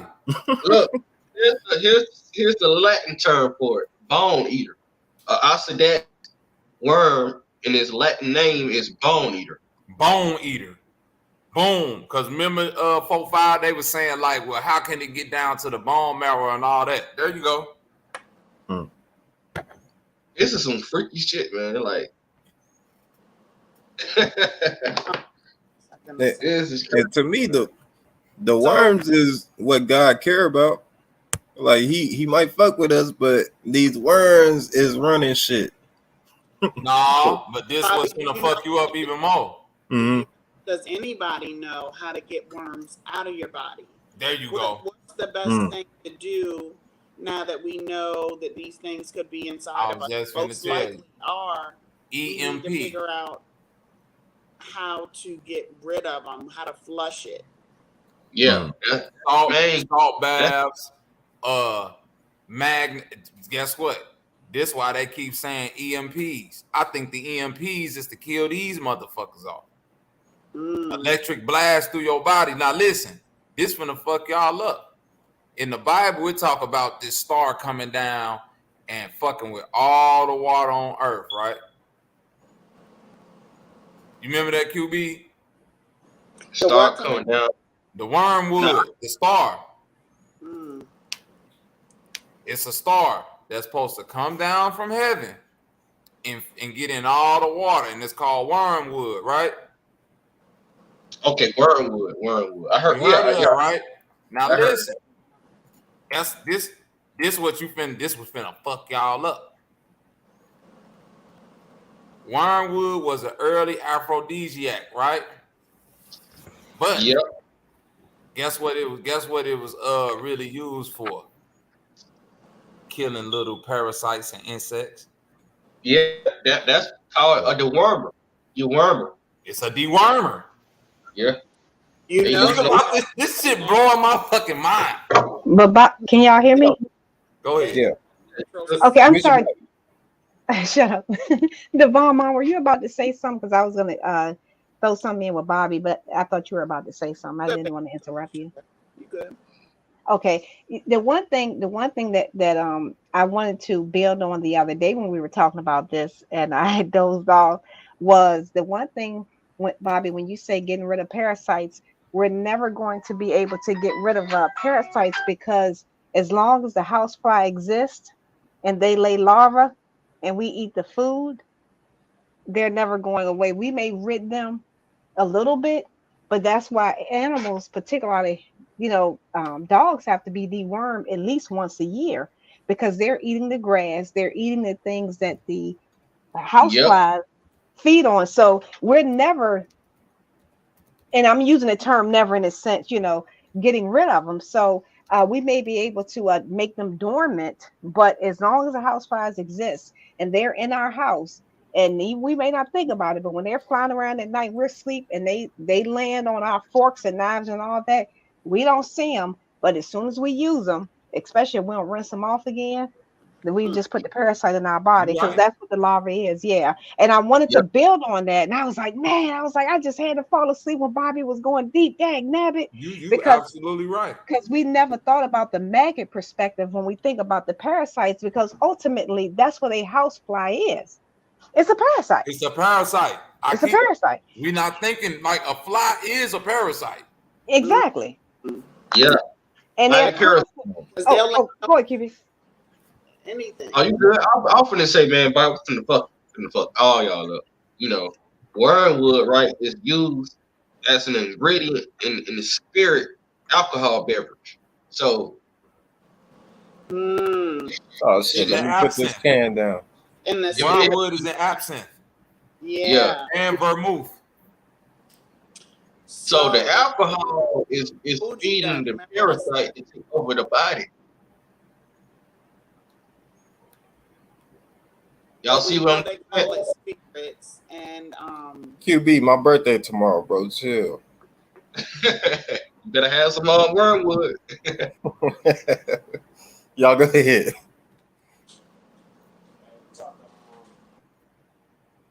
I can't hear you, sister Mama.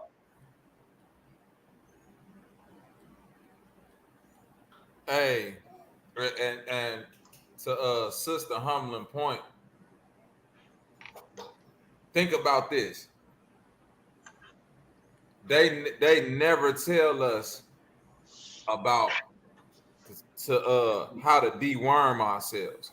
Exactly. Excellent point. You're not gonna avoid this shit. That's a good point. That's why I was trying to make the point on Sanchez. Like, this ain't a health thing, because I eat healthy as fuck and I'm not gonna avoid it. This is a how do I get it out your body thing. And the thing about it is this: you hear this term all the time. A dog is man's best friend, right? But what Sister Humlin say? You got to deworm a dog every year, especially when they puppies. All the time. Think about this. When you first get that dog, count how many times you done deworm that dog, how many times you haven't dewormed yourself. And coupled with that, Bobby, that's why anybody who keeps their, particularly their dog in the house, have you ever wondered why they want to go outside so desperately and eat grass? If you haven't taken them to the vet, it's not that, because if you think about it, for the most part, the food that the dogs consume, or I like to say our babies consume, for the most part is food that's quote unquote made for them, whether you go organic or you just buy the regular old Alpo or whatever. It's designed for them. So usually if one dog gets sick, they all are going to get sick. But the reason why many, because Bobby made a point, when they're puppies, yeah, we want to give them all the tender loving care, but as they become older, unless it's something where they got some growing out their neck or something, we don't take them to the vet unless something is wrong. But what happens is those worms are in their stomach and they need to get out and eat grass. That's why they will eat patches and patches and patches of grass like a goat would, because they're trying to settle the worms that are going on in their stomach. And many times we don't see it in their poop, because obviously, for the most part, unless it's a little Pomeranian or something, we don't see it. Those of us that have the larger breeds, we're not looking unless it pops up, it literally comes out. We're not inspecting the poop to see unless there's obvious signs of blood or something like that. But the worms are in there because they've consumed the grass to help.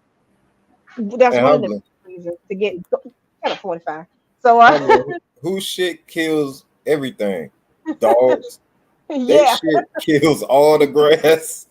But that's the thing. I will say this, as someone who has had um three with all larger breeds, that's the irony of it. If your dogs are eating correctly and you are maintaining their diet and making sure they stay dewormed, your grass will actually stay greener if they are house pets. If they stay outside, yeah. But that's why many people who have larger dogs, if they stay in the house most of the time, is whatever is going on inside. Even when they poop, it does not mess the grass up, and I can attest to that because I have the greenest yard on the block, and I'm the only one with the larger breeds of dogs. But they've all passed on. Let me be fair; the last one just passed away about 2 months ago. But prior to that, we had two mastiffs, Great Dane, three pits, and we had a Saint Bernard. So yeah, and not one time, and they all stayed in the house, and not one time did we have an issue with grass, and we didn't treat it, didn't feed the grass or anything. We just made sure that they Man, were. Sister Humlin, you said you had a Saint Bernard, you had Beethoven living with you. I sure did. It was a rescue. We had them for about 2 years. Then we finally had to give them up because their immune systems are very weak. And one thing about a Saint Bernard, that's one of the if you want that particular dog, you That have to dog give it. mean than the motherfucker, man. Yeah, very snippy. You have to give it a lot of care and attention. They're kind of docile, believe it or not, but they do prefer they kind of they like you when they like you and they don't when you don't. Whereas the Great Dane, the Pit, and the Mastiff, all of them, they were always under each other. But the Saint Bernard, look at them like you peasants, get away from me. But in all seriousness, though, yeah, that's what's real interesting about that. So if anybody ever wonder why the dogs are eating grass, that's one of the main reasons, is to get rid of the worms, the parasites in their stomach. Because again, they can't eat Yep, nothing bad if you think about it, because they're eating what we give them. that's right. So yeah, so it's not like it's spoiled chicken or something. So yeah. And that's that natural roughage. You know what I'm saying? Uh-huh. They trying to get as much fiber in their body so they can push whatever in them out of To them. get it out of them. Yep. Yep. And that's what you supposed to like think about that. That's another thing. Remember what like I know I might be seeming well, y'all know because we all in the same kind of general age range, 4, 5, and QB. They young, so they probably don't remember them like 80s old cereal commercials where they be like, you don't got enough fiber in your diet. Yep. Like you doing this because your fiber is low. You need to eat fiber. Like all the cereal was like wasn't no sugary cereal. It was straight wheat brand fiber. This shit ain't Kicks. got no sugar in it. This shit is like cardboard chunks cut up Yes. for What your was the cereal. one All that shit we nut do. something? What was Think about that. nuts? It was little crunchy, little. It looked like little pebbles of dirt. Grape, grape nuts. Grape nuts. Yeah. That's it. Then what did it taste like? What you Fucking just said. cardboard box, goddamn it. Yeah. You milk and sugar and warm it up and butter and try to soften it up to even make it into something good. And Think about this though, Mama. We fucking up because we didn't put all the bullshit on the grape nuts that it's supposed to be pushing out. Right. exactly. We done put sugar and butter and melted the shit down and boiled it. I ain't know no better back Y'all then. That's what I thought. on it. You ain't know, man. Them white folks was raw dogging that grape nut, man. They pour cold milk on there. I see. No sugar, nothing. I thought it was healthy to eat raw eggs and stuff. I don't know. I Man, this shit. I'm watching Friday. Y'all know the movie Friday when Craig was putting some milk in his bowl. He didn't have enough milk, and his dad came out and said, "You better put some water in that shit." Better put some water in that shit. But you know what? I didn't realize there are quite a bit of people, and it's not about them being vegetarian or nothing like that. They do not put milk of any kind in their cereal. They put water in it. I was like, this cannot be possible. Who do that? I can name. I can call My cousin do that. It's a man. Listen, I know a lot of people who do that because they don't like the taste of milk. No type of milk. And listen, no type. My cousin been like that since she was a little girl. She had like she pour her cereal in a bowl and then she put that motherfucker under a faucet. Yep. I just seen Oh, that's nasty. I'd rather not eat. Don't drink milk, but they'll just eat the cereal dry. They adding water to it. They just I couldn't even fathom I couldn't even fathom milk and make water in cereal. Like that's crazy, man. They put this down there. And I'll throw this in too, since we're adults, and it might freak somebody out. But have y'all ever noticed, for the most part, when we think about the parasites, for the most part, you've never known, as a rule now, for a dog to be constipated. Because if you notice how they arch themselves when they go to use the bathroom, and that's one of the reasons too how they're able to constantly make sure whenever they do have buildup. Because again, it's from the stuff that we feed them. When the parasites get out of hand, that's one of the reasons why they're able to poop them out so easily, and that's why dogs are able to stop, get in that right position, and then keep going. You notice they're not sitting there in position for 30 minutes like we will, because we waiting for something. So many of us don't even realize the strains we put on ourselves and why we can't sometimes get those parasites naturally out of the body with the fecal, because we're not positioned right. We should be arched as best as we can, like a dog. So you saying we gotta do like what's my man said 45 who said he be twerking when he having sex? Oh, Dark Chameleon. Yeah, we gotta twerk when we on the toilet. You don't necessarily have to like I'm to say you gotta arch that thing before I know, you like sit in Asia, they got the type of toilets where you squat. That's what I was not arching. Yeah, you squat over a hole, and it'll come out Hold just on, like that. Carly. So now you saying you gotta twerk on the toilet bowl, then you gotta ride the toilet bowl and squat it. What the hell? No, first of all, no. Listen, you don't sit on the toilet. Okay, in Asia, you don't sit on any toilet. You actually turn around backwards, because the toilet is, you turn around backwards and you put one foot on one side, one foot on the other, and the toilet is in the ground, built in the ground. It's not a hole, but it's a porcelain. It's porcelain, and there's like a place to put your foot, and you squat over that, and then that's how you go. And that position, they call that the Asian squat, and it's literally the best position you can use to take a poop. That's why you can go to Sam's Club and get those squatty potties. You ever seen those before? That's all you're doing is an Asian squat. They're just for Americans. Ain't there like a hole in the ground and Jeff where you be at? They like shit in the hole. Technically, it looks like a hole in the ground. It's not that primitive. It's a porcelain. It's porcelain. You get what I'm saying? It's I get Is what there you're is there saying. technically a hole in the ground? Yeah, but it's covered up by a toilet. It's not like you can fall in. But Oh you gotta yeah, it's It's like not a like a smaller primitive hole. hole in the ground, huh?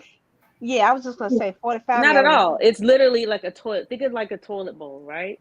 Think Mhm. of the toilet bowl that you have right now, except the bottom part doesn't exist. It's just going to be in the floor, but it's still Okay. a toilet. You get what I mean? So you can't fall through it or anything like that, is what I mean. Can I add Okay. something real quick about this It's since not we're that on kind of hole. the reason why that's the best position because the position they have us sitting in, it cuts off Mm-hmm. part of it that instead stays inside and it starts to build up. There's even these little stools you can put slide right up underneath like where the rug to your toilet goes and they let you prop your feet up so you can get kind of in that angle with our style toilet. You know, it'll That's the probably only way I use a it. little bit higher Uh-huh. just to get it all out. And I'll fall back. That's And no, you're absolutely right, the bomb mom, because I do have a step stool at my commode, and that Hey, humbling, real quick. Mute your mic, real quick. QB shut wanted up. to. Shut up. Oh, do you want to talk for real, QB, or is that just 45 Like, picking with me? I'm not. I'm listening, man. Oh, gotcha. Yeah. What that's why also too, if many of y'all notice that sometime when you go to your grandmother's house and she'll have that big thing that sits on the toilet, that's because when she sits on it, it gives the same effect, or he sits on it, it gives the same effect as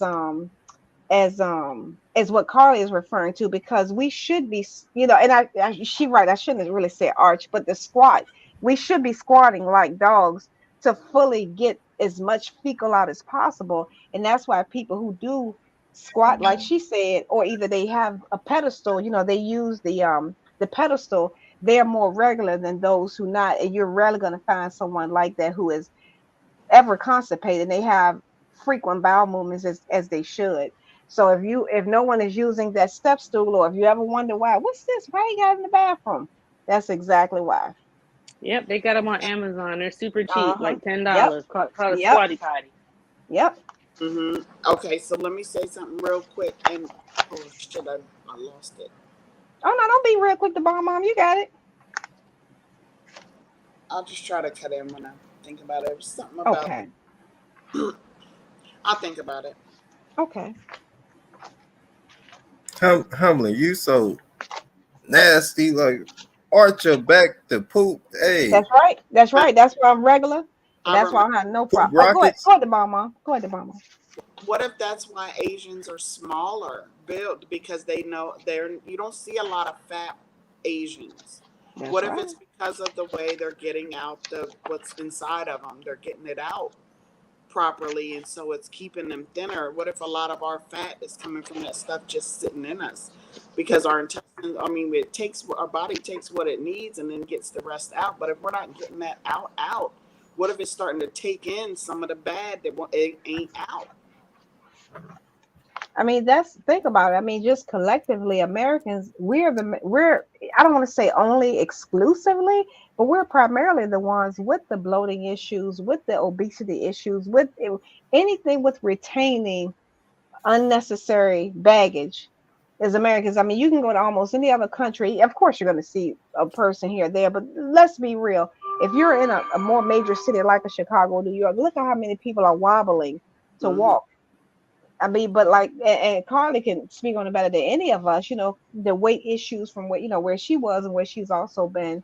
How often do you see someone who, their hips are wider than their shoulders? So, yeah, that's definitely an American issue, They're also using specifically here. bidets in other countries where we use toilet paper, and a bidet is a lot more cleaner because you wash after every That's true. room use and there's no residue left. As where if you're just wiping toilet paper, you can leave residue and bacteria there that can cause other infections, especially with women. Um, Exactly. that's another point. They're getting it out of them and then they're washing properly. They have us over here not sitting properly, squatting properly, or cleansing properly, and then you see a lot of the sicknesses, people getting sick, and I think that's part of the problem there.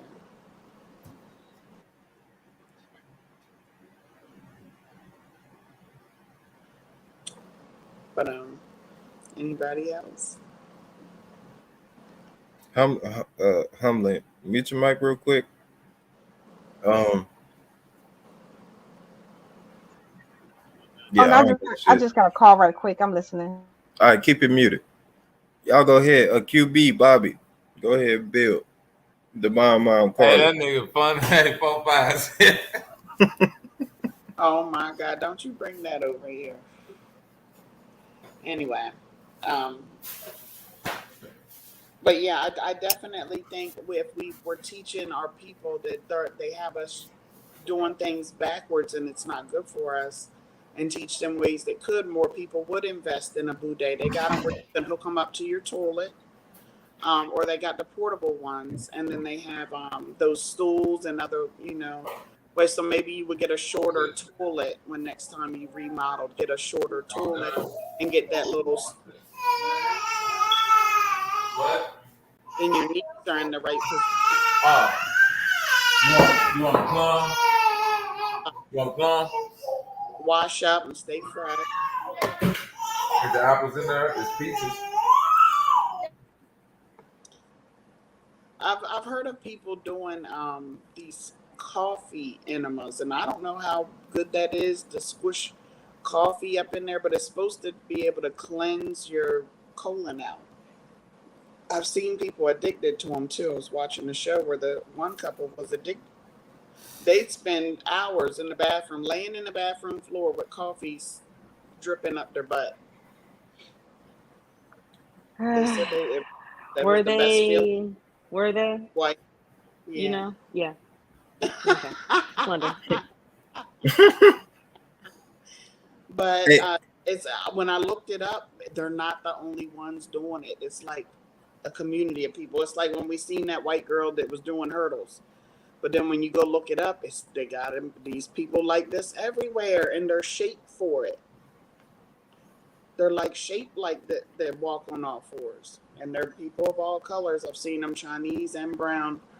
So it wasn't just the white girl, but until you actually look it up, the first time you see something, you like, well, shoot, what is these white people doing? And then you like, well, shit, it ain't just the white people. and what's crazy is newspapers when I was a kid was advertised to looking at them while you on the toilet. That's the only time I seen niggas look at newspapers was when they was on the toilet chilling. Or sometime in the morning drinking them. But yeah, my guy likes to guide on the toilet. Yeah, that is interesting. Y'all right that that was the best reading material, and maybe not so much for you 45 and QB, not picking on y'all, but those of us a little older, that's actually where many houses kept their magazine rack, was in the bathroom. Mm-hmm. So the coffee table was I mean, for photo albums.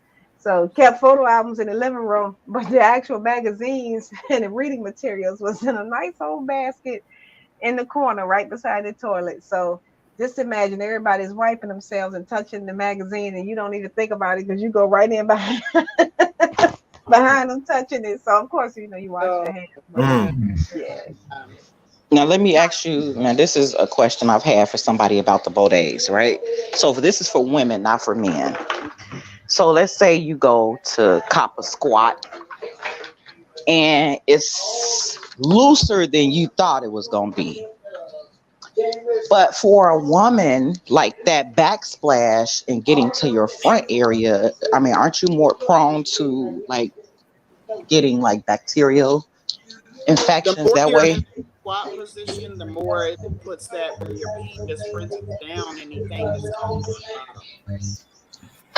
For me, if I go into that, I my hip right up front, so anything is going to run down underneath. And Okay, I guess the more depending you're on how you're positioned, we all built differently. yeah. Okay, okay. I've always wondered. I've never I used a think the Bodiva. farther your butt is to the ground, the higher your female part is above it. Your pocketbook, as my grandma used to say. Yeah, I guess I don't know. When you go in that position, that's usually sitting up front and your butt's on the ground. Okay. Whereas if you're sitting just on like a chair or toilet way, that's facing down. So Got that's it. I got it. Okay, more. because you're the opposite way. Yeah. Okay. Hey, now, Sister Popcorn, I know you said that question was for women, right? Mm-hmm. No, this ain't even being funny. In Okay. fact, it might be quite helpful for some people because being a father of two young women, right? Mm-hmm. Mm-hmm. I'm a girl dad. On my first two babies, and one thing I noticed, like from a lot of my homies, especially the younger ones who got little girls, they don't really know how to change their diaper. Mm-hmm.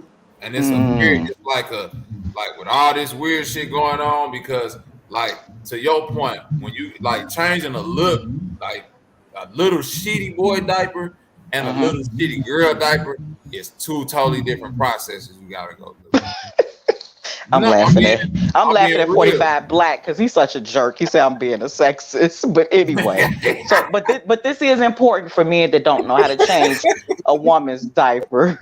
No, Listen up, it's real 45. because I caught one of my partners. This was years ago, and we had our babies, and his baby made it stinky, and then I caught him change her, and it was like kind of quick, and I was like, "Hey, bro, did you like you cleaned out our area and stuff, right?" He was like, "What you mean?" And I was like, "Bro, that's a little girl. You gonna have to like clean her out. She not a Mm-hmm. dude. Like it might be something like she just shitted in a pamper, bro. It might be might want to check it out." And when he took her pamper off and changed it again, the nigga was shocked, like, "Bro, you mean to tell me like I've been leaving this in my daughter like this the whole time?" Mm. You see what I'm saying now? Yeah. And So you're it's right. like I just watched a video with a woman. She's got a whole big little puppet that shows all the parts, and she said, "I'm gonna show y'all how to properly clean it." how to And properly clean a little girl, right? Because this is something that I had to get what hip to. part? Because you're not supposed to use soap on the inner part, That's right. only That's on right. parts that grow hair.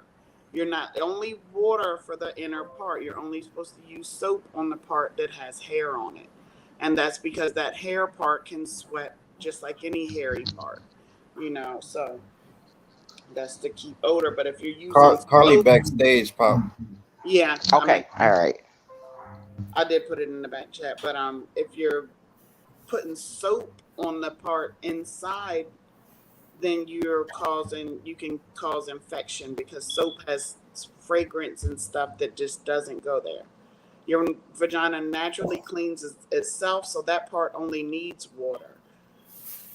And that's how you can cut back on odor if you're not changing your pH by using fragrance in that area. So you just have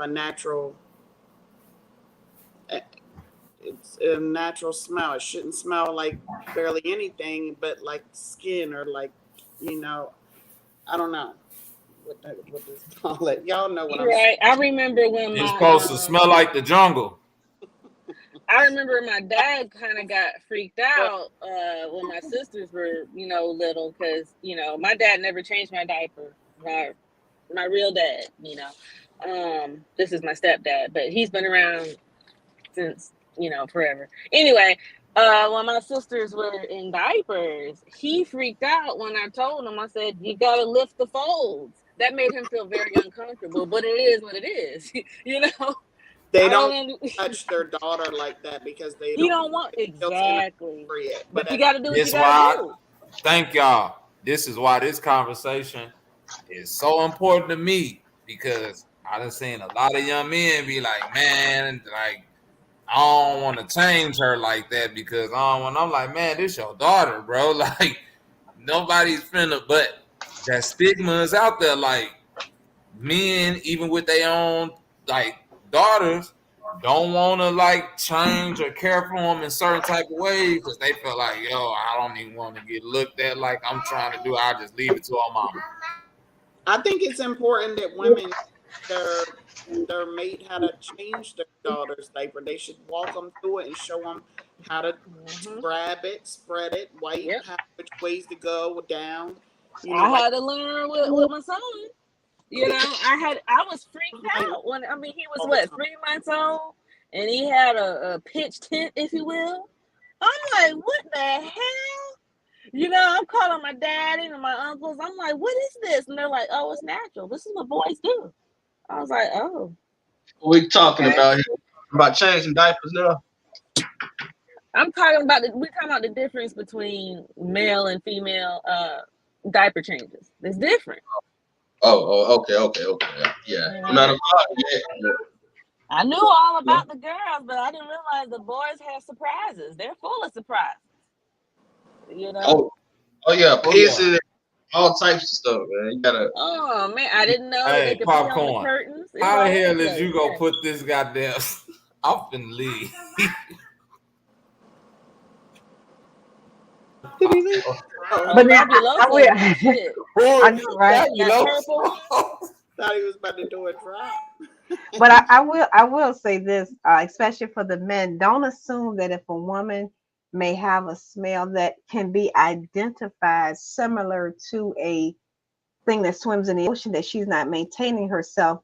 With some women, everything we eat does come out because we have three holes that can release something. So it's going to either come out. Obviously it's not going to come out the mouth, but with some women, if they eat a lot of seafood, their pH is going to be off. So their discharge may smell somewhat, but there is a difference between between a Oh, odor that. that's. I, So, I, go ahead, mama. Go ahead, mama. I'm just talking. I Go do think ahead. Go ahead. I don't know about eating. I don't know. I think that you can eat what you want, but I do think eating fresh does have changed the way you taste and smell. And me and my friend talked about that one day when we were reading something because we were reading about pineapple and all this stuff, and we did see that where it was saying if you eat a lot of fish you could smell fishy. But then if that does that mean it's throwing your pH off? That's still like putting fragrance down there. It's still the same chemical imbalance, which causes the bacterial vaginosis, which causes that smell. You So, took the words out of my mouth. I was just about to say that. Sorry for the background. I'm at Kroger. so yeah, it's kind of the same thing. Once your pH is thrown off, and it can happen from your period. Period can do that. So some women have to wait a couple days after they get all of that out. I don't recommend douche at all. Just let it work its course and cleanse, like I've stated earlier in the video. If you missed it, rewind. I thought that did. I knew that did before. That was created by men, and it's for men. It's for gay men. It's not for the Oh, man, anatomy. that's crazy. It's in the women's section. Maybe they need to have their own section now that it's all out and about. But the women, I don't recommend that women do that at all. It's not good for you. And my daughter just went to some of her first gynecological appointments, and the doctors explained very clearly that she shouldn't be using soap on anything that doesn't have hair. That and making it just keeping her very aware of how to take care of that area. And that's been we all know we've dealt with it, and listening to other videos, we've come across this information. So, we just need to share it, and so everybody knows and can keep that from happening. You're gonna smell yourself before anybody else. Don't even, because these men out here, like when the woman was explaining this, there was certain guys up on the panel like they had ammo now to shoot at women. Like, we ain't we been shot at enough? Damn, we got to deal with this shit. We ain't happy about it. That's not something a woman wants to smell like. So I think we gotta teach them and everybody be aware, so that's not something that they gotta be embarrassed about, and it's something that we all, the men know. It's not that she's not, but not saying that if you don't take care of yourself, but it's not always about the woman not taking care of herself. Maybe she just had her and her boyfriend had a lot of sex, steaming for the pH off. I think probably Yeah, is, and then if that happened, you just get in some boiling hot water, right? You Boil get the water. Don't run the water out the faucet. Put the water on a pot salt on the stove. onto the beach, salt water, laying in the salt water. I think that just heals everything. There you go. Boil that water. You want to throw salt, baking Oh, you know, soda, salt vinegar, water and steam. peroxide, a Bobby, cap full of bleach. steam. Everything in that bath water got. Hey, hey, Do the right. bomb bomb. Let me y'all let me give the disclaimer. Oh, I'm sorry. Go ahead. do Chop y'all some know onions and some garlic up in that bath water too while you at it.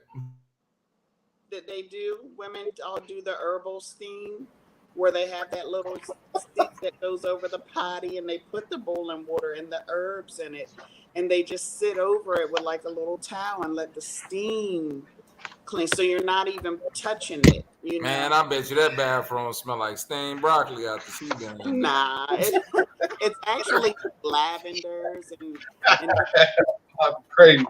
Hey, you ever walk in the kitchen, somebody steaming broccoli, you have to catch yourself or you start cursing. Okay, y'all ain't steaming broccoli. I was finna start a no. fight up in this. Now, that's chitlins. And I just want to say, Bobby's recommendation are those of Bobby and Bobby only. The Popcornologist podcast does not encourage any woman to put all of those ingredients in her bath water. If by chance you decide to do that, please refer any and all complaints to Bobby and Bobby only. Leave Akila and the children's out of it. It's solely Bobby. So Call again, control. Listen, And, if you in a rush, you need to hey, go to Bobby, your granny house. And your she granny gonna, got a red bag on the back of her door. Now that red bag is not a inflatable water pillow. You see what I'm but He said throw that catfish back in the You need lake. to put all them ingredients I told you to put into that tub. You need to make a concentrated mix and put in that red bag. yeah. again, I thought the red bag was flaming popcorn.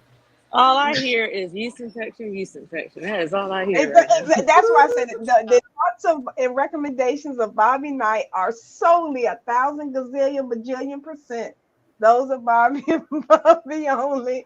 Do not Hey, take anything. hey, listen. When you use that red bag, you want to keep yourself corked up for like 8 hours straight. Don't let that liquid release. Let it sit in there like some mouthwash. And it's so funny how when we were talking about the red bag, and because people were like, no, no, no, it's a hot water bag. Then why did grandma have it in the bathroom by the toilet if it was only used for hot water? And Why the hell they had that long white ass tube coming out that mouth? because you can't Exactly. fill it up. Where are you supposed to get the water in it? Suck it through the straw. Hey, we could have got the hot water without that long white ass tube. Now you gotta Exactly. explain that tube. Goddamn. Exactly. Cartoons, you know how they put that little red bag up on their head when they get hurt. That's what they thought that was. No, that's for when you get hurt. Oh, Don Tree says she know about the uni. Okay. Yeah, she said she loved the younger steam. They don't smell like broccoli. They got a lot of they smell good. It's like natural herbs and stuff. It's a bag of little herbs. Yeah, they put a whole bunch of herbs in that. Yeah, and it's like lavenders and little wood chippings and Little stuff. rose. And I knew this lady. She used to do Yoni's thing, but she stopped because she said one time she did this lady and like fruit flies and shit was coming in the room and got Oh my God. gnats and shit started flying around. Oh my God, Hey, boy. chill out, man. You Chill know out. them little bitty gnats. Hey, you talking about words? I'm Word talking right about the gnats. Cause look, you supposed to pour that boiling water and that bleach down your drain to kill them gnats. And Mm. man. You got a whole life going on now. A fucking word ecosystem. Come on, man. Jose said then the uni steam turned that coochie into seafood bowl. hey, fellas, y'all ain't no different now. You yeah, hear me? Some of y'all feel little pins and needles when y'all be pissing. That ain't that don't mean that it's hot outside, nigga. That mean you need some more water. don't go raw and everything. Right. It ain't even about that. It can listen. Your piss for a man, your piss gonna sting if you don't drink no water. Oh yeah. And it's the same way with y'all when y'all ejaculate. We know the smell. Y'all ain't no different than us. We can tell when Yeah. y'all balanced. Uh-huh. See, when you eat strawberries and pineapples, it's got a whole different smell than when you be eating them goddamn pork rinds all day.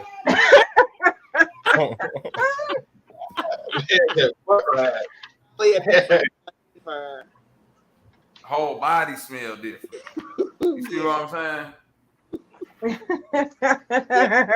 It's like this. Hey, listen, this ain't being funny, but it's kind of like you ever met a woman that do like a job that a man supposed to do, and then you be like, damn, you musty. Why do you smell like that? Nah, Smell like if your man been outside working, he still smell good. He just a little sweaty, wet.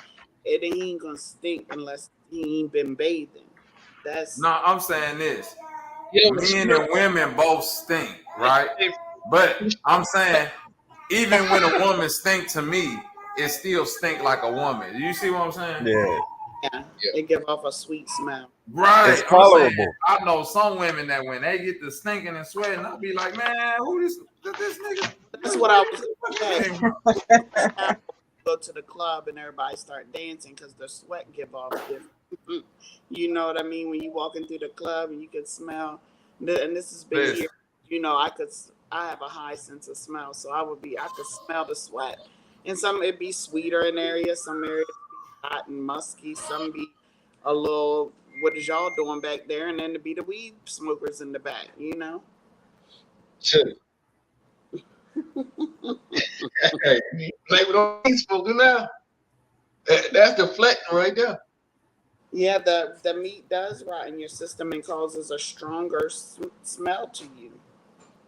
There you go. Have a stronger audience. Hey, the mom. Mm-hmm. I just want you to know I'm mesmerized again. I'm trying not to stare, but I'm getting those Tina Marie vibes again. I have such a woman crush on her. Don't tell Akila, Bobby. But so that's why I'm like, I ain't trying to stare at the mom, but I can't help it. I can't help it. If y'all can see it in the chat, I mean, it's strong Tina Marie vibes. We know that the bomb mom is naturally beautiful, so we ain't taking nothing away from her. But that pose is the essence of Tina Marie all day. I can't help it, y'all. I just feel like she looks just like her. Humbling, you keep saying the bomb mom, you meant 45. It's all good. No, I wasn't talking about quick draw. Hers was natural. I'm sorry, what you said about mom? I'm trying to look at her. She look white. Did you pale now? Oh, no, you know how like what Lord, It look like a white girl, don't I? It's a lady. She was a drug kingpin. That's not a bad thing. In the 80s. Y'all know who I'm talking about. The Mexican kingpin lady. I'm sorry, who? She was real I know gangster. who you talking about. I can't think of her name right now. But yeah, she a G, man. That's who my mom brought me up. Real gangster. The chick that died. I know Her name, I don't know. Her name's like Martha or something like that. It's one of those type of names. Old school names. From the what was that? She was a kingpin. I think I know what show, man. It was the other girl that ended up Queen of the South. She Mexican, right? Yeah. She was middle aged lady. Yeah, she's gone now. Griselda Blanco. There you go. I was talking about Martha. I knew it was a old school name though. Hey Carly, he googled it. He ain't know it. He googled it. Yeah, I know he did. Well, that's Marie because I know my mom and dad used to listen to her, but I don't think I had a picture of what she looked like when I was little. you know. Okay. So I just looked it up to see. But I mean, I can see what you talking about. I'm Yeah, just that's thinking a, today. Today we can't go side by side. I don't know yeah, what's going on with her eyes. yeah, that's exactly what it is. Cause there's a, Oh, hey, I wish old I could picture. find it. Yeah, that's what it is. What album was that? It'll come to me, but it's one of her album covers. It's that pose. It's just like strikingly resembling. But but I don't want spend too much. I don't want y'all to to I want y'all to distract me because y'all I'll just be sitting there staring. I'm sorry, Square Biz was my favorite song. So that's why I'm like, let me talk about something else because it's just bringing those vibes. But there was a album of hers. Shoot. It'll come to me. So we can talk No, about hey, whatever. Humbly, it's all good. Just mute your mic. Man, I did Okay. not know it. This just took my tongue right now. I didn't even know she was in love with a black dude. Instead Blanco. Yeah, she had a young black boyfriend. I remember from the documentary. Man, I didn't even know that. And then Charles Cosby. Oh, Alberto. His name is Hello, Alberto. to go to his Alberto. house. That's a Mexican dude. Mm.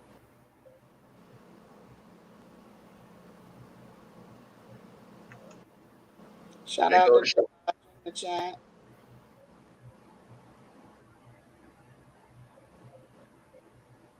No Lodge, what's good? Hit the link, bro.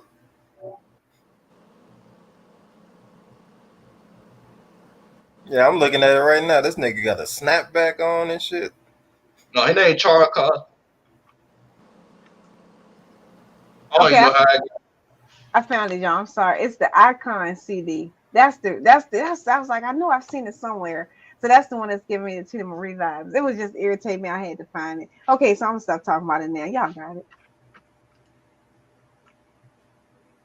Oh, you good? Go ahead. You can talk now, Humbly. Go ahead. I said so. It's fine Okay. because I look like everybody for real. I can blend in with just about any culture because I don't. I'm a, And where my nigga Zay at, man? Where's Zay at? He'll be you over know, here. I heard you fit some game. except for like China. Say Oh, if I know, anybody right? say you look like Griselda Blanco, that's a diss. Oh, No, now I know where 45 no, got it from. He got it from Love Zay trying to make it seem like it was no. his.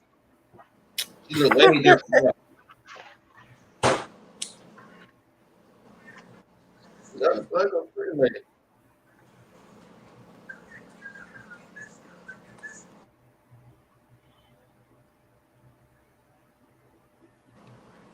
Damn, this nigga was the first. Uh, was Oprah Stedman? This nigga was Gangster Stedman. Oh shit, they got a picture of him kissing her all in the mouth. What the fuck? That's nasty. Don't Man, don't don't be hating on Stedman. Us women, we like a good Stedman every now and again. We just need y'all to sit back and be quiet. You should practice that 45. Be a Stedman. I think it Nah, was. you don't want The me to be a shade, the Stedman. shade. I'm sorry, what you say, Carly? And I wasn't talking about nothing. I'm just messing with y'all. I Yeah, know because she I was like getting Stedman money. now. I wouldn't be worried. She got some money. Hey, baby, I got you. Yeah, there's some money in my pocket. I ain't complaining. All right.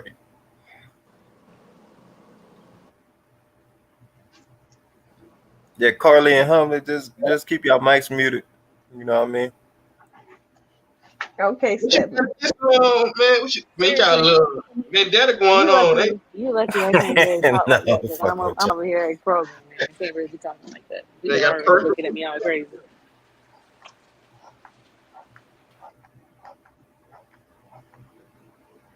Oh What you man, I'm say? finna What ask. you say? 45 seconds. Hmm. Oh, my brother's here now. Are y'all? Are we done talking about the worms? Man, I'm finna talk about something else. Okay, you can Go ahead. I can What always y'all pick think up about later. all these factories being blown up and set on fire? All these chicken factories, cow factories. Like, what you think they trying to do? They trying to usher people to grow their own food. I think that they have stuff that they have to inject into the chickens, and they might not know what it is. They just do their job, but I think that stuff might be connected to the same stuff that you're talking about that grows in you and can connect to this. Because I think that's why they added the nanobits were important to get into us. So that they can digitally connect. Mm. So connect us to the parasite. I think the nanobits are somehow with the yeah. I think they're able to connect Yeah, I'm trying to to it. connect the two together. Like they trying to connect everybody to If this you got a parasite. worm in you, now you don't stuff. You've seen it grow on a microscope. I don't know how many of you guys watch Net's Most Wanted. A lot of his stuff has to go to Rumble, but he has tons of it since it first came out until now, and he definitely goes in deep. He's got a lot of people that are whistleblowers, people that work for the government, doctors, nurses, people who have actually had stuff happen to them. Their stuff gets blocked and they're not allowed to say certain stuff. So they go on this other platform and do it. And he's got a lot of people that spoke out about it, but they showed it on video with the little things, even on the test swabs that just start growing and moving about themselves. And I think they multiply. Man, it's so crazy, right? That I don't even know what to call it no more. Like they call it Luciferius. But now, what we talking about now, we talking about worms and like all this shit is making sense because this whole thing they call Luciferius has his own consciousness. And in this thing they created in this lab, which I think it was already here, and they just put it into a swab and put it into a jar, put it into your face mask. They probably just cloned it to control it. That's what I'm thinking now. They cloned this thing called Luciferus, and before it was cloned, it had a natural environment. It could be in the cold water. Parasites thrive in the cold and thrives in what's the word? Human environments. That's the word I want to use. And they probably went inside the jungle. Let's just see what we can get up out of here, and let's call it Luciferus. Let's find the baddest parasite up in here and put it up under a microscope. Because we know scientists back in those days, right? They went in inside jungles and they built laboratories beside the jungle, inside the jungle, and just went and picked up stuff and get to see what's up, what it looks like up under a microscope. And they said, okay, this worm could eat this, eat up this monkey while it's alive. It can eat the whole body up, and let's work with it. And they probably develop some technology with it. And later on down the line, let's just develop it and let's see if we can separate it from its environment. We did that, and now we got this thing called corona, which you can put up on the microscope. And now you got this thing called Luciferus, which is inside the jab. And what they put inside people is this thing Luciferius, this parasite that's eating people up. And it's activating something inside them. And they, the body has a natural way of fighting something out, and it's something that they can't fight out. That's just something I always thought about.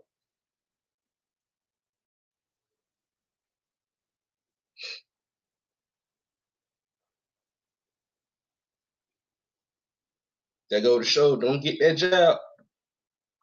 Cause then there's something else going out right now that they said all the world leaders, right?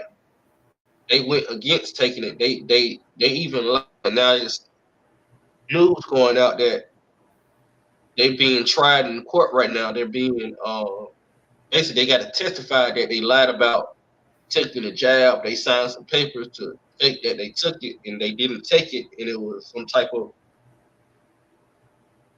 fake shot they took to make it look like they took the actual shot, but they didn't take the actual shot because they was the ones who was with everybody taking it, so they can depopulate the world. Oh, Yeah, it's some crazy stuff, man.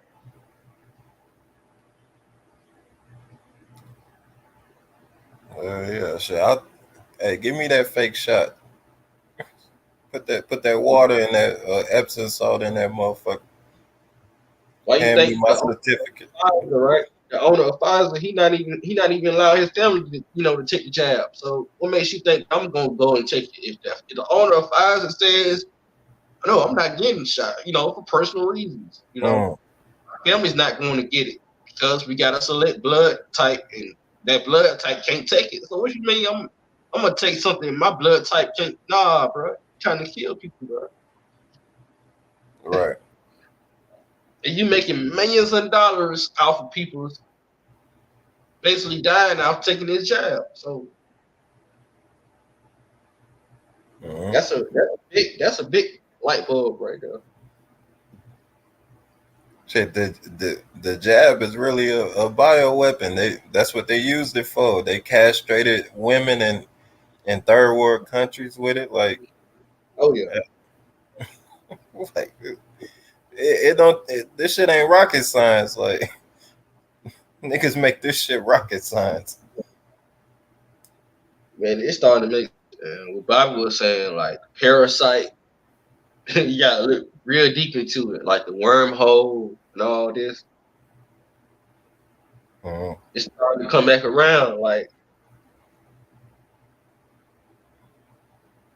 Yep. like the diet that we got, like the salt, the sugar, the artificial, especially artificial sugar, artificial salt, because the artificial salt is non-carbonated. Yep. It doesn't have any carbon in it. So if it doesn't have any carbon in it, if that parasite is eating that unnatural salt, that unnatural sugar, then that parasite isn't basically not becoming natural, it's becoming synthetic like. And for that parasite to be living inside your body, for it to be synthetic, then you're becoming synthetic. And your whole consciousness is basically downgrading itself. And you're just eating this. You're not even thinking about what you're eating. You're just eating it. And I think that's when the parasite kicks in when you're not conscious of what you're eating. Uh-huh. I often say, was it The Walking Dead? I think they were showing us something in The Walking Dead, and in my mind, I believe that when they hit the switch, and it's all tying in now, what you guys are speaking about that. I think that will be the behavior that we'll see. But that's my opinion and an observation. But they usually show you the truth in movies and television. Uh-huh. You're not even far off. Like Uh huh. you're not even far off from what you just said, because that's The that's Walking reality. Dead. Yep. Think about all the elders that you got, your aunties, who older than you in their 70s. Like, how do I make it make sense? They still eat, pork. They still like when you tell them that this ain't good for you, they be like, yeah, I've been eating this for years, so I'm not gonna stop eating it. But they're not thinking about the quality of life they're gonna have. I forgot who said this. I think Bobby said this. Vegans who may die at an early age, but they had a quality, diet instead of a quantity diet. Eating a lot of junk food, this and that the doctors would recommend you, knowing that it's not good for you. And the Western medicine is at the top of the line of destroying you anyway. Like the poppy fields that they go out and get the medicine from. So they just really making money off of people who is ignorant of their own of what they put in their mouth, basically. But the one thing that we have to think about too is like think about what you're saying, QB, and a lot of people say that. And I always realize there's really no right or wrong. But many of us who have grandparents that lived to be 90 plus, ate more hog maw and everything else. Naturally, we know it wasn't processed the way it is now, and obviously some of the feed that they ate. But many of us who have grandparents that lived to be 90 plus, they would tell you they smoked, they drank, they did everything I, opposite. yeah, my great he's 96 years old, and he still eats the pork and that. Like he loves pork, like, but Uh-huh. he's 96 years old. So I'm like, yeah. But then this is why you blind. This is why you can't see out your eyes. Like your blood pressure messing up because you eating this food. But then you got to think too. Look at how many people who don't eat meat, don't eat pork, and they have the exact same issues. There's a lot of people who don't eat really any meat at all. It may not be 100% plant based. Well, let me say it correctly. The land animals, and they still have. They're eating the salmons and the shrimps and all that, and they're still having the same issues. So I realize it's no one all be all. You'll have a conversation with them, and they in the emergency room for the same thing, the gout, because that's one of the things many vegetarians or non-land eaters of meat have is gout and different things like that because the minerals are gathering in their feet, Yeah, so they still experience some things. So it's kind of like with that aspect, if you're in a certain environment, you do have to have a certain diet. You can't just get a watermelon from South Africa because you're living in America, so you're not ingrained into that soil. So that watermelon is not going to be naturally what you're used to. You know what I'm saying? So you got to be adapted to that environment to be adapted to that food. Like the watermelon got to be grown right here where I'm at right now. That peach got to be grown right here. That apple got to be grown right here so I can get the minerals that I need in this environment. Because the sun may not be out at a certain time of the day, or it may not be out at all. So I need a certain fruit that's going to grow within my own soil to get certain vitamins and minerals that my body needs. so let me ask you this. So when you with the fruit that you're referring to, is this fruit that like you try to get from farmers markets, or fruit you grow yourself?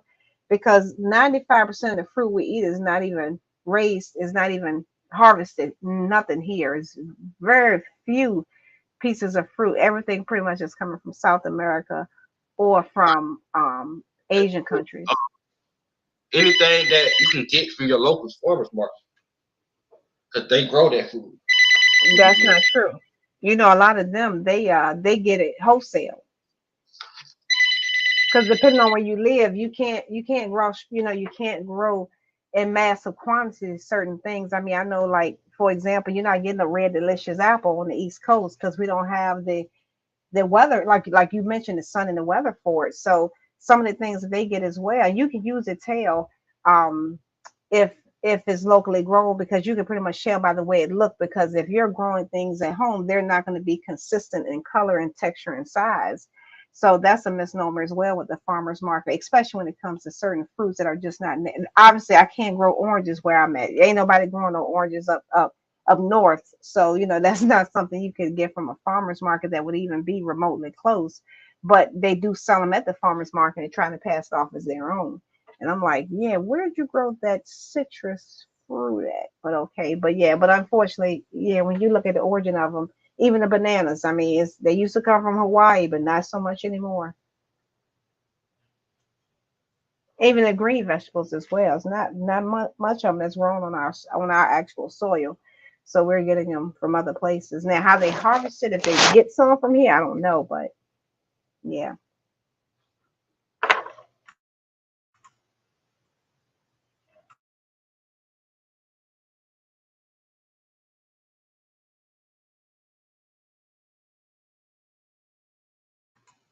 Hey, 45, I did mute my mic. Now, I'm gonna mute it. I ain't gonna say nothing else. Thank God. Shut up. Won't he do it? Yes, he will. But I definitely get your point though on that one, QB. We want to be as conscious as we can, but I used to be the same way. I'm like, oh, forget it. Are they growing any fruit here? Jesus Christ! I'm like, dang, not even like you said, the watermelon. Now the watermelon, you can definitely get that almost anywhere. So you make a great point about that. So I definitely try to get local watermelon and use it. That's the older quote unquote black guy on the back of his pickup truck got them loaded. At least where I'm at. So that's how I know those be the good ones. I don't get them out the store at all because I don't know where they came from. I wanted to just break in for a second and tell Mr. Spirituality, thank you so much for joining the podcast. And I appreciate the donation. And we look forward to hanging out with you again. Enjoy your day. Salutes Metal Face Doom. And who else do we have? T Cortez is in the chat. We got Love Zay. The mom is on the panel. No Lodge the Most salutes, brother. And you got it. You guys got it. I sent Bobby to the back so I could come back on the panel because he may be asleep. Oh, he's still there. All right. Let me bring him back. All right. Y'all got it. Sorry about that. Well, you can switch Bobby with 45. We won't mind. Got going on, ladies? Bobby mine. God damn it.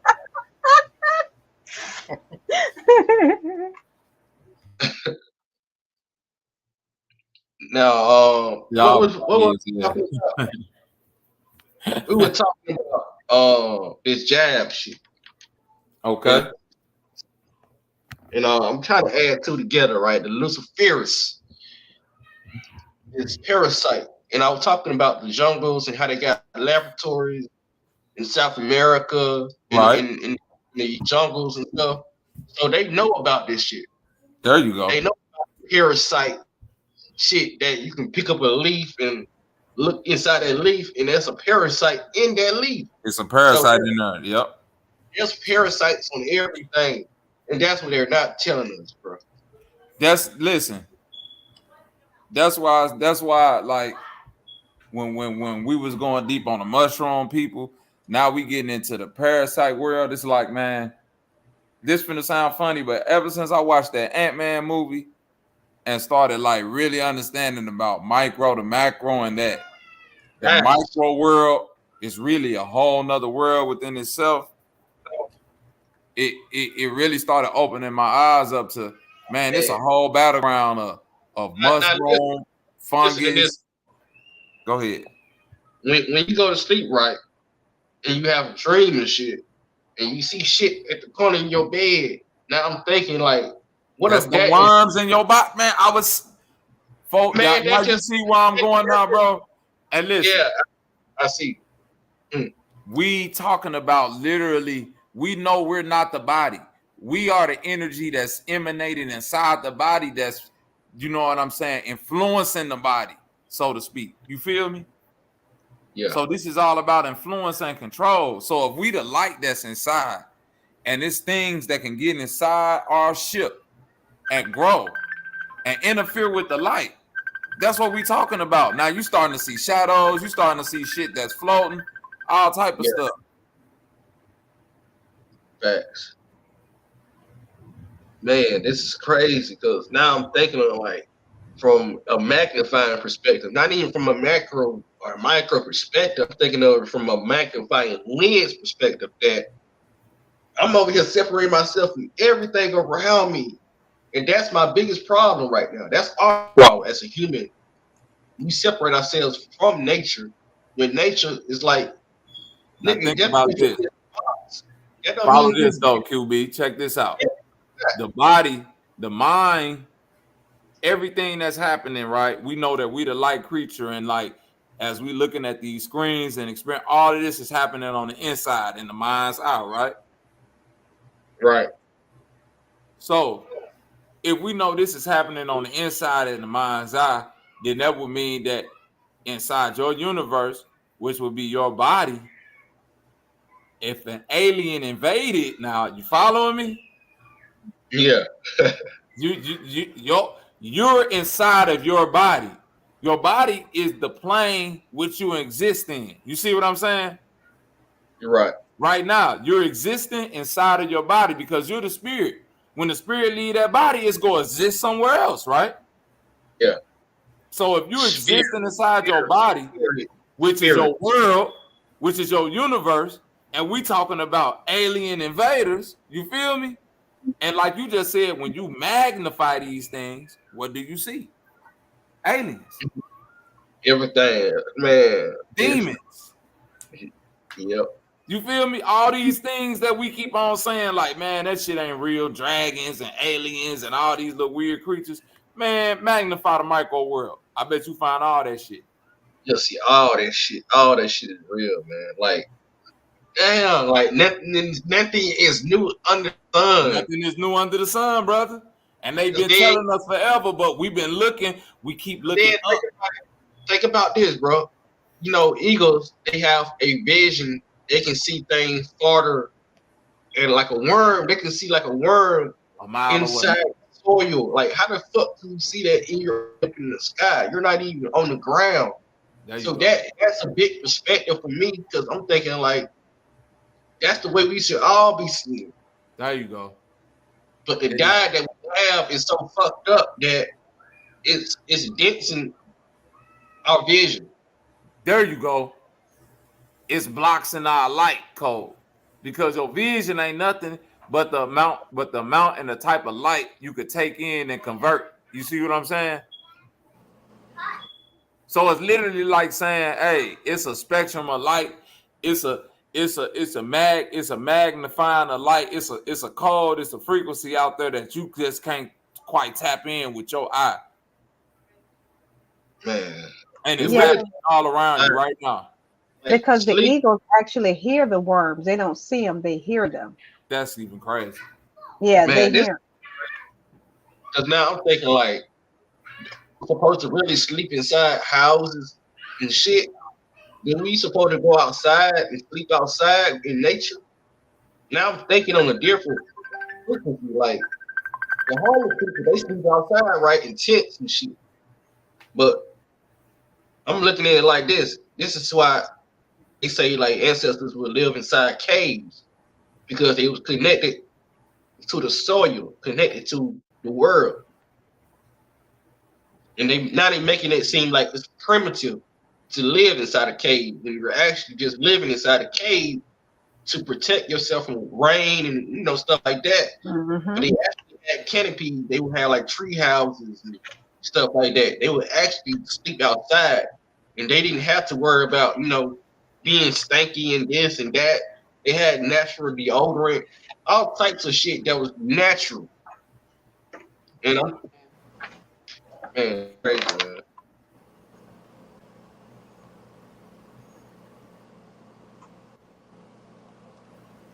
Yeah, you make a great point. And that's why oftentimes when I hear people talk about we need to get right with nature, I'm like, we never will. It just will never happen. We can try, but it'll never happen because we can't see nothing, we can't hear nothing.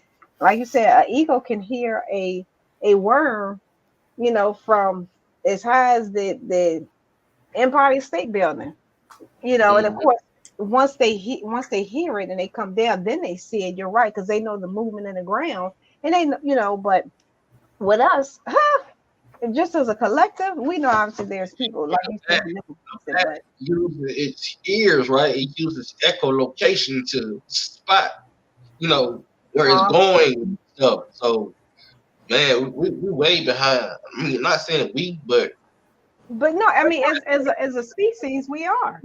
It's what it is. I mean, I know some people, they can say, well, I do this, I know how to start a fire, you do this, blah, blah, blah. But you're right. It's like we had to truly survive as a collective. If you just took some random people, if we didn't do the homework or nothing and just say, okay, I'm a, like Survivor, the show Survivor.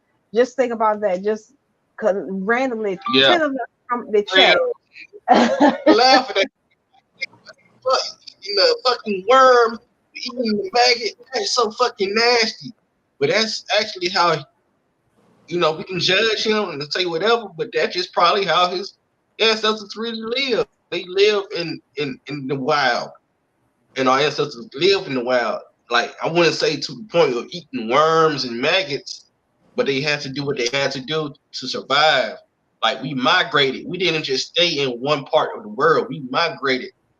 And we're not just from just this specific world. We're from all over the world. Now I'm looking at it from a parasite perspective, right? If that's the case, then I'm not just from America. I'm not just from Africa. My people are from all over the world because it's all ingrained into my DNA. Mm-hmm. Mm-hmm. And I'm I'm a looking at it from parasite to fuck niggas. a magnetic perspective as well, a magnifying perspective, magnet.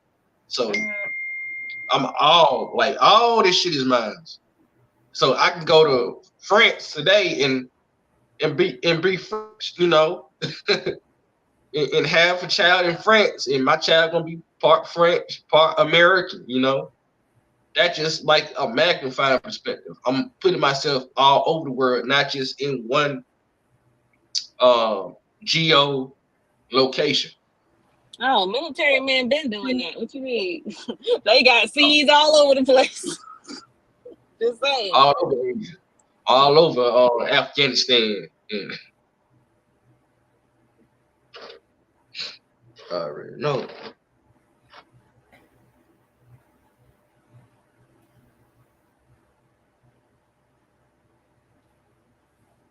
Hey, like I said, I'm a parasite. Mm-hmm. Yes, you are. When you say you're a parasite, how does that feel though? Like, does it feel kind of like, damn, a Oh no, negative? it's great. It's a great Like, feeling. I'm just a parasite to weird motherfuckers. To be fair, aren't we Earth's parasite? Technically. Technically, we are because the parasites laughing at us right now as they swim around in our stomach, liver, kidney, and pancreas. I mean, we're the parasites of Earth, right? Because we're not giving nothing to the Earth. We're just taking away. We're taking the resources just like a parasite does. So we're parasites too. Exactly. man. So if that's the case, then I'm thinking like, so if we can just stop calling people parasites. You call that person a parasite, you a parasite. Yeah, exactly. That's what I say. Yeah, the parasites just laughing at us like them humans think they are so intelligent. You ain't the body, you the fucking motherfucker operating the body. Mm-hmm. You that Man, little motherfucker inside your brain. Exactly. and what I wanted to say to QB or Bobby, Please don't. I was just gonna say like they say humans fuck the earth up and shit, and it seemed like parasites don't fuck the earth up. Like they kind of like heal the earth and shit. You know So what they what they say? say about parasites? Stop blaming yourself. Don't just blame it on yourself, goddammit. There's some other involvement too now. Well, I think what he's saying is part of what they do that's bad also does some good. So it's a good and a bad.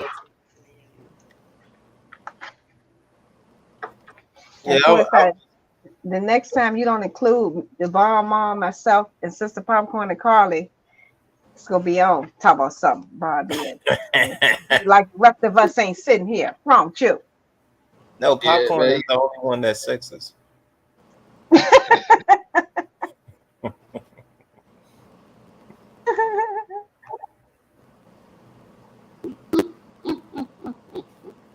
Oh, and the bomb mom. Speaking of your brother, I had to ask him the other day. I was like, "Can you please tell me exactly how to pronounce your name?" I had no idea it was knowledge. Yeah, I had, he likes to play on words. yeah, I was like, oh man, I was like, okay. So I was like, everybody called him no lodge. I was like, is it no lodge or knowledge? And so he was like, it's actually knowledge, but he don't obviously make a big deal about it. But so I was like, okay, you're right. I like the way he did that. Knowledge. Yeah, it's actually knowledge, not no lodge. Man, that's I'm crazy. always gonna call that nigga no lodge. That's He's no lodge now. It's already legal. Yeah, that's what I was gonna say. At this point, like the bomb mom says, he didn't want to get obvious, like, yeah, my name is knowledge.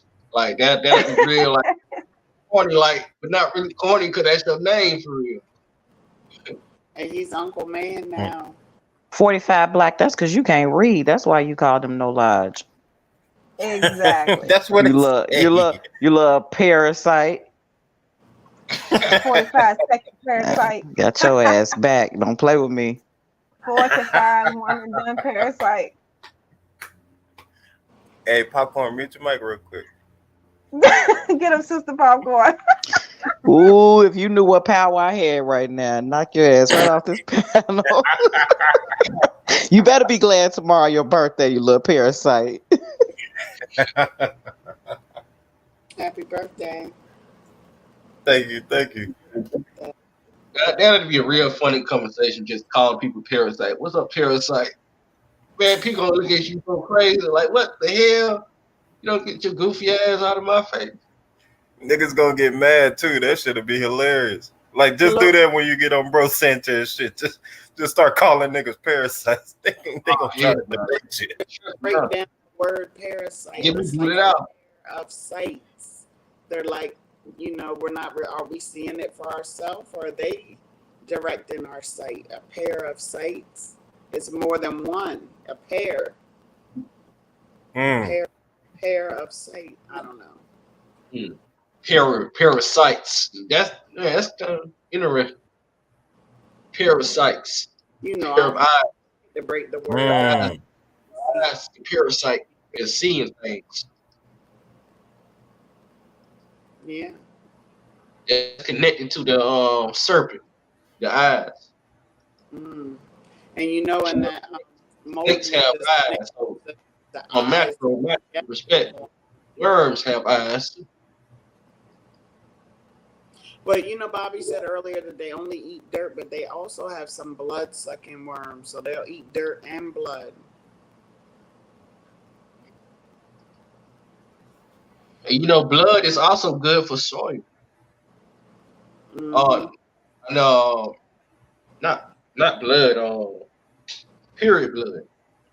They say period blood is good for the soil. Just not your spaghetti. Oh my God! Unless you want to. Talking about voodoo now. No, Make us mad if you want to. Oh, I'm sorry, Mom. Go ahead. No, I think she got a little grudge. She did to somebody. Oh no, it's just knowing that I have that, and I can do that, and y'all would never. It's one of those things that you be glad. Oh, I'm sorry. Say that again, QB. Oh, I was saying that's why you don't eat everybody's cooking.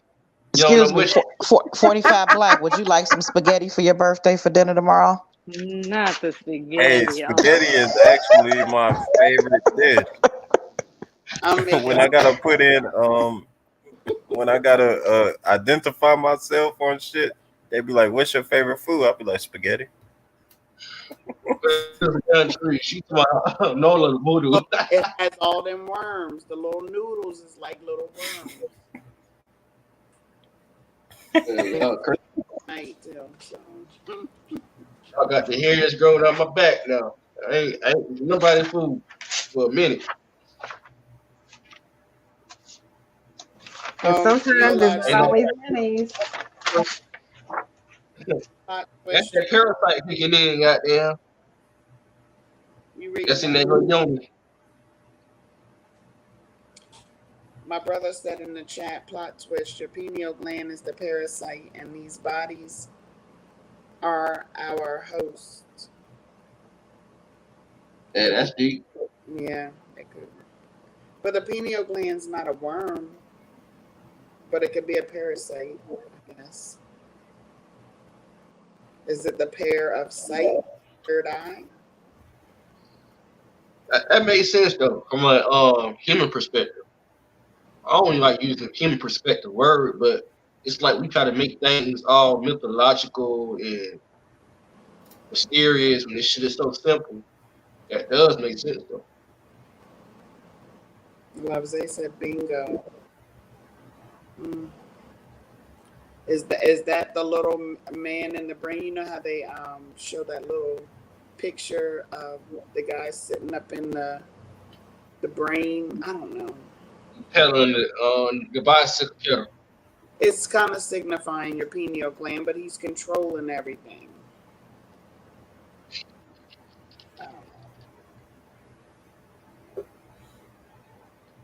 Parasite can be anything controlling the host and feeding off of it. Yeah, that's a parasite. We are not these bodies, we just control them from the seat of the soul. Oh. That's deep. We're not these bodies, so we're just basically, this is our avatar that we move around, and we do it from that little seat in the soul. That's that's why we're able to have out of body experience, because the body is not us. We're just controlling it, live this life, and afford to, you know what I mean, be able to touch things and stuff. Without it, we can't. And what people don't know, no lie, just stole that from SpongeBob. That SpongeBob episode showed that. That's all. So yeah, no lie, just knowledge. But hey, SpongeBob been exposed this. This ain't nothing. Seed of the soul. And it does look like a little seed. It looks like a walnut seed in that, and then looks like a little mini brain inside the brain. Mm. My mind, The earth, my the mind, earth ring of SpongeBob. my mind's eye. Isn't that somebody's name? A 45 Black, I'm really big on birthdays. I am. I can't help it. I know some people say they don't care. It's my birthday, but this is just the way I am. I try not to let those around me have a birthday and I don't celebrate it. So you gonna get this birthday song and everybody on the panel is gonna join in and we're gonna sing happy birthday to you. Oh yeah, happy birthday to you. All right. Do the All right. but do the Stevie Wonder Nope. version. It's the You remix. don't get no request. You gonna get it how we deliver it. Cause it ain't gonna sound like Stevie Wonder once we start. So y'all ready? Hey, Bobby Knight. Mm-hmm. Hold on, everybody. Carly, I know Bobby got some beats in the back. Bobby Knight. please for singing popcorn. The singing. Maybe we have to wait for Humbling because I know she want to sing happy birthday to you. So I gotta wait for her to join again. Hey, for my birthday, could y'all just keep her off the panel? I told y'all he got first event on her. Hey, Bobby Knight. Bobby must be taking care of the kids. He stepped away, but you ain't gonna escape this. And even if you off the panel, we still gonna sing to you. We gonna sing. We family around here. Yeah. Bobby holding a seat where somebody else could be singing. Okay. Probably in the back. He help out.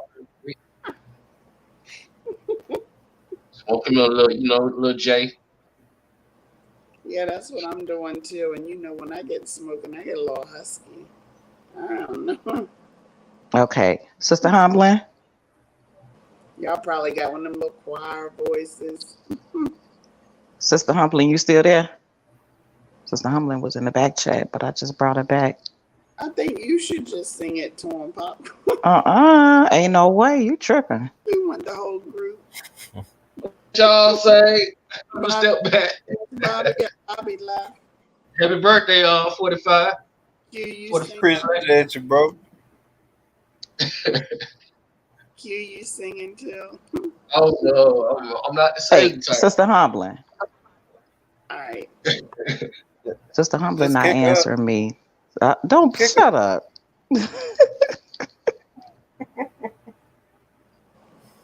There we go. His birthday's Hey, Sister Sunset, how are you? How y'all doing? We good. I heard it was 45 birthday. I said I got to go up and sing happy birthday. Tomorrow, but just in case But look, just in case we're not all in the same place at the same time, while we got him, we gonna sing happy birthday to him, and Oh, he I has got to sing requested. happy birthday to 45. He has Thank you, requested sister. that we do the Stevie Wonder version. So when y'all ready? What's the Stevie Wonder version? Oh my goodness. Oh, Just okay, got okay, okay, okay. Okay, Carly, you sound like you got it. Start the instrumental again. No, I'm good.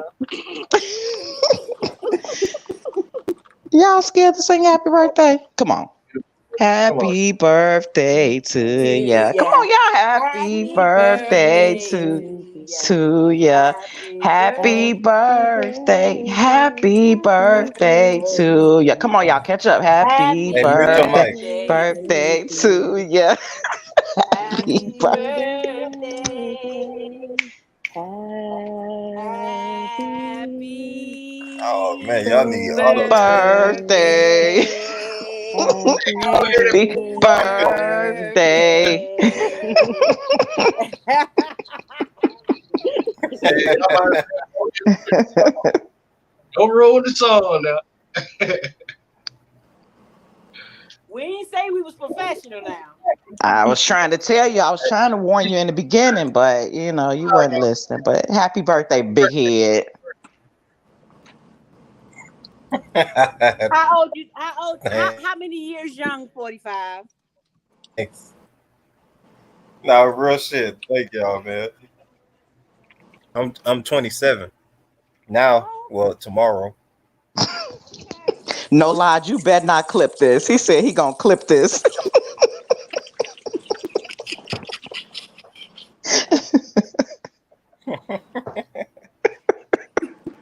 You ain't right, man. Oh shit.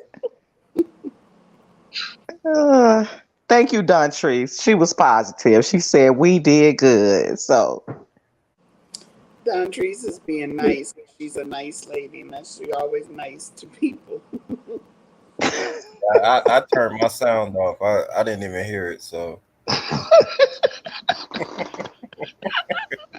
that is so ignorant. And even just to even tell us is ignorant. Oh goodness. We needed Bobby because Bobby can sing, but he disappeared. Well, at But least we it burnt was somebody's ears up. it I was know, right?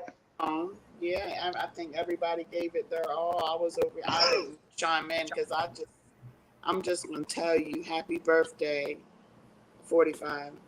I hope you have a great day. Salutes, peace, and love. And thank you. I'm no singer, Take but it up for everybody now. 45. Don't take it off. Hmm. I don't have my camera on, but I was dancing and everything. I don't know which beat you was dancing to because we were all off key. I know, but I was focused on myself in my head, so I had to stay on beat. But I was over here dancing and everything. Yeah. yeah, Bobby. 40, 40 flat, 45. Humblin said her battery died just in time. You said 40 flat. Yeah, 40 flat. Hey, that's funny. Fuck. That's what you always wanted to call me. Oh, you ain't lying. It was my opportunity. Shit. Oh, shit. 40 flat. That shit hilarious. I don't got no response to 40 flack. If somebody call me 40 flack, I'm gonna get off the panel. I'm defeated. Oh, I can't take y'all. But this has been so Hey, much that's just fun, payback y'all. for crab cakes, okay? Don't think I forgot about that. Hmm. Hmm? Hmm. Hey, Sister Cupcake and the Bomb Mom. Who else on Hey, here? baby, how you Uh, doing? Is that cute? Is that cute, Brian? oh Yeah, Yeah. yeah, that's him. What's good? man, that much, man. Ain't nothing new under the sun. That's what's up. Glad to see y'all all on the panel. Yeah, I just started out talking this morning and look what happened. Won't he do it? Yes, he Won't he will. do it? Mhm. Bring us all together. They call it crab cakes. All right. Keep playing. Got something for you. Whoa, whoa, whoa, whoa. Call it crab cakes. Hey, you anime, huh? Hey, You holla talking? at Jaguala. Is this 45 Black or what's the name? Whoa, Which whoa, whoa, one? That's whoa. the I'm Comatose. trying to I figure love out you. which one he I is. love Hold you on. 40. I love you QB, but no. Sound Oh, joint. You're oh, Was that your impersonation? let me guess. Are you supposed to be drunk too, right? There you go. There you go. Yeah, I know who you are. Yeah. hey, whoa, whoa, call it. I might have a wife that nobody's seen, but call it crab cakes. Hey, All right, take I'll a put my plane. number in the Hey, fly chat. your boy out. Put my number in the chat for anybody and everybody. Oh man. Hey, OG Philly, man.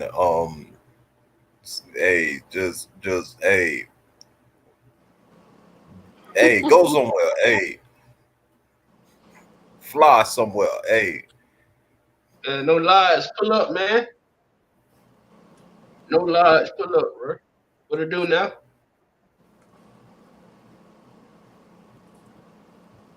nah, no His name.